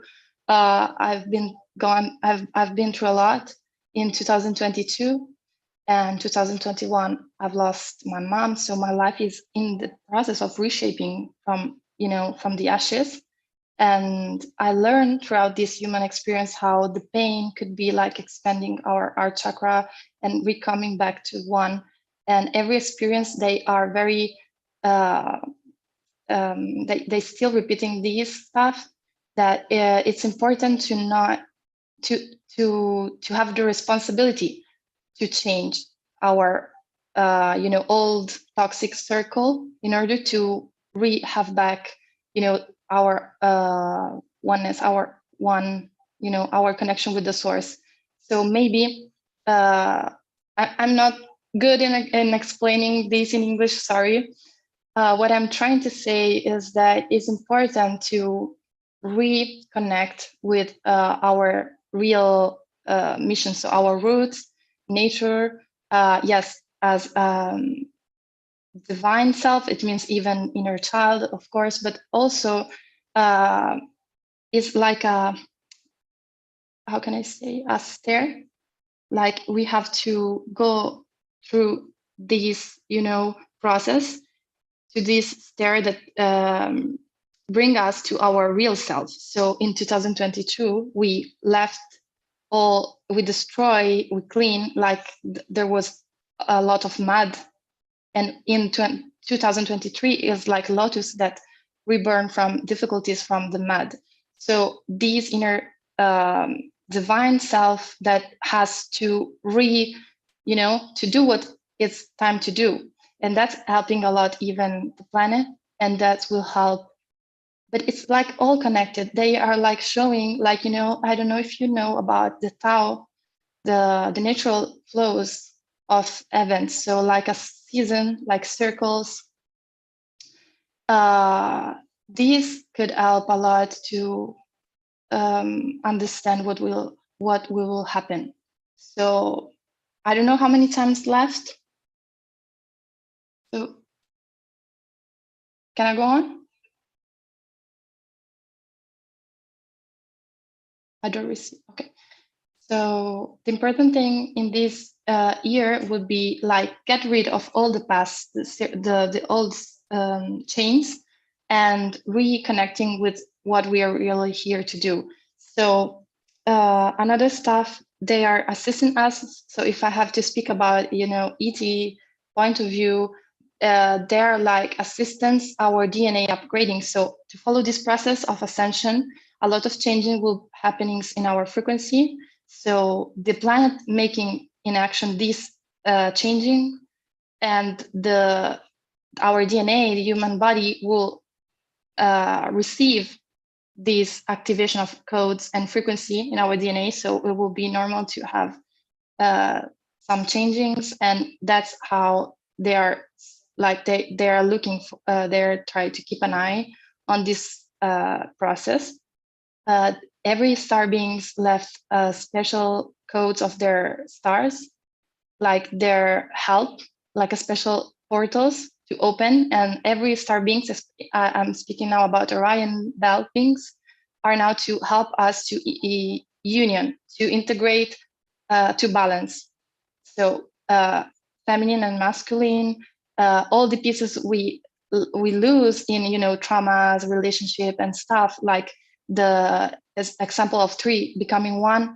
It's to give you an idea of what 2023 will be like. Replaying our missing pieces. There are some exercise. For example, in Italy, we have an exercise like imagine this bubble, this blue bubble, and when we have toxic toxic thoughts, or bad influence, or we want to cut emotional cords from any kind of discussion we have, or bad feelings we had, it's important to do these cleanings every time.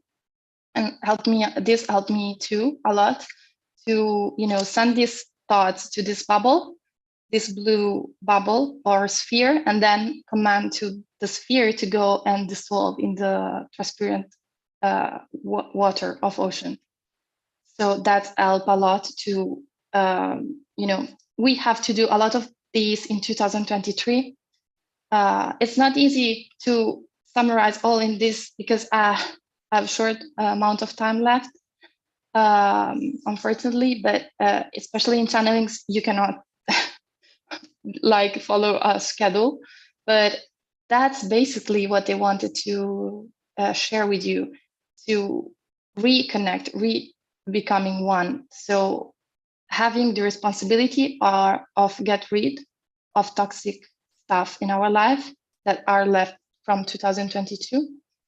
And some block there, it's better not to call block, but it's better to say like things we are in potential to express better, and so we are not expressing yet, to open to receive all of these new abundance, and so clearance, new fresh air, changing, rebuild of the new, and reconnect to the one. So that's basically, if I have to summarize all the 2023 energy. Yeah, I have a lot of stuff here, but I think I have not time. So I received this on the beach, just to give you an idea of how these things work.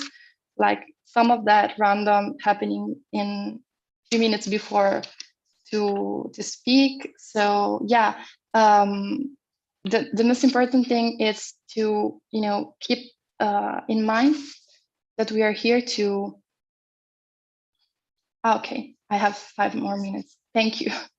The most important thing is that we have to really come back to the origin, like to come back to the simple stuff. So the main goal Orion is still repeating to us since 11 years is, in this human experience we choose are we able to stay in peace, to stay, to enjoy, even to see with, some,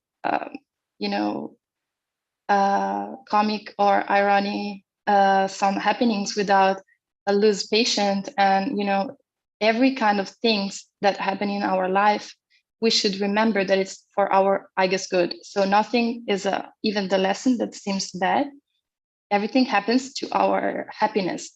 So in this way of seeing things, we don't have to have fear for nothing that happens.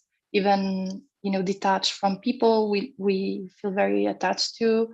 Some souls that choose to leave this body.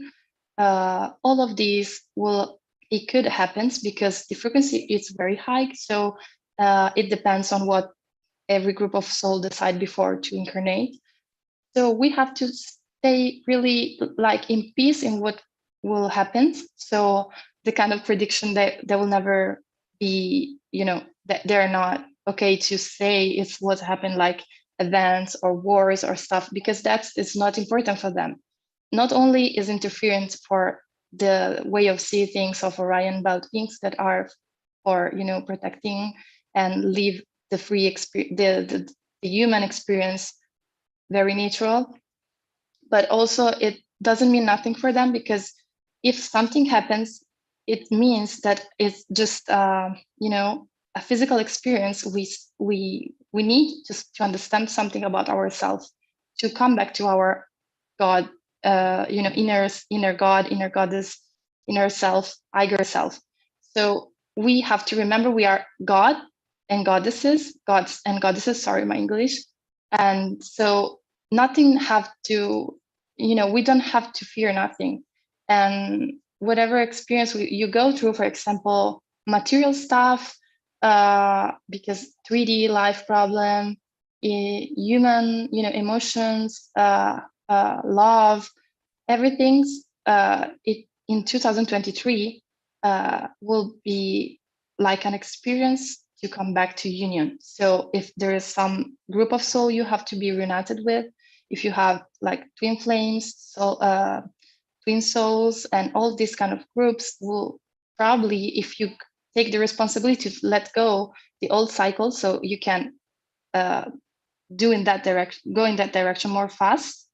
If we are not ready and we like stay in the stagnation of our old skin, it takes a little bit longer, but it will still happen. So nothing to be afraid of, and it's not important to focus on the event.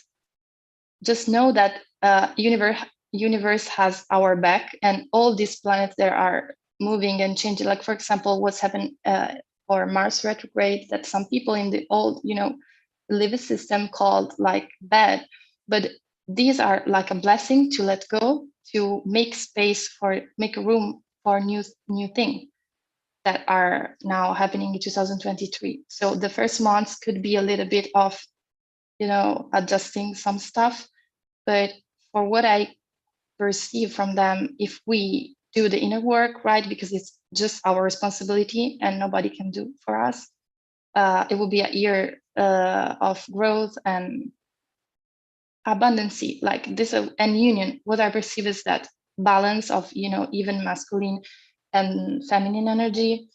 So these two have to, be integrated in our body. So our body will be experience a lot of changings.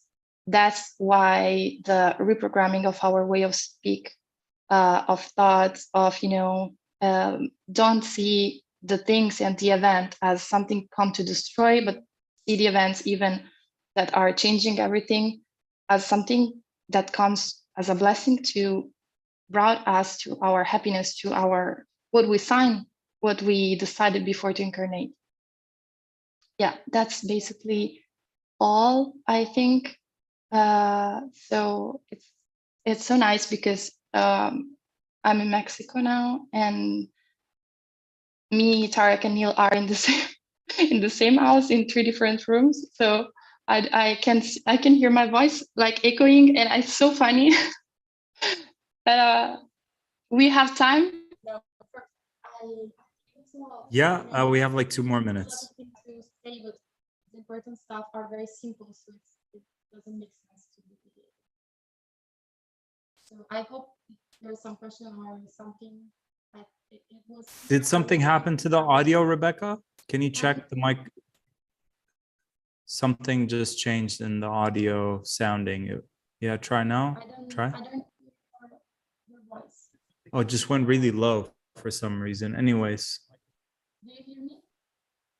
Yeah, it's just very low, but it's okay. You're wrapping up anyways. Please let people know how they can connect with you and learn more about all the great work that you do, your artwork, your intuitive. How can people follow you? My phone is like busy. I just see like it's sometimes. I can't hear you, Rebecca. I don't know why. Can you write it? Now, yeah, can you put it in the chat and then I'll say it out loud. If you can just put it in the chat for us. Lori in it. Let me see if I can pull it up. Yeah, if you could put it in the chat for us, I'll read it out loud, okay? Can you see where the chat is? Where it says chat. If you just type in there what you want me to say. Put it in the chat for us. I'll read it out loud. Give me 1 second. I'll see if I can pull up my cell phone and pull your Instagram out. 1 second. It doesn't work in Mexico. Sorry, maybe it's that. I don't know. It's a little bit slow. 1 second. I don't see the chat. Okay, so what's your Instagram? So my Instagram now here. My Instagram is Lauriani. Can you write it? Can you send it to me on WhatsApp and then I'll announce it as soon as I get it? Yeah, Lauriani. Yeah. And there's all the link tree and all the stuff. Perfect. Rebecca, grazie mille. Thank you so much for taking the time and sharing all your beautiful wisdom. It really resonated about the union and, you know, connecting with your inner union, external union, and all those beautiful messages. Thank you so much. I'm looking forward to learning more from you and seeing your artwork and seeing how you're going to help people connect with their star families and all the beautiful work that you do. Thank you. Thank you so much. You're very welcome. So, Rebecca, please send me on WhatsApp your IG or what, Now, however I do you want. now. Yeah. Okay. Grazie.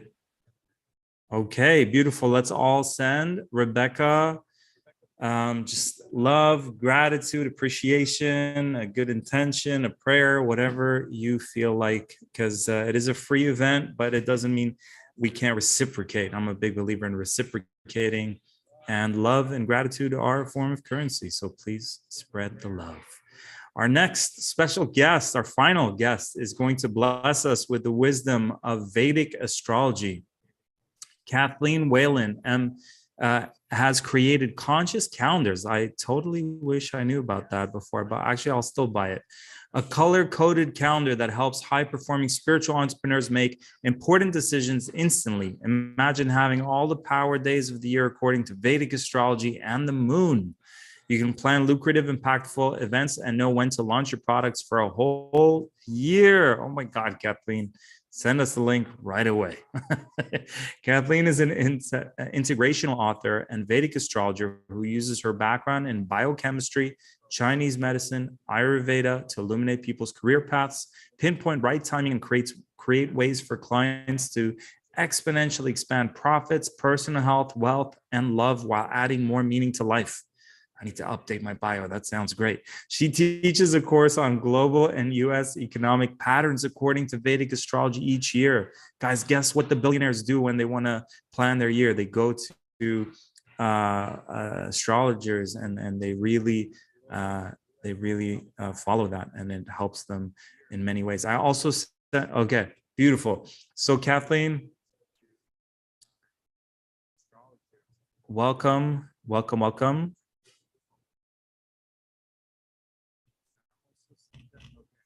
let me see if I can get, yeah.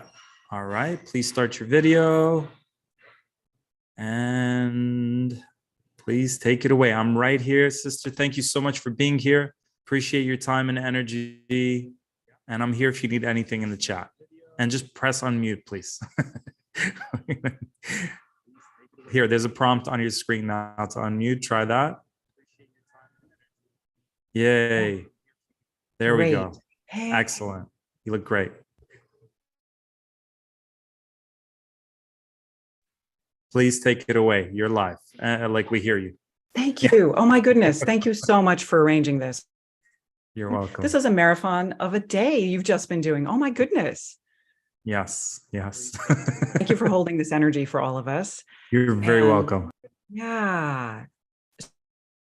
To go into a 20-minute rundown of what I see for the. Please do. Great. So basically, I'm really lucky that you did this event, because I had actually just done projection economic patterns forecast for 2023.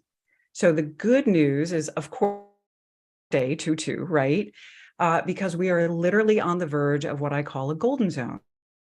Golden zones happen when there are benefic or good-giving planets together that create connections and warmth and collaboration. And in this window that begins February 15th through March 11th, it's a little short, is where creativity is off the charts. So if, many felt a little bit of a skip a beat or a skip a start to the year, and that's because in this, we had Mercury retrograde. We also had Saturn 2.5-year cycle.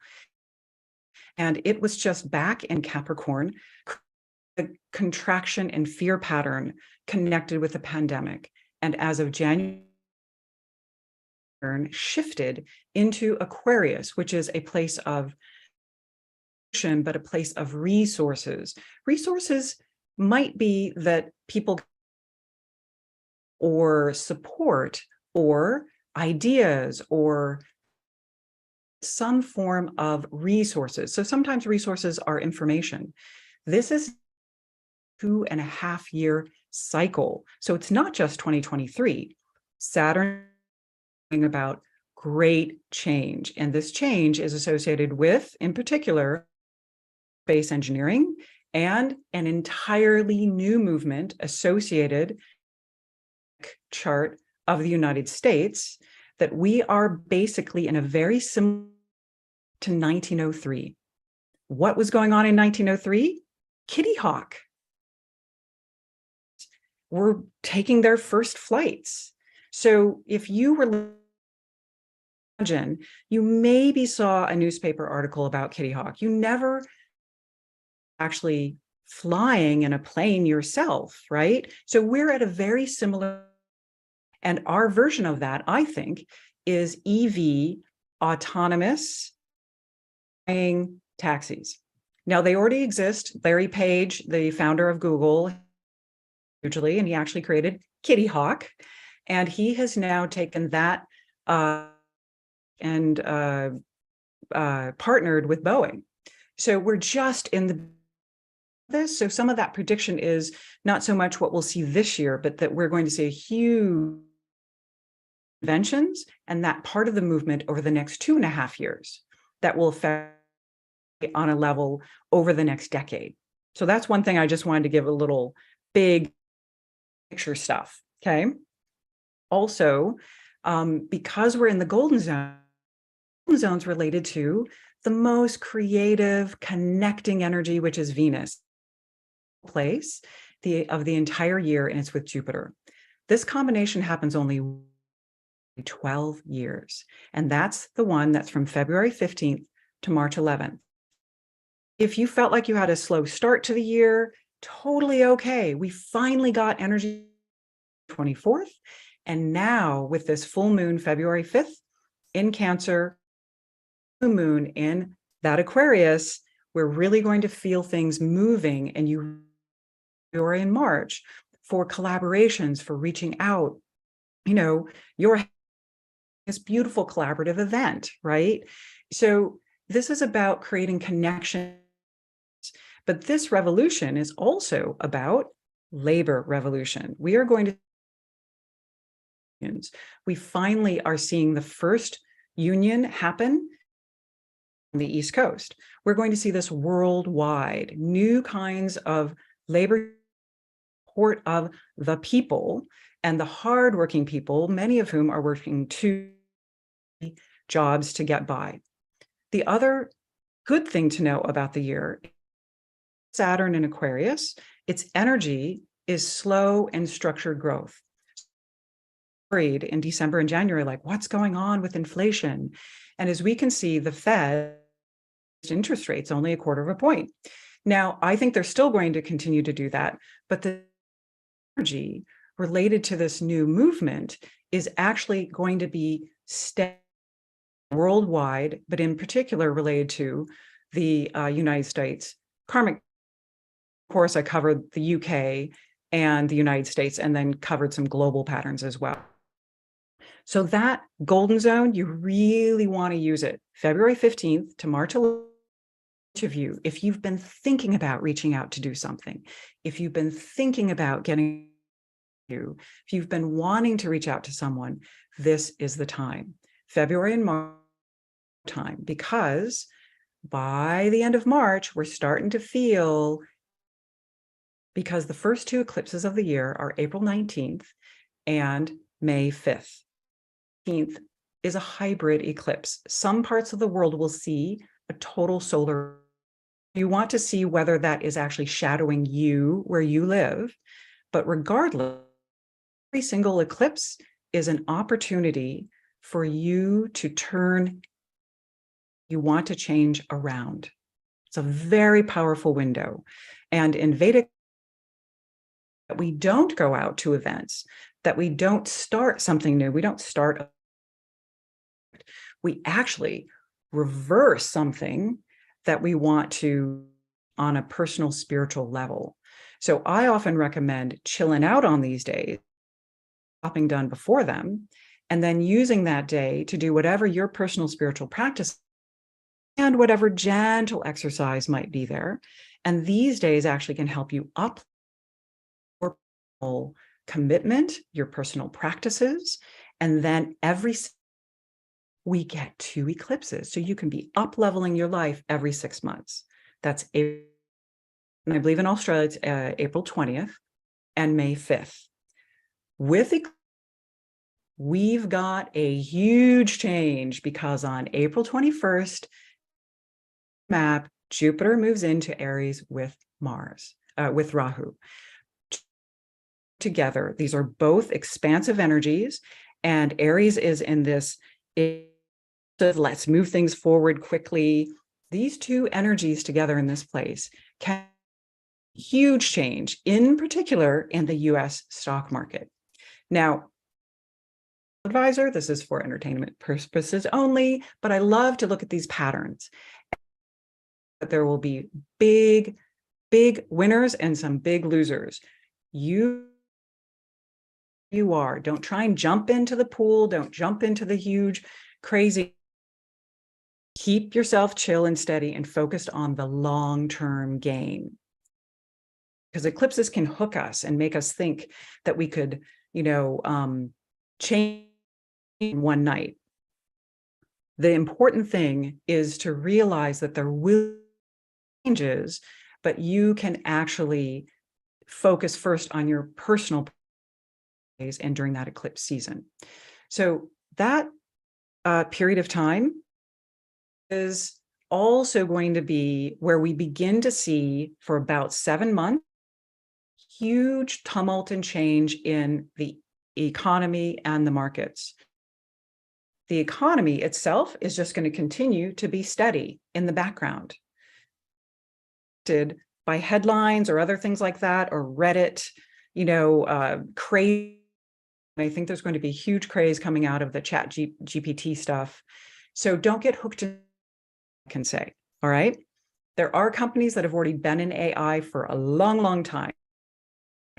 focus on the steady increasing background where you life, where you experience meaning.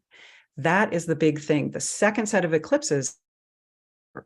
So between those two periods, we're going to see the biggest change in that April, May, October time. So just be aware of that. Now, I'm kind of mapping through the year. Then in May and June is the planet Mars goes to its weakest of its 2-year orbit. And that energy, for instance, was happening of the real estate crash. Not to worry you, this is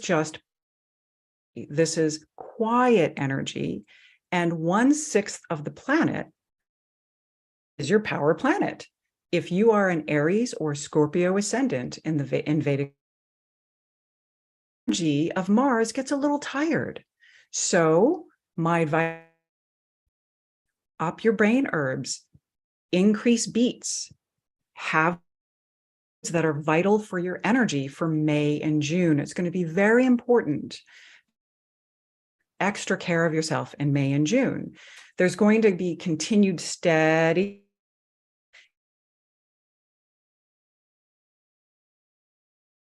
that. Now, what starts cooking is July and August, because Leo, and we end up getting this gathering of energy in Leo, but it is it's basically a constellation of energy, right? So when we're looking at, oil and all the other energy sources of the world, we also come in. And that's because of Saturn and Aquarius. What ends up happening is we see a combination of things really get moving in our lives. Like you're going to just feel like kind of like February and March felt, but it's going to be even more heated. So it's going to be a great overdue, and really watch heat. If you're planning on during that time, do everything in your power to mitigate heat. To mint tea, to hats, cooling linen, anything you to counteract heat in that July, August. Leo ascendants in particular will get something to look for in terms of like prediction is that I think we will see an event related to energy, possibly distillery, other forms of energy. There will be a slowdown in energy, and the only relate to those climates that are needing a lot of air conditioning. So if climate, this probably won't affect you as much, but we'll probably see some either supply down, or I think this will be a heat up or some kind of explosion, or that's a direct effect of some games at the war of Ukraine. And that will be July, August into the beginning of October set of eclipses. So we've got this very interesting energy where you have flowering energy in the beginning of the year. Then we have the eclipses where you can make personal change. Good care of yourself, May, June, July, August, all systems go, but just don't overdo. October, we have this other window where you can make personal change again in those next. The other major thing to realize is that Jupiter with Rahu be together through the end of October, November. So this big stuff is going to pretty much happen through the end of October into mid-November. The 18-month eclipse patterns that have been in Aries and Libra will into Pisces and Virgo. So we will then get this North Star energy from Jupiter, humming, clarity and direction, whatever Aries house is for you in your Vedic, that you're then going to be feeling this just like huge support, expansiveness. It was there all along. It just got a little confused with that eclipse energy. This beautiful support that comes November, December, all the way through 24. So those are those major swaths of energy that I wanted Hey, there we go, almost 20 minutes. There we go. So that's kind of mapping out the year. And in terms of predictions, like that's a lot of instability that people might feel outside in the world in that April, October. You don't have to have that throw you off at all. You can go deep and find and choose differently during those times. It's always wonderful to know when the eclipses are so that how's that for a wrap up? Thank you, Kathleen. Feel free to take more time. I'm loving this conversation. I would love to learn more about, like, what does that mean for us as individuals in terms of north nodes currently and when they switch later this year? Does that mean we need to embody more of the north node and not focus as much on the south node? Could you break it down for us, please? Sure. Yeah. So Rahu is the in Vedic astrology. Thank you for that segue. And in general, is where we get pulled into the world, where we get distracted from our spiritual path, our path of purpose. And the irony is, wherever we feel irritated or the double flip of the North Node is that's actually part that when you can choose peace, in particular, where we so Rahu in Aries is here right now, and that very often can bring about judgment because Aries wants things to happen quickly, and Rahu huge and yesterday, and there's an impatience to it. So psychological pattern that many people might have been feeling is this fear is supposed to happen and they're supposed to be in action, but then a judgment may occur, happen, or they're not in action.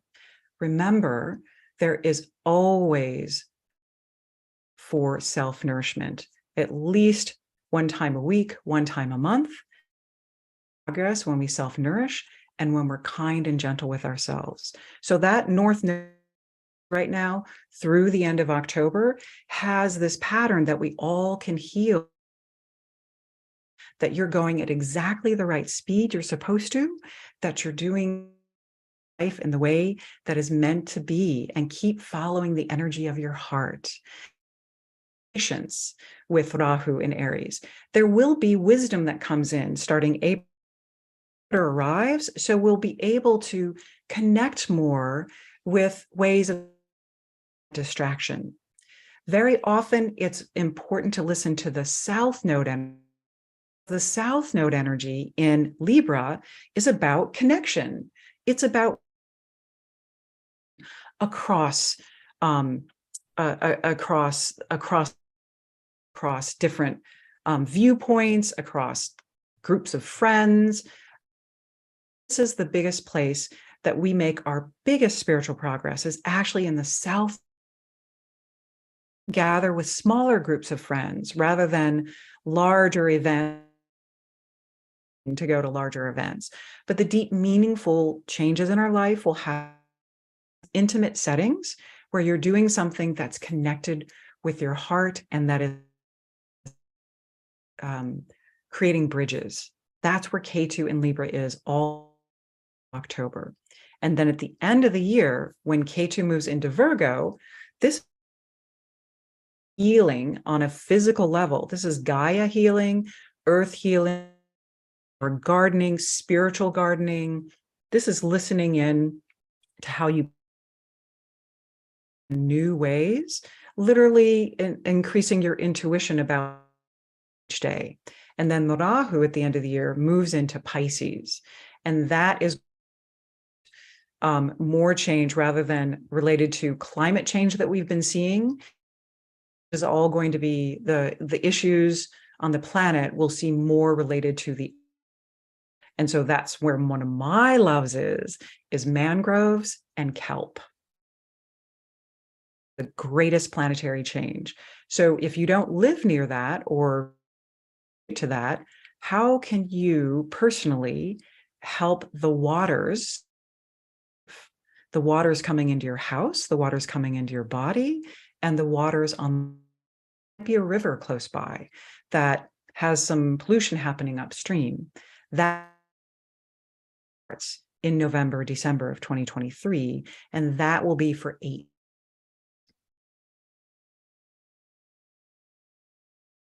How's that for a little?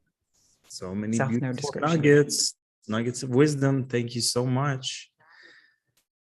My Yeah, pleasure. I'll check if anyone has questions. That was really beautifully summarized, and I'm sure there's more. Please let us know how folks can reach out to you for their, maybe just explain why Vedic over Western, and what makes it different, and what are some things your favorite clients like. What are their takeaways when they do get their charts done?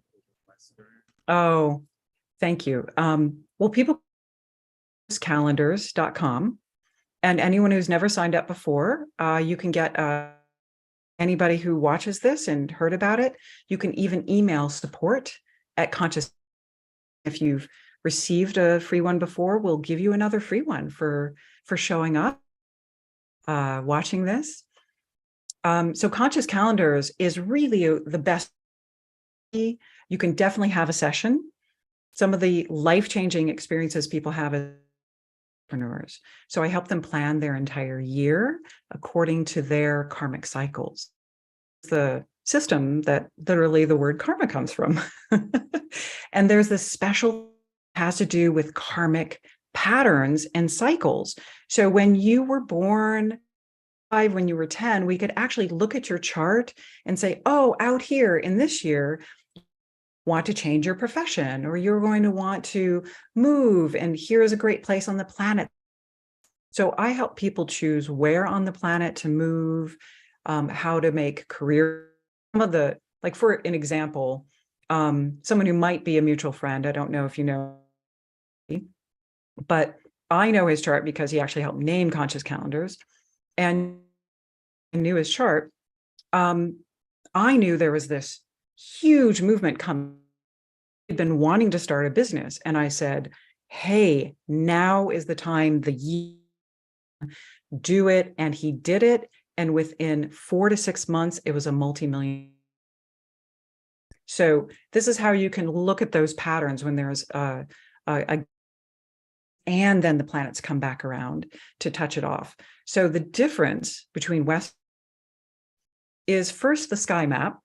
So in Western, the sky map is actually about 23 degrees different. So everything looks to be in the same relationships. Western, you'll have that in the Vedic, but everything shifts by 23 degrees. And so your sun or your moon, your ascendant may sound like it's, but what ends up happening is if you had a gathering of energies in a constant, very often you have some other planets there in your Vedic chart, and it will make sense. I always felt more Virgo energy because maybe you had a different planet there instead of a sun. Mind shift for a lot of people is that the moon even more important in Vedic astrology, and the planetary, no other system has this. Study Western and Taoist and Vedic. And so that's sometimes called predictive astrology, but we really just like to call it looking at the possibilities of where your consciousness is lighting up, where you're next. And then we support you to have the least number of the least number of friction. That's my approach, so that you can be with whatever energy is, no matter what's going on. So even if it's a time of difficulty, to have active and see how it's deepening meaning in your life or helping you on stage and how it's connected to that. I love it. I already signed up. Just to be clear, it's an actual calendar. Honey, I'm going to thing. send you more than that. Thank you. Kathleen, just to be clear, so there's the Vedic astrology people can do for their businesses, relationships, personal year, next year, maybe compatibility with a partnership, things like that. But then also the calendars are custom to the person's chart, or it's no, they're general not. Thank you for asking that. A lot of people ask that. So the calendar was working with so many entrepreneurs, and people couldn't get in to see me any steps in the way. So the calendar itself is universal energy. So I actually sunrise from Australia to Hawaii, all around the world, and it's universal. So the green days are go days, because the calendars are about what's the energy between us available in the world. We're ultimately always responding to our perspective and what's happening from our point of view, but it allows us to actually understand what's happening between us and in the world. So if we're going to have a wedding or we're going to have an event, flourishing between people. So it's electional astrology basically mapped out for an entire. So whether you're having a wedding event or having friends over for dinner, you can, or and there's a little more tumult and distractions. Great way for you to just go, hey, it's not me. It's just energy in the world today. Chill. So it allows you to actually take more power over and have a reality check of like, oh yeah, it feels a little weird today. It's a yellow day. I love it. Is just Kathleen, the it's lowest like mental. riding. It's like if you're a surfer, instead of forcing the wave, you just sit there. You know that when it's time to sit and wait, and you enjoy it. And then when it's time to ride that wave, you get ready and you're riding the wave.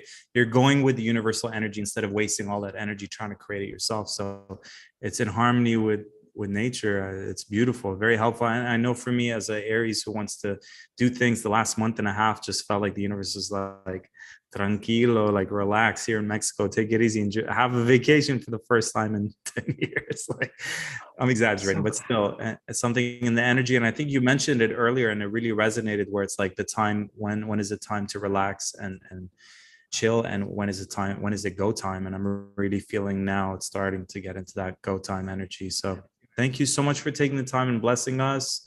Conscious, you're very welcome. Conscious calendar. Can you repeat the website, please? Yeah, conscious. I believe you can go singular or plural and you'll get there. Conscious calendar, consciouscalendars.com. Beautiful. Thank you, Kathleen. Oh, I thank appreciate you. Oh my goodness. Thank you Yes. for holding this energy. You're welcome. Hey, wow. And jump in the ocean just to like refresh. I'm excited to see this calendar, and maybe I'll do videos just sharing about it and all that. So yeah, see what your experience is. So the red days are the chill day. Yeah. Don't even bother working because you just don't get anything done anyway. Like, oh my God, I've seen people try and have, team meetings and it just, nothing ever works out. So don't bother. Might as well. It's like lose. You're going against the grain. I love it. Bless your heart, bless your work. Thanks for blessing us with your time and energy and your words and information, and looking forward to future collaborations. Right on. All right. Much love. Okay.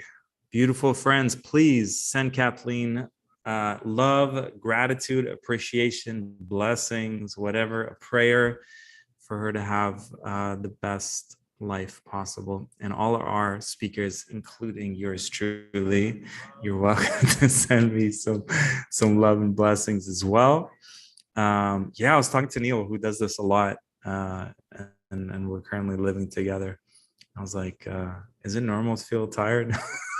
It's like starting to feel heavy.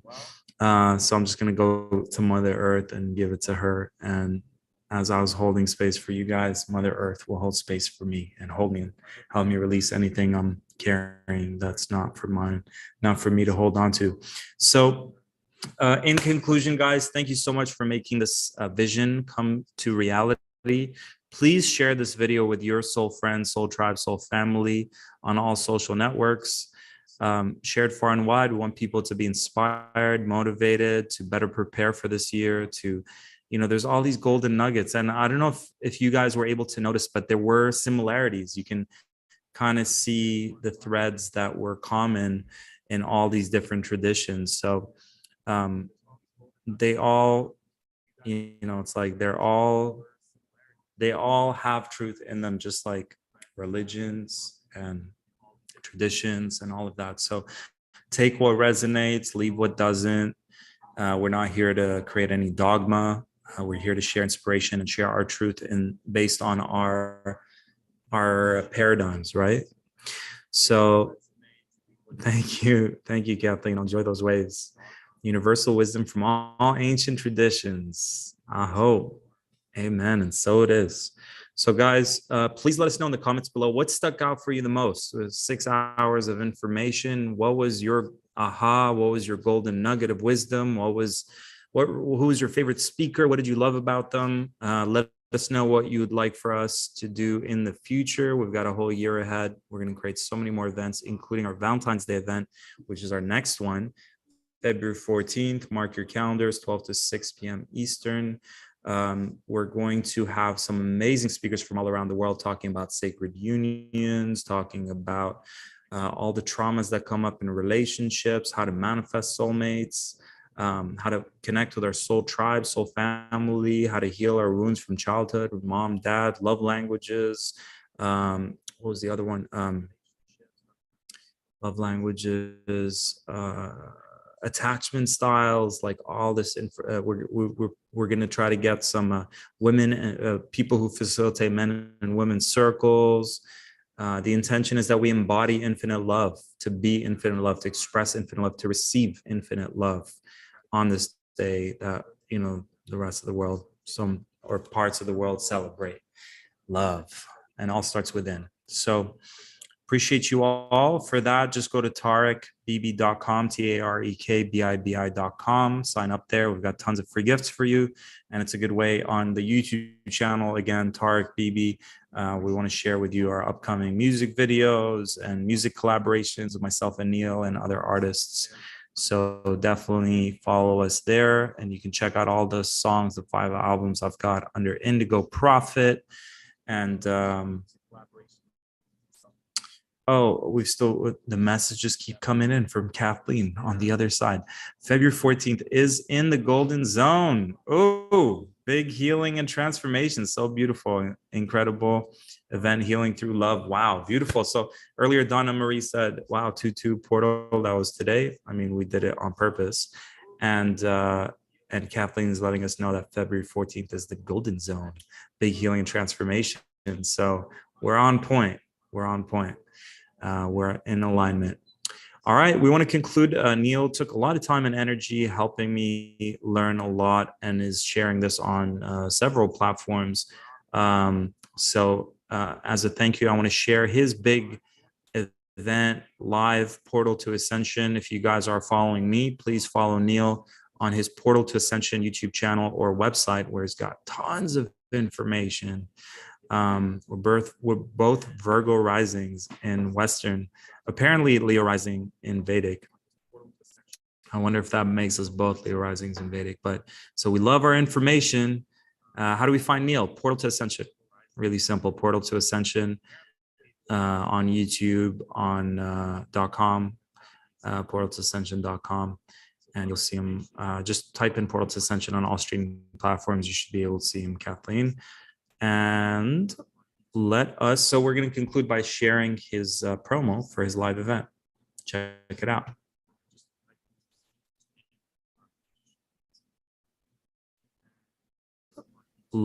So we're going to conclude by sharing his promo for his live event. Check it out.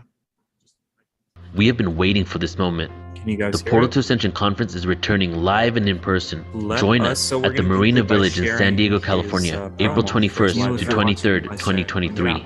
As massive shifts are happening on the planet and hidden truths are being uncovered, we are piecing together live fragmented parts of our existence at the Marina Village in San Diego, California. We are April 21st through 23rd, 2023 online. As massive shifts are happening on the planet and hidden truths are being uncovered, we are live and together live fragmented parts of our existence at the Marina Village in San Diego, California. We are April 21st through 23rd to Ascension Conference online. As massive shifts are happening on the planet and hidden truths are being uncovered, we are live and together live and join parts of our Marina Village in San Diego, California. We are April 21st through 23rd to Ascension Conference online. As massive shifts are happening on the planet and hidden truths are being uncovered, we are live and together live and join parts of our Marina Village in San Diego, California. We are April 21st through 23rd to Ascension Conference online. As Massive shifts are happening on the planet, and hidden truths have gone live and together, live and join us at the Marina Village, San Diego, California. We are April 21st, 2023, to Ascension Conference online.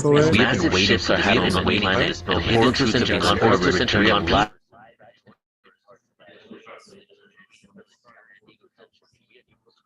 I don't know what to end because I closed. Yeah, it stopped. Did it stop? Oh, wow. That's so weird. There was literally one screen that I was sharing and it just glitched.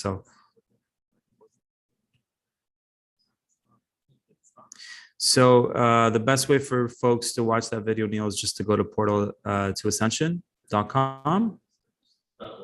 portal-to-ascension.org, or click on YouTube, Portal to Ascension, and check out that video for the live event. Maybe you can just come here and give us the live promo. Let's grab a flyer. You don't feel like doing it.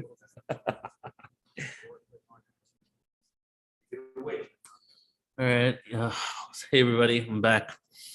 Yeah, so something was happening with the video there. So just so that you guys know, one more time, a lot of you do know, the Portal to Ascension Conference, April 21, 22, 23 in San Diego, California, the beginning of the return of live events at Portal to Ascension after 2.5 to 3 years. Huge celebration, 25 speakers, 3 days, 10 to 12 hours a day, epic musical acts at the Marina Village Conference Center, which is overlooking the ocean in San Diego, right next to SeaWorld. And it's just going to be great, really building up a lot of momentum for it. So if you guys are able to come in, fly in, you're there, or you want to check out the live stream, go to ascensionconference.com, and check out the info there. And everything else, portal-to-ascension.org. We got so many good things coming up this year, so I'm excited. And hopefully you get to see some of you guys there. So thank you so much. Love you all. Go back to Tarek. Thanks, brother. I felt like a little genie standing there, popping in and out of this dimension. So April 21st to April 23rd, San Diego, California. You can get the tickets at ascensionconference.com, and tons of amazing speakers. They're just all in front of me here. So much beauty, so much light. And as we heard in astrology before, or one of the speakers was talking about, it's time for us to get together in community and make it happen. Love you guys. Keep shining, keep thriving, doing what you love, stay sovereign. And if you guys just want more inspiration, motivation to anchor in your infinite freedom, empowerment, sovereignty on all levels, to thrive, doing what you love, from your gifts, talents, and abilities, to hit 6 figures and beyond, to anchor in, create community, land, spiritual communities, your vision of community, anchoring it onto planet Earth. Any of those things, that conscious rap music, 5 albums worth of conscious rap music, which becomes a soundtrack of your evolution that has healing frequencies encoded in it to help activate you, inspire you, and motivate you. You can check all that stuff out on any of my streaming platforms, Tarek BB, Indigo Prophet. I love you guys. Keep shining, and I'll talk to you next time, February 14th, for the Embody Infinite Love event on Valentine's Day. Bless.